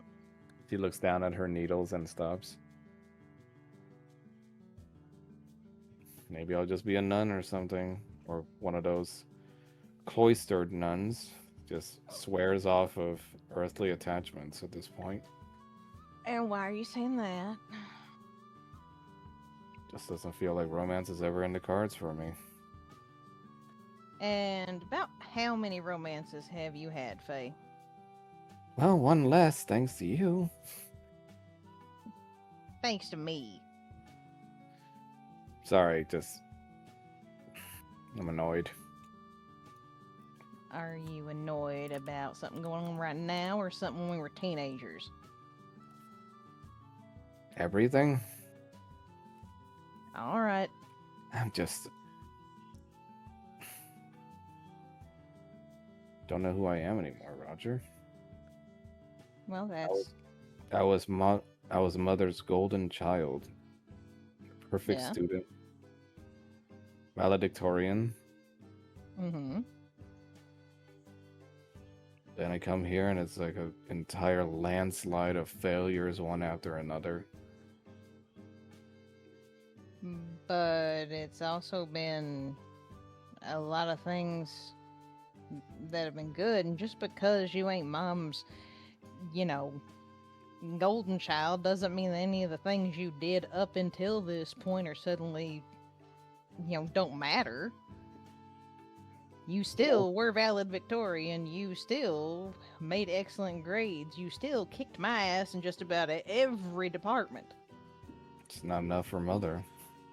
Who cares? Nothing's enough for mother.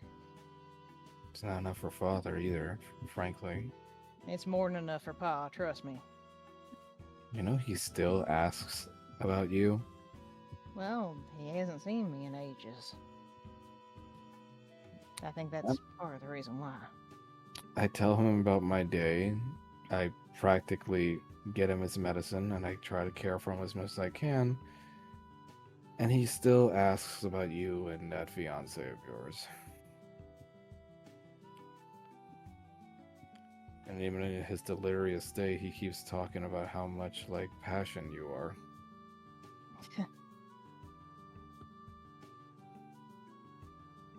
Well, if I'm not good enough for either parent, then what the fuck am I for, Roger? Well, for one, you don't have to be good enough for either parent to be good just in general. Idea is be good enough for yourself.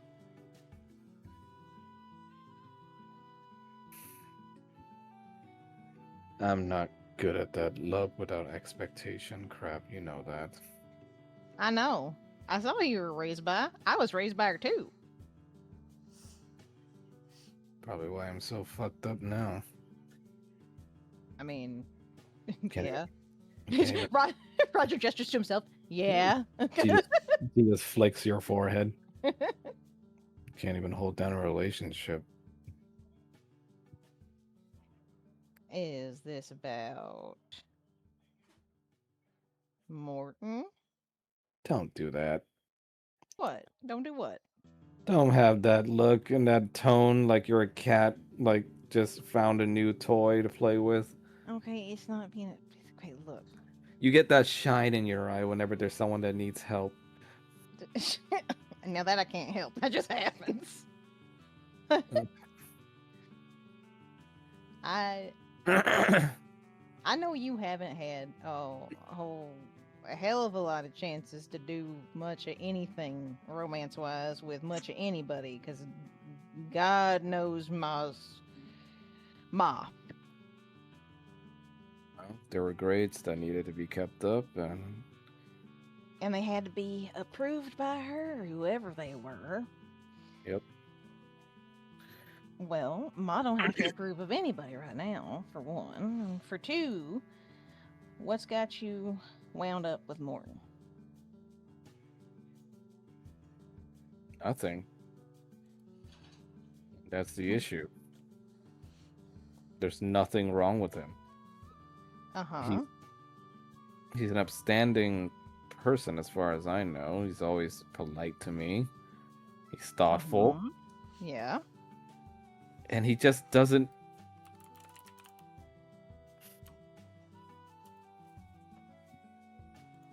I'm really screwed up. What is it? Do you not feel the same way? I want to feel the same way, but for some reason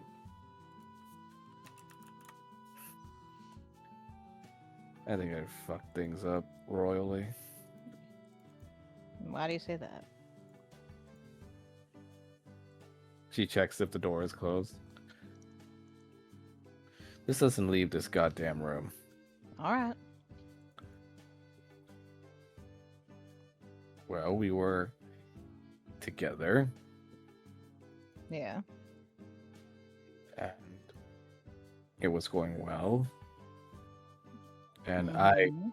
accidentally said Gramsh's name instead. Mm-hmm. And afterwards, it was just too awkward. Well, I mean, have you talked to him about it? Nope. And why haven't you talked to him about it? I guess, like Mother says, deflect and pretend it didn't happen. That's not how that works in the real world. Just about anything that Ma ever told you, you can just do the opposite and things work out a lot better, trust me. And it's like, well, it's worked out fine for us. We haven't gotten into an argument at all. You haven't gotten into an argument, but are you happy? Shut up. And you've been tense and you've been miserable about it, haven't you? Yeah, that's what I thought. So, Well, what does talking about it solve? talking about it solves a lot of things. It makes sure that everything's clear. You're not unsure about where you stand together. I mean, you say you don't have those feelings? I do. Okay, so you do have those feelings. At least I think I do. Well, now because of that goddamn incident, I can't tell if it's because I have those feelings for him, or if I'm just seeking out another pair of tusks. Ah, gotcha. Ugh, I hate that I even had to use that sentence. What? There's nothing wrong with having preferences. See, it says, well, I mean, for you maybe, but For you too. my first time wasn't even supposed to be with a dullard like Gramsh. I know. And still it happened. Yeah. I taught that fucker to fucking read and write. Yeah. And he practically just she looks like she's about to devolve into the southern speech, but she just said, he embarrassed me straight on stage. I know. So why the hell do I care? Because it mattered to you.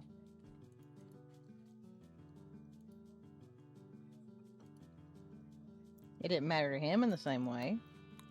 And that has to do with how he was brought up. I'm an adult. An adult And? cleric woman with a cleric job who makes cleric money. And he's a layabout who complains to people that don't understand his music. And Ma's an adult cleric woman who makes adult cleric money and is a debutante and all that, but apparently she still went after, and he's just gonna point at himself, somebody that looked like this, who, from what I understand, you know, wasn't exactly nobility himself. I don't know anything about the guy, honestly, other than what Mother tells us. The very little she tells me. Well, his name was Trouble, I know that much. And I'm not joking. I know. She told me that much. But I don't know. So, that tells you everyone makes mistakes. Well, coming from a person who's been taught not to make them, it stings a little. I hope you understand. Okay, well, I mean, you've been taught not to make mistakes. But you know that everyone makes mistakes, yourself included.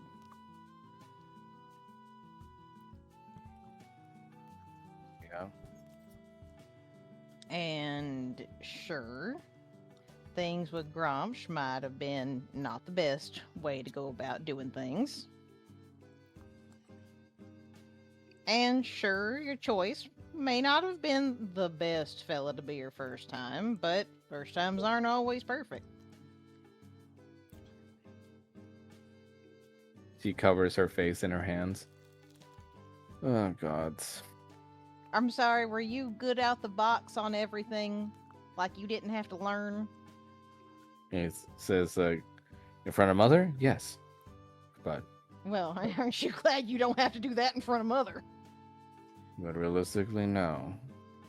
But this isn't something you can practice with, Roger. This is a terrible, awkward happenstance where I'd said a guy's name when I wasn't Oh. even in bed with him.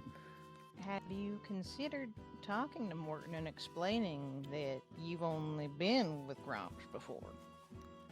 No? Because that could help give him some context. That's showing vulnerability. Guess what you need in a relationship? And if I do that and he doesn't feel the same way and he just breaks it off anyway, then what then? Then I would have been the one to stick my neck out, and then he just leaves me in the dust. I don't think, Just like that asshole I thought you screwed. as someone who knows Morton, he's not the kind of person that'll do that. Grumps, absolutely, but that's mostly because he's stupid as fuck. She looks at you and just goes like, I didn't really want to go there, Roger, and I'm trying not to. But your assessment of people you know hasn't always been accurate in the past. Is this about Lauren? She nods. Wasn't trying to And- say his name, but yes. And yet Lauren's here.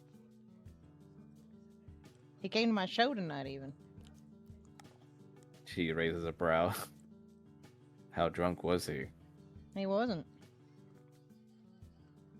This place is a breeding bed for drama and people to come back into your life. Well, yeah, we figured out that much. Strahd enjoys it.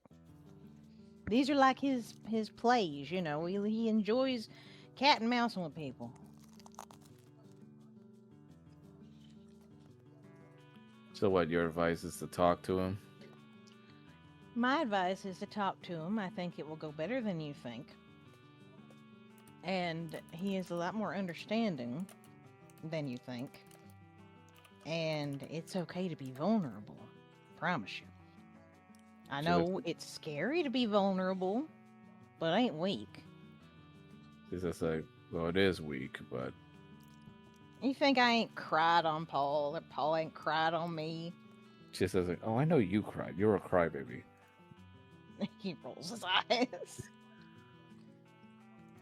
But I suppose he at least deserves an explanation.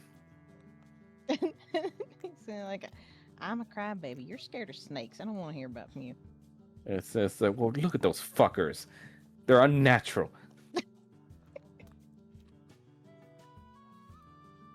It's just, and the way they slink up to you, you don't know what they're going to do. They're just snakes. They're monsters. I mean, it's just like that. It's just like the tattworms. They're just long pussycats. Don't worry about Ugh, it. disgusting little bastards. I always have to fend them off from my little farm in that little cube world. Sounds like you actually had a pretty good time in there. Oh yeah, I work better with things that have rigid rules, Roger. That place has very, very easily defined rules. This is true. Fine, I guess I'll go talk to him. Consider this a rule about relationships. Sometimes you're going to have to be vulnerable. Sounds stupid. And the more you practice it, the better you get at it. And the more you talk to the person and be honest, usually better the relationship gets. Oh, all right. Enough, Friday. I'm gonna talk to him. And he's also going to look at me and be like, like, oh, Shan? What's up? Because she was crocheting. He's like, you're crocheting. Oh yeah. He says, yeah. When did you pick that up? He says they taught it to us at the church where I trained. Hmm. Just never really had the chance to do it for someone. But, legends say that it was the oldest craft thought up by Ilmater's oldest disciples. That tracks. Yeah, like you know. That And she just tracks. leaves through the door. He just sort of smiles to himself. So, Falmouth, you meet up with the chief. He's still wearing his show clothes. Okay. He's having a good time. Well, you could say that it's not that different from what he usually wears. You meet him on the balcony of the castle, essentially, as he closes his eyes and takes in the night air. Falmouth. Chief? And, you didn't even reveal yourself to him yet, and he knew it was you. You're good at recognizing footsteps, I guess? He says, something you pick up from years of battle. I suppose that's true. Are you here to train? I am. I should warn you, that can be a bit rough. Can't really break limits if you don't test them. Then show me yours. Fair enough. And you both begin to train for the evening and roll a d100. Falmouth. Okay.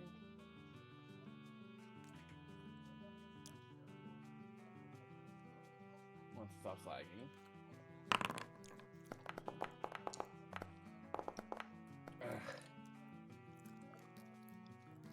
So it's on the lower end. But you still got some training in with the chief. He's a very formidable opponent, even with your weapons and armor. Even with what little the chief wears, you can see that at any time, any of his hits that connected could have been quite lethal if he demanded it. But with your skills and strength, you were able to hold your own. And by the end of it, you're very tired, exhausted even, reminded of your days when you were first training to be a mercenary. He's just like, I believe that'll be all for now. You did well. Thank you. It's been a while since I've had a sparring partner as formidable as you. I am impressed that you were able to keep up as much. I can only hope that the rest of your party members show as much tenacity in battle. Well, everyone has different skills. I just happen to be more towards the physical strength myself. Good. It says, and I hope you learned something from this boy. Remember that as much force and torque you can throw into your strikes, as much effort can be thrown into your positioning and footwork. Someone as big as me has to remember such. I'll do well to remember that. One thing to also keep in mind, though, if a hit could potentially finish off your enemy, but you'd have to take a hit to do it, don't hesitate. These scales of mine have seen combat over the years, and many scars adorn them now. All of them have been given with the intent and determination to kill. Hesitation is death, young one. Don't forget. Well, And train more again sometime. you are welcome when I have time. Certainly. And due to this, you're going to get +2 to your choice of either athletics or to your let me see here.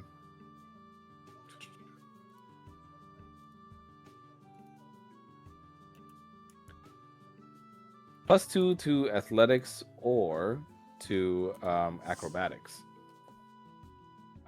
Let's go with athletics. Okay. So +2 to acrobatics. Here we go. Ooh. That scared the shit out of me.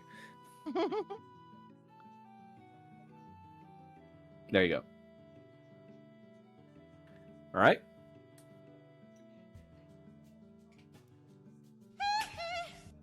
Oh my God, Michael.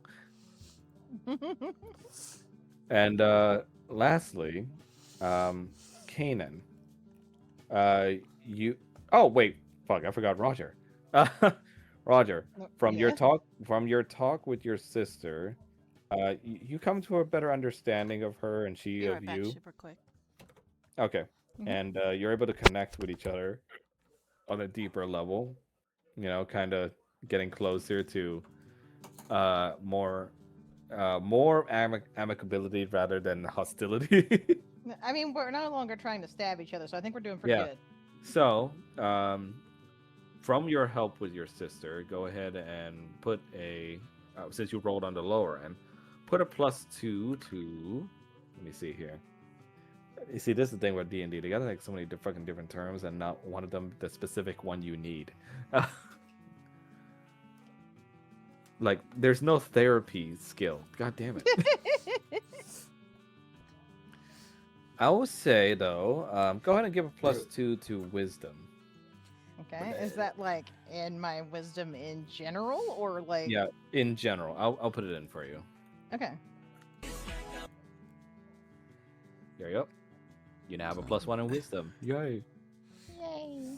And for some reason, my skill tree came up. There we go. Yeah, I don't know why it does that whenever I change the stats on your sheets.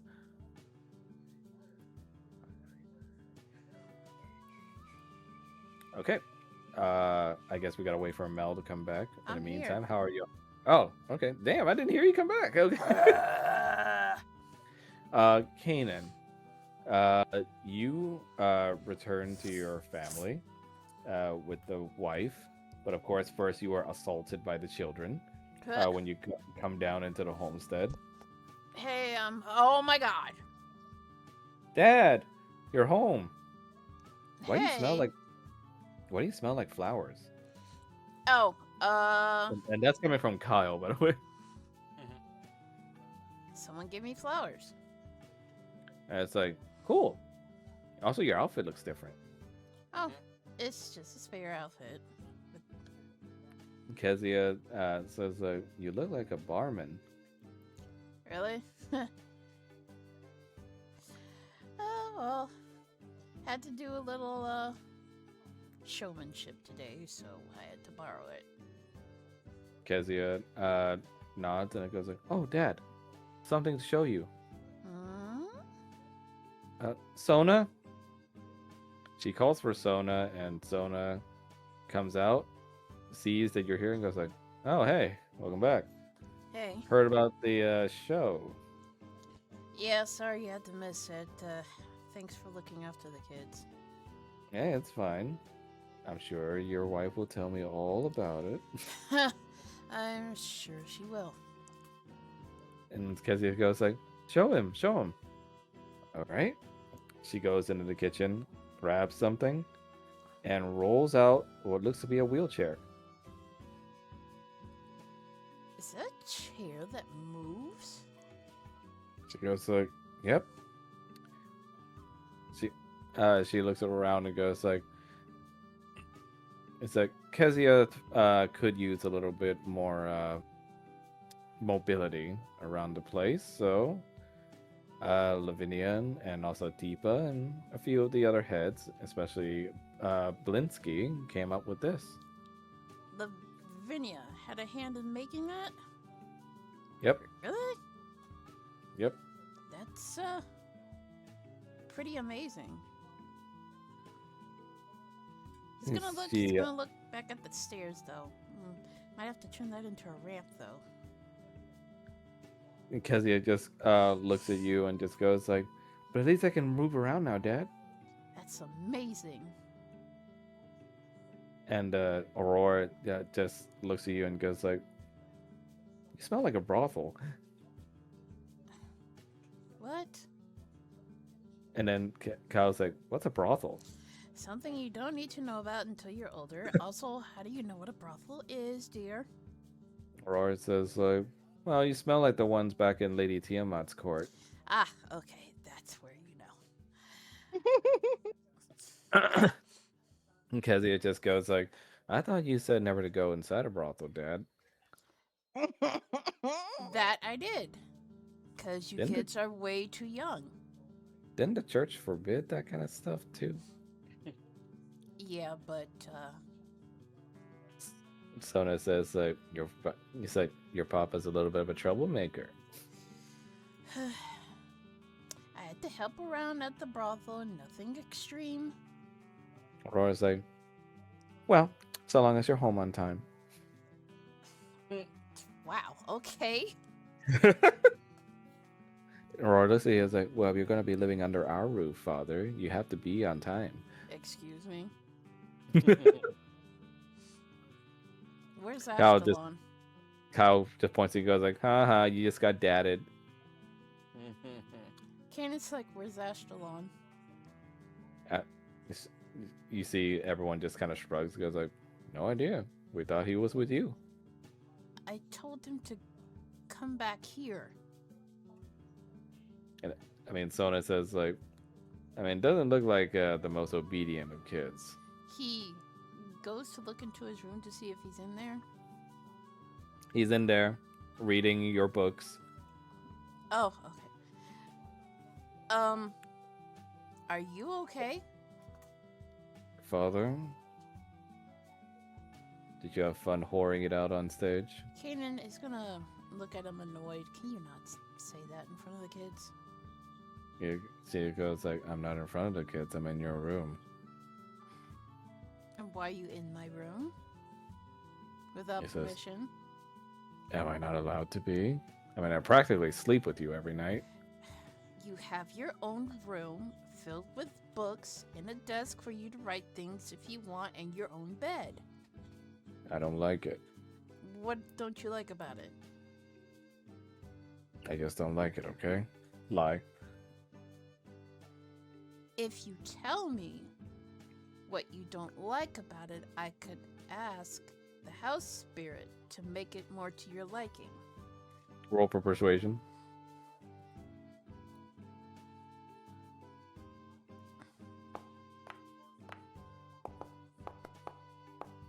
I like how the dice flew over my screen like it was attacking me. Like, hiya. On a 17, he says, "I don't like that it's another reminder that you don't want me with you." It's not a reminder that I don't want you with me. It's a place where you can have your own space and have your own thoughts without me being there when I'm not there. Father, I was literally your pair of wings, attached to you. What sort of thoughts am I supposed to have? You could talk about maybe your brothers, or you could talk about what makes you happy, that sort of things. My brothers are dead, and what makes me happy is being your wings. Next. Kanan is gonna rub his temples. I'm trying, okay? I really am. Is it truly so bad having me on your back? It is not. I enjoy having you as my wings, but I'm also saying there's also a good thing to have your own space to listen to your own thoughts.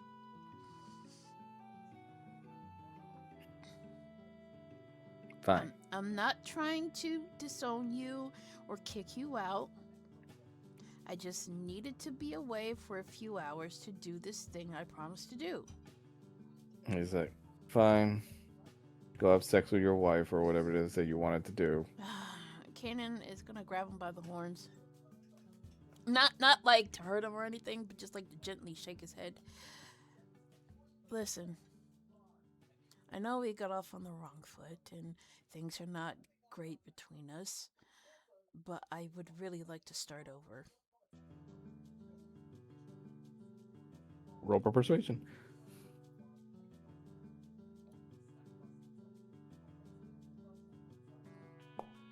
I like how shiny your dice are. Yeah. Oof. No, You do I have gotta the be- advantage I'm thing. trying to Yeah. fucking. That is so laggy.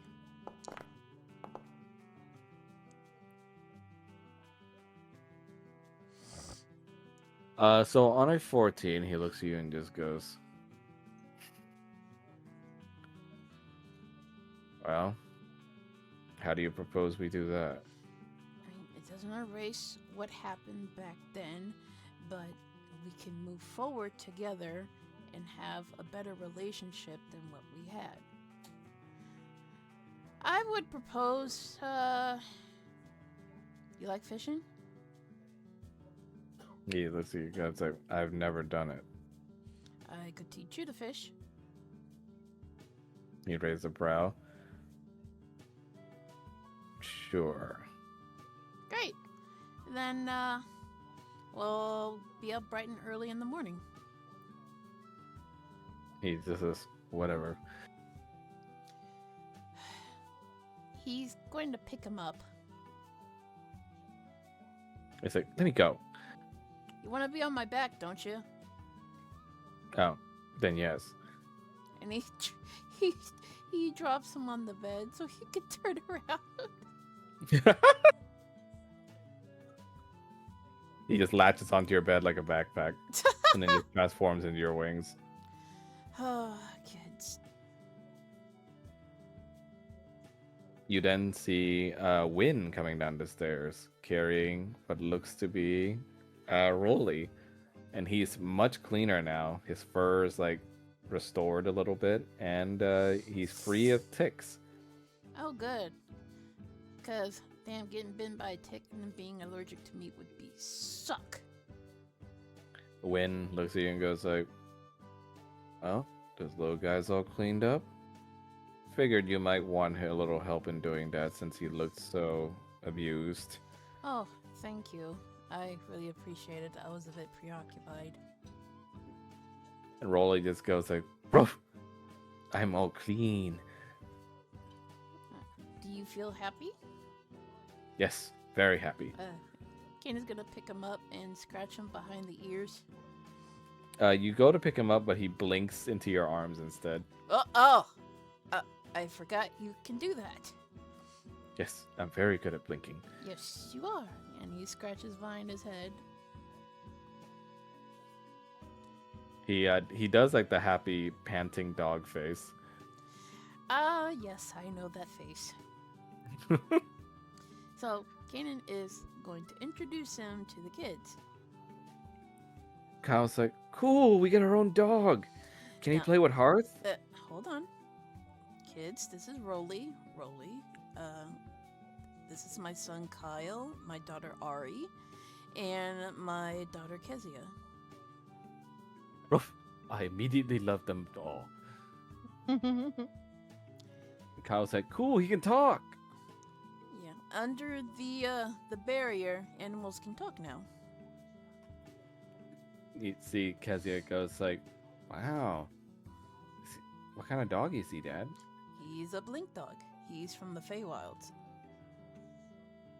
Aurora just goes like, "Well, I hope that dog will be of use and that you don't pay attention to it more than you do your princess." Kanan is gonna flicker on the back of the head.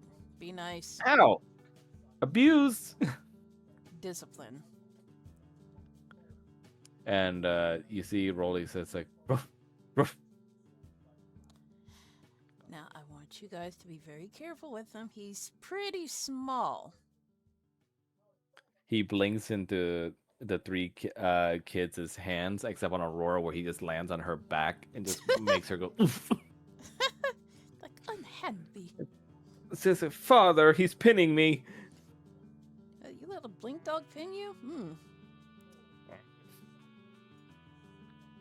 And Kyle's like, "Cool, my dog teleports." like, oh man, I gotta show Uncle Paul this. He Oh kind of. no. I think he kind of already knows. Oh, man, you showed Uncle Paul before you showed us. I don't I'm think he knows sorry. that he teleports. Oh, right. I mean, we were traveling for a bit when I ran into him. Oh, Dad, if you can find more of these, we can have a whole army of blinks. I think one pet will do just fine. I mean, just think about it, Dad. All of a sudden, all these vampires are out, and then bam, all these dogs just blink into their eyes. Are you gonna feed all the dogs? Are you gonna clean up after them? Are you gonna train all of them? Yes. Lie. Uh-huh. Kezia says, well, I mean, I always wanted a cat, Dad, but you say you don't like cats. They're pretty, sassy. A little too sassy for me.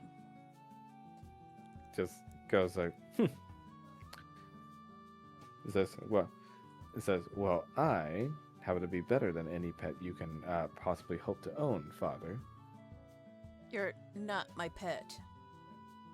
I know, I'm better. I'm a princess. Isn't it bedtime for you guys? Kyle's like, yeah, but Kezia wanted to stay up and show you the wheelchair. I've seen the wheelchair and it looks amazing. Now we're just gonna have to convert the stairs into a ramp so she can get up and down. Kyle just goes like, can we make it into a slide? Dad, slide stairs. No. Shield sliding can be a thing. Not in this house. Come on, I already do it on the stairs above. What? Yeah? I mean, remember Gromsh and I? I'm gonna have to have a little talk with Gromsh later. Dad, don't yell at him. He's my friend. I'm not gonna yell at him, I'm just gonna talk to him. Oh, and can my friend come over later with Monica? What friend? Robbie? You remember him. The candy? Oh, the fat Robbie? kid? Yeah, Robbie Hill. Robbie Hill. Yeah, I suppose he can come play tomorrow for a few hours, but Cool. Hey, Robbie, my dad said yes. what? Robbie opens the door to the kitchen and goes like, hi, Mr. Alacruz.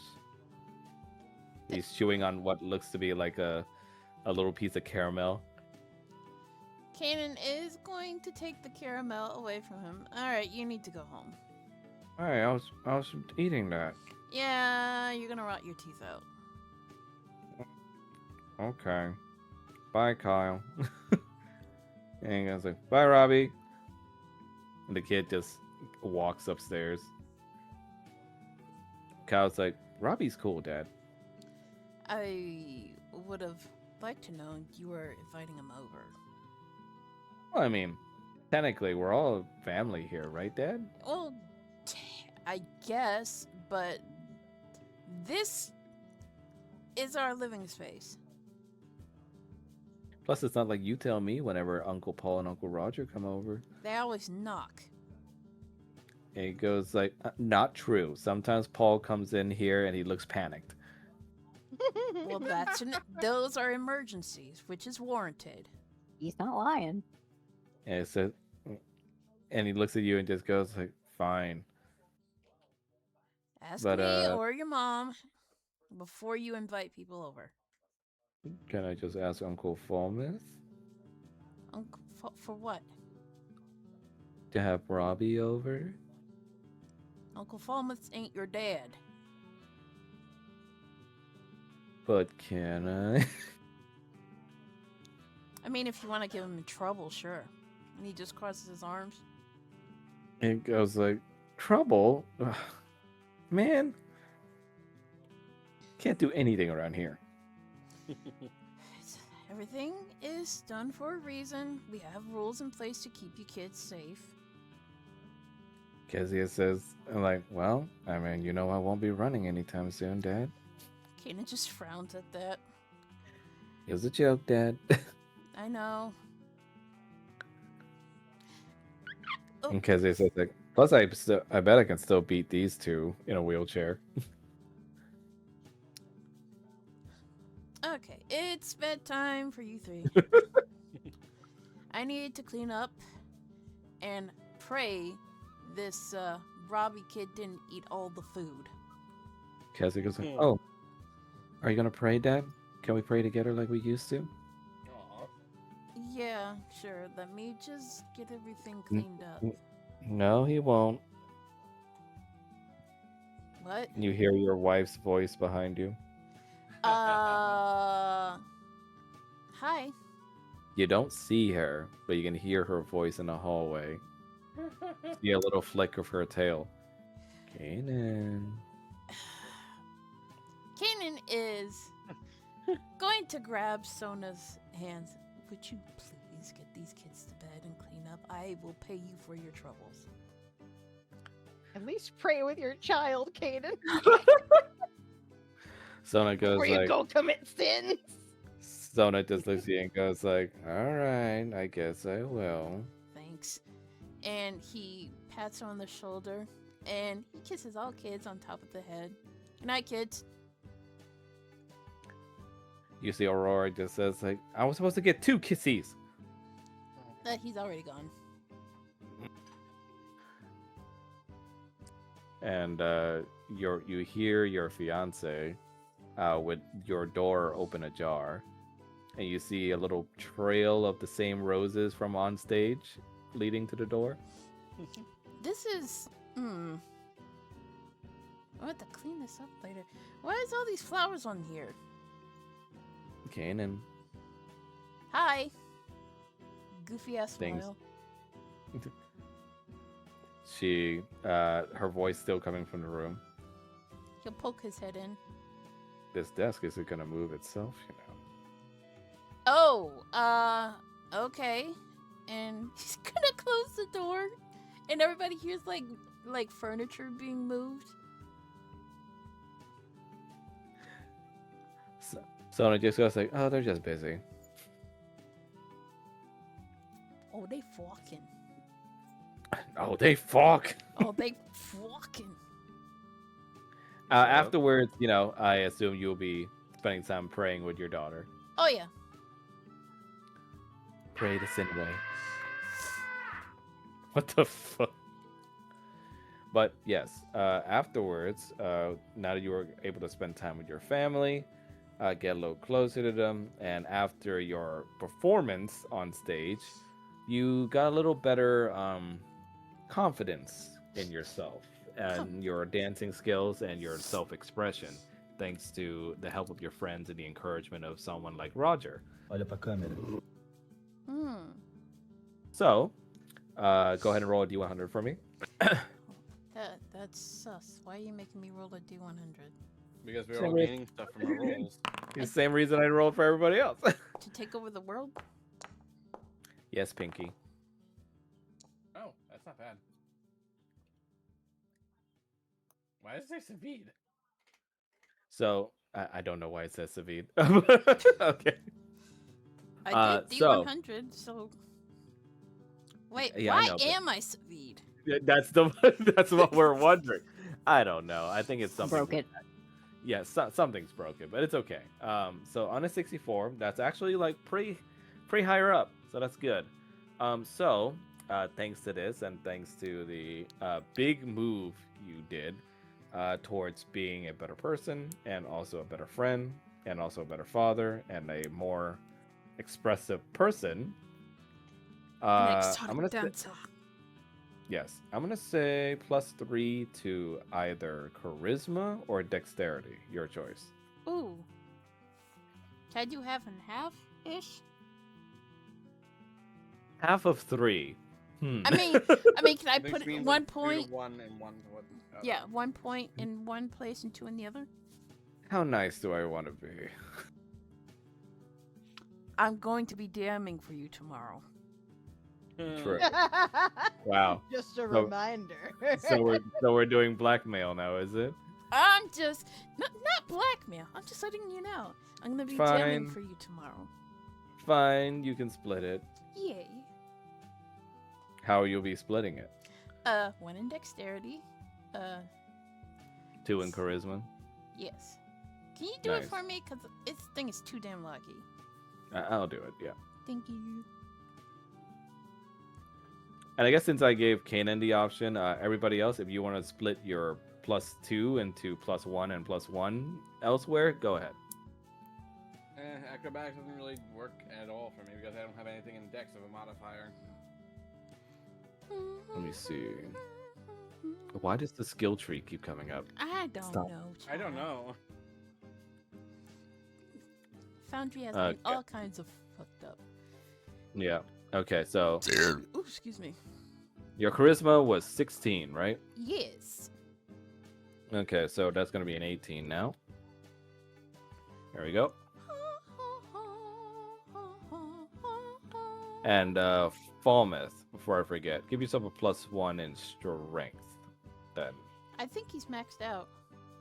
yeah, but for the purposes of this, we're gonna be able to give him a +1 like the books can give you. Oh. Oh, okay. So I just need to change the max ability score then to that. Yeah, I'll do it. Yeah. No, it's okay. I figured it out. Okay.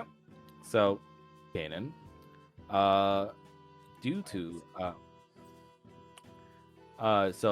to you becoming a more expressive person, you're more in touch with your light side now. And in doing so, I'm gonna give you something rather interesting here. So Is it the outfit that Chief Allier wore? no. I mean, do you want that? No. Okay. So, the thing I'm talking about right now is including your cleric magic, since that's like the light part of you. So, here's how it's gonna work. For this purposes, I'm going to borrow something from Daggerheart here. Go ahead and roll me 2 d12s if you could. Okay. Dude. Now, decide. For this purposes, we're gonna consider the first d12 your hope dice, and the second d12 your despair dice, or fear. Fear. Yeah. Oh my god, it is so laggy. I'm gonna Yeah. punch Foundry. Why is the dice so bright? They're both 7s. Wow. It's balanced. So by Daggerheart rules, that's a crit. It's balanced. It is balanced.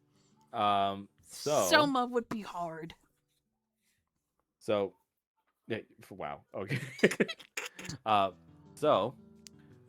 For your cleric magic, you get a choice here. Well, as opposed with a crit. All right. I was gonna make you choose, but I suppose obeying the rules of Daggerheart, you won't have to choose. So, give yourself. Let me see.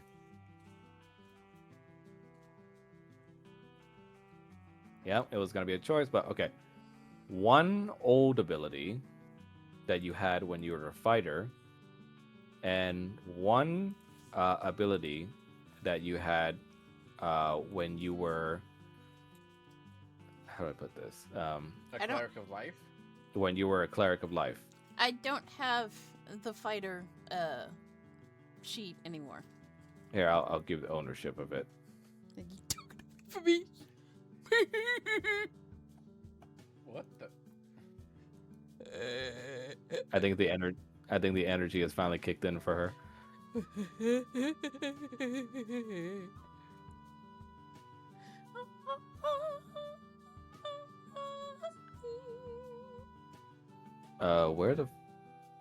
Where's OG Kanan?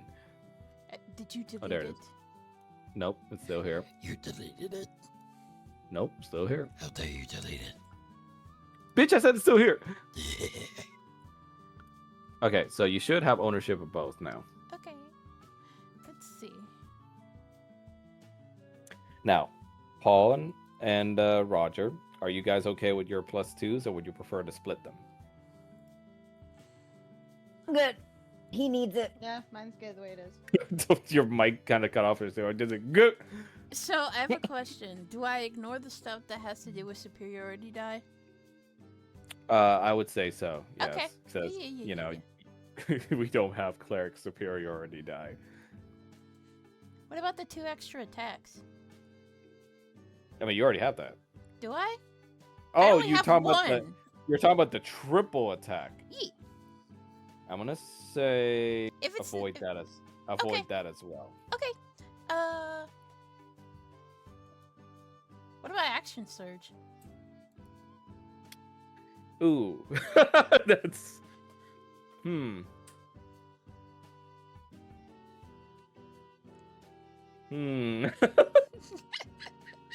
All right, Council of Elders time. Players, what do you think? Would that be too I mean- ridiculous? What now?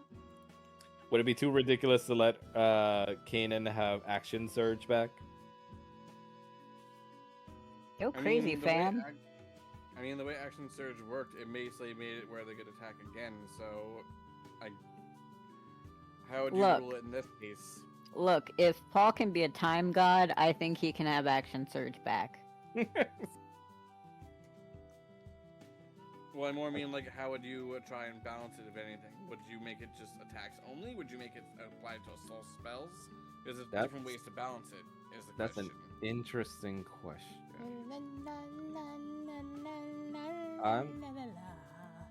I'll note mean, that if you you're- apply it to spells, that just means he's gonna run out of spell slots faster. True. Okay, so how's this? You can have action surge back, but I'll retool it and name it like Lights Surge or something, or Dark Surge. Okay. And it's either going to only allow you to use a spell or only allow you to attack. I find that fair. What do you guys think? I think that's fair, having to only choose one or the other to do like an extra thing of. Yeah. So the question is, which one? Because, well, I guess canonically, Why are the you light. saying you're making me choose? Since Well, I guess like. Oh, what? Say it again. What What did you you say, please? said. Oh, sorry. No, it's okay. Blaze, what you say?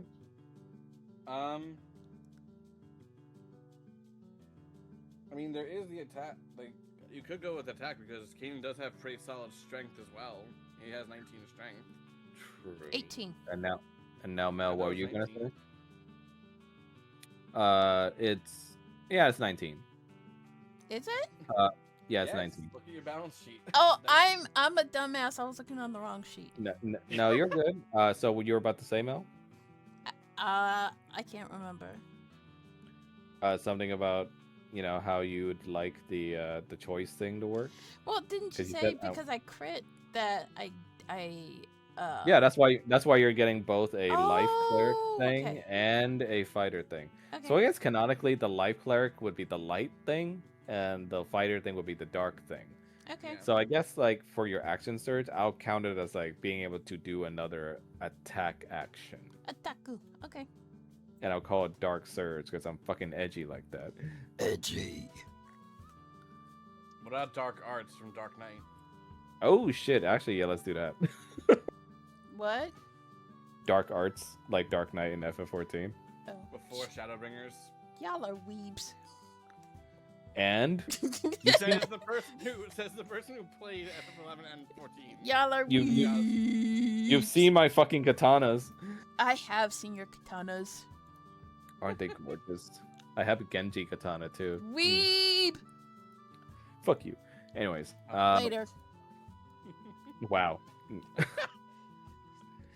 But yes, go ahead and choose, Mel, one thing from your life cleric and one thing from your for your fighter you're choosing action surge, right? Yes. All right, so let me bring that over. Whoop. Now for the life thing, is it like pick a trait or pick a spell? Well, you already have access to the life cleric spells, right? As a cleric, because like Wait, do life clerics have any unique spells? I don't think so. I mean, they got. Each domain has their own unique spells that the other domains don't get. Like light domain gets fireball, which no other cleric domain gets. Okay, Mel, you were saying? Sorry. I was asking, like, did you want me to pick from like the traits from life cleric, or from one of the spell books, like the spells from the life cleric? I'm gonna say up to you. When I say one thing from life cleric, I meant it. So up to you what you want to pick. Kind of tempted to pick preserve life, Okay. So. but I'm also tempted to pick electrocute, the spell that you let him have. You're like, I could heal or I could taste the shit out of people. Like I could, like I'm a doctor, but Cocks the gun. But yeah, up to you. Well, since Paul says I am so glad that we have a healer again. I guess I'll go. True. I guess I'll do the life thing. Look, As he in- needs a reason to be reckless. So you want- preserve life? Okay, gotcha. Preserve life is strong. Heals 5 times as much of your cleric level. That's insane. Yeah, we're gonna edit that to your. Actually, no, you're a cleric again. What am I saying? Fuck. Yeah, so what the fuck? I got my powers back. All right, so preserved life. I love the icon for that. Oh wait, I put it in the wrong character sheet. Earth! Whoops. Fire, wind, Oh, water. okay, Sora. That's not Sora. Yeah. That's Captain Fire! Planet. No, that's Captain Planet, you bitch. Freeze. No, it's Captain Planet. I know. Anyways, action surge from fighter, right? Yes. Okay. Now we're gonna call that dark arts. Yes, I'm so very hard right now. Okay, What? cool. So, Okay, Claw. there we go. Okay, so everyone whiles the way away while everyone is sleeping it off. Rod or Paul. Well, Kane's you- not sleeping. He's clapping his wife. so afterwards, I'm assuming. But Paul, you hear something that wakes you up in the middle of the night. Oh A boy. ticking of a clock. Oh, He's gonna sit up and look around. It's Chrono Trigger. Everything seems fine. Nothing seems to be moving out of sorts. You are sus today.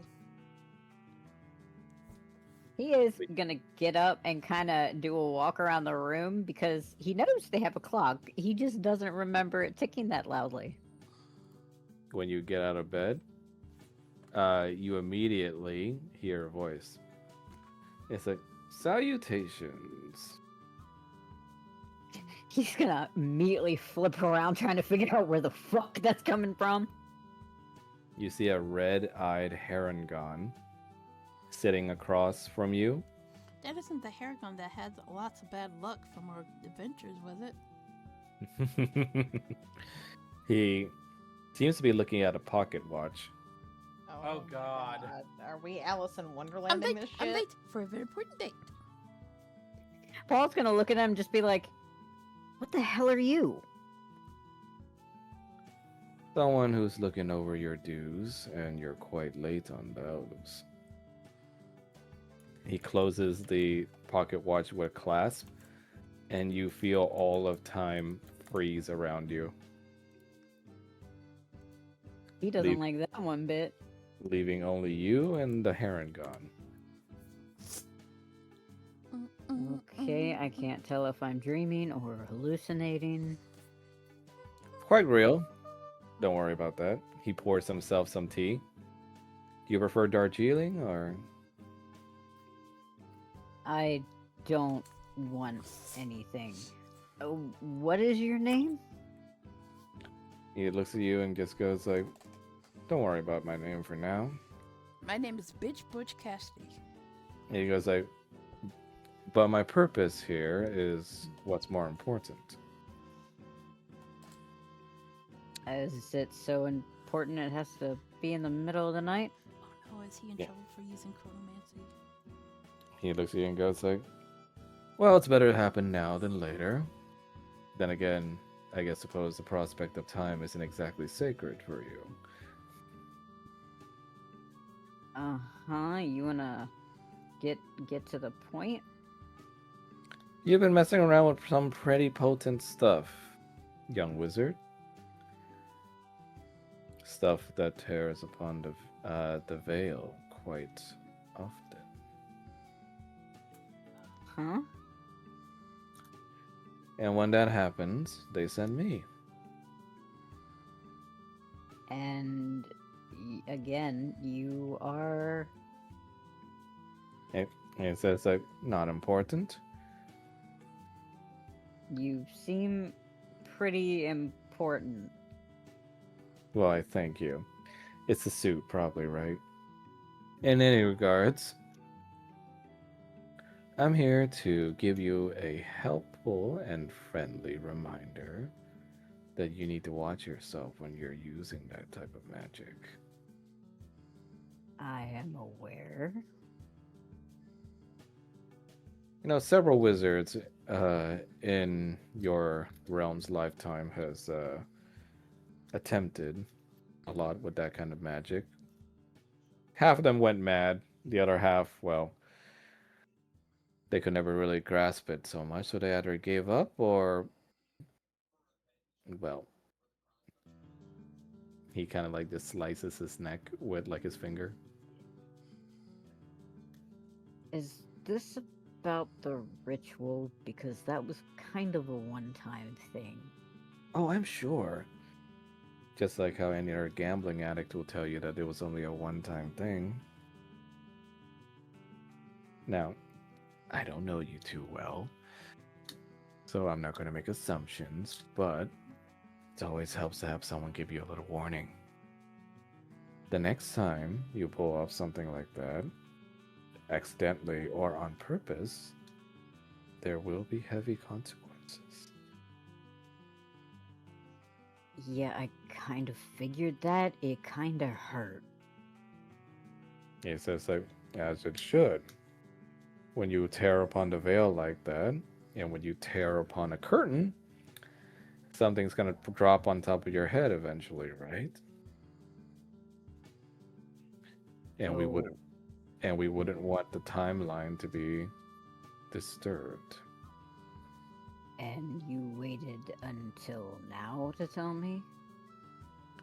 He says, like, seems like the proper time, especially with your powers growing. But He says, no buts. Facts are simply as they are. You did a very courageous thing to try and save a friend. I commend that. But it was also very ill-advised. Forces are at work, and certain lives are owed to them. Your friend, for example,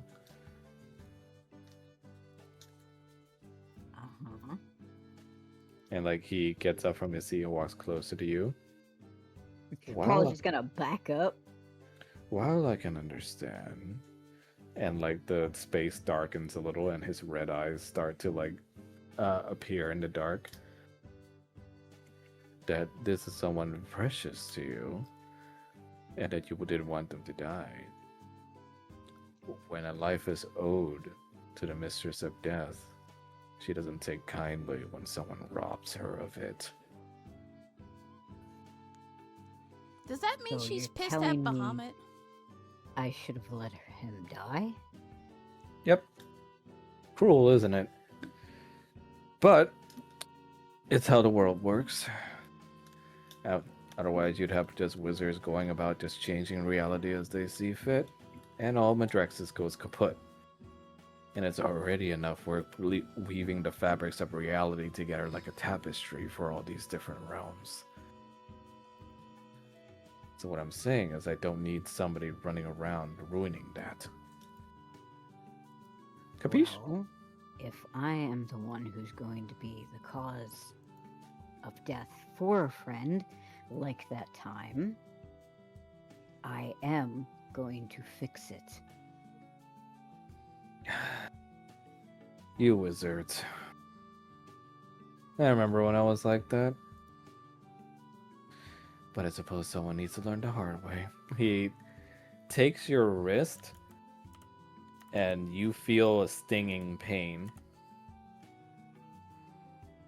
What are you doing? And he's gonna try to yank it back. You yank it back, and you see a clock's hand growing out of the veins on your wrist. What did you do? I guarantee to let you know when you'll be screwing around with the wrong forces. So you're telling me just to not use time magic? You can use them at the very lightest capacity. However, things like creating temporal clones of yourself or reversing the fabric of time to save someone, that, my friend, will cause you to, well, I think it'll be better if you just experience it for yourself. So your visit is pointless. It says, nope. You have the eye of the Watcher on you now. And waited this long again for what? He says, he looks at you and just goes like, because, little bird, you're a lot more special than you know. But then again, that's right. You think you're just a gloaming. I don't think that at all, actually. It says like, do you think she's just a gloaming too? What is that supposed to mean? His pocket watch begins to rattle, and he says like, oh, would you look at the time? And so it's like, many places to go, dimensions to see, timelines to preserve. Remember, we're watching. Yeah, look, if you're trying to make me more paranoid than my dad, then sorry, you lost. Have a good night. The pocket watch has already disappeared, and Roger, you hear your beloved say that last line to basically no one in the middle of the night. What was the last line you said? Because I you don't like went remember. low. You coming here was a waste of time, so good night. Yep. Roger just rolls Something like over that. and it's like, what? It's nothing. Apparently I'm sleepwalking now.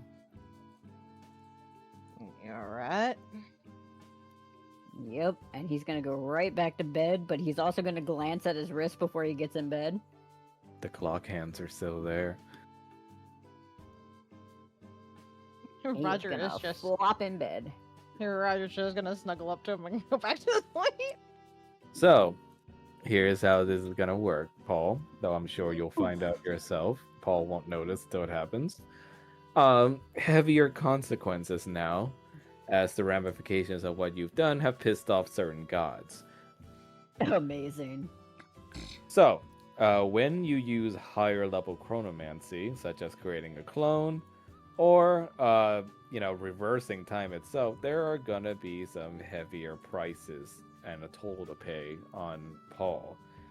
With regards to max HP reduction permanently, or even worse, potential high levels of exhaustion being inflicted, depending on how well the rolls go. But even then, the rolls are not about like preventing it, but more about how heavy the damage will be. Fantastic. So, watch yourself out there. You can still use the magic, but watch yourself. He's gonna love that. Yep. And I think that's where we can call it for tonight, gang. What do you say? You're like really far away. Yeah. You're like on the other side of the room. But yay. Good job, gang. I hope you guys had fun tonight. Yep. I can't believe we went through an entire strip show together, but it was really fun. It was a delight. Yes. And Not for Paul. now here's a question for Kanan as well. Did Kanan keep the outfit? Maybe. Maybe, huh? Okay. Mhm. Okay. So we can call it for tonight. I want to give Rattle some more time because you said you needed some more time to fiddle around with this thing, right? I mean, I've got all this week. It's just that I had other stuff to do this week. Okay. Well, if you need me to give you another week, go ahead and let me know. So how about As Yeah, I you- mentioned, I can't do the 6th, so that's part of what I mean because Blaze isn't gonna be here on the 6th anyway. And Mel, would next Sunday be also when the next session would feasibly be for you? No, probably in 2 weeks. Okay. Would you be able to do the 7th, Blaze, or no? I can do the 7th. It just can't run too long because it's still like The school's work still day the 7th. afterwards? Yeah. Yeah. Okay. So would everyone be okay with the 7th? Yeah. Sure. Yep. Okay, cool. So we will reconvene on the 7th, Sunday. Okay? Sounds good to Woo. me. Good job today, gang. And a good job to everyone who helped out with the strip dance inspirations. I had a whole playlist of fucking strip dance music thanks to Mel's recommendations as well. Excellent. Yep. So have a good night, everybody. And see you guys next time. Yep. I have to finish prepping for tomorrow's game. It's gonna be fun. Looking forward to it. Sure. You're gonna do. Good night, guys. And good luck with the game. Thank you.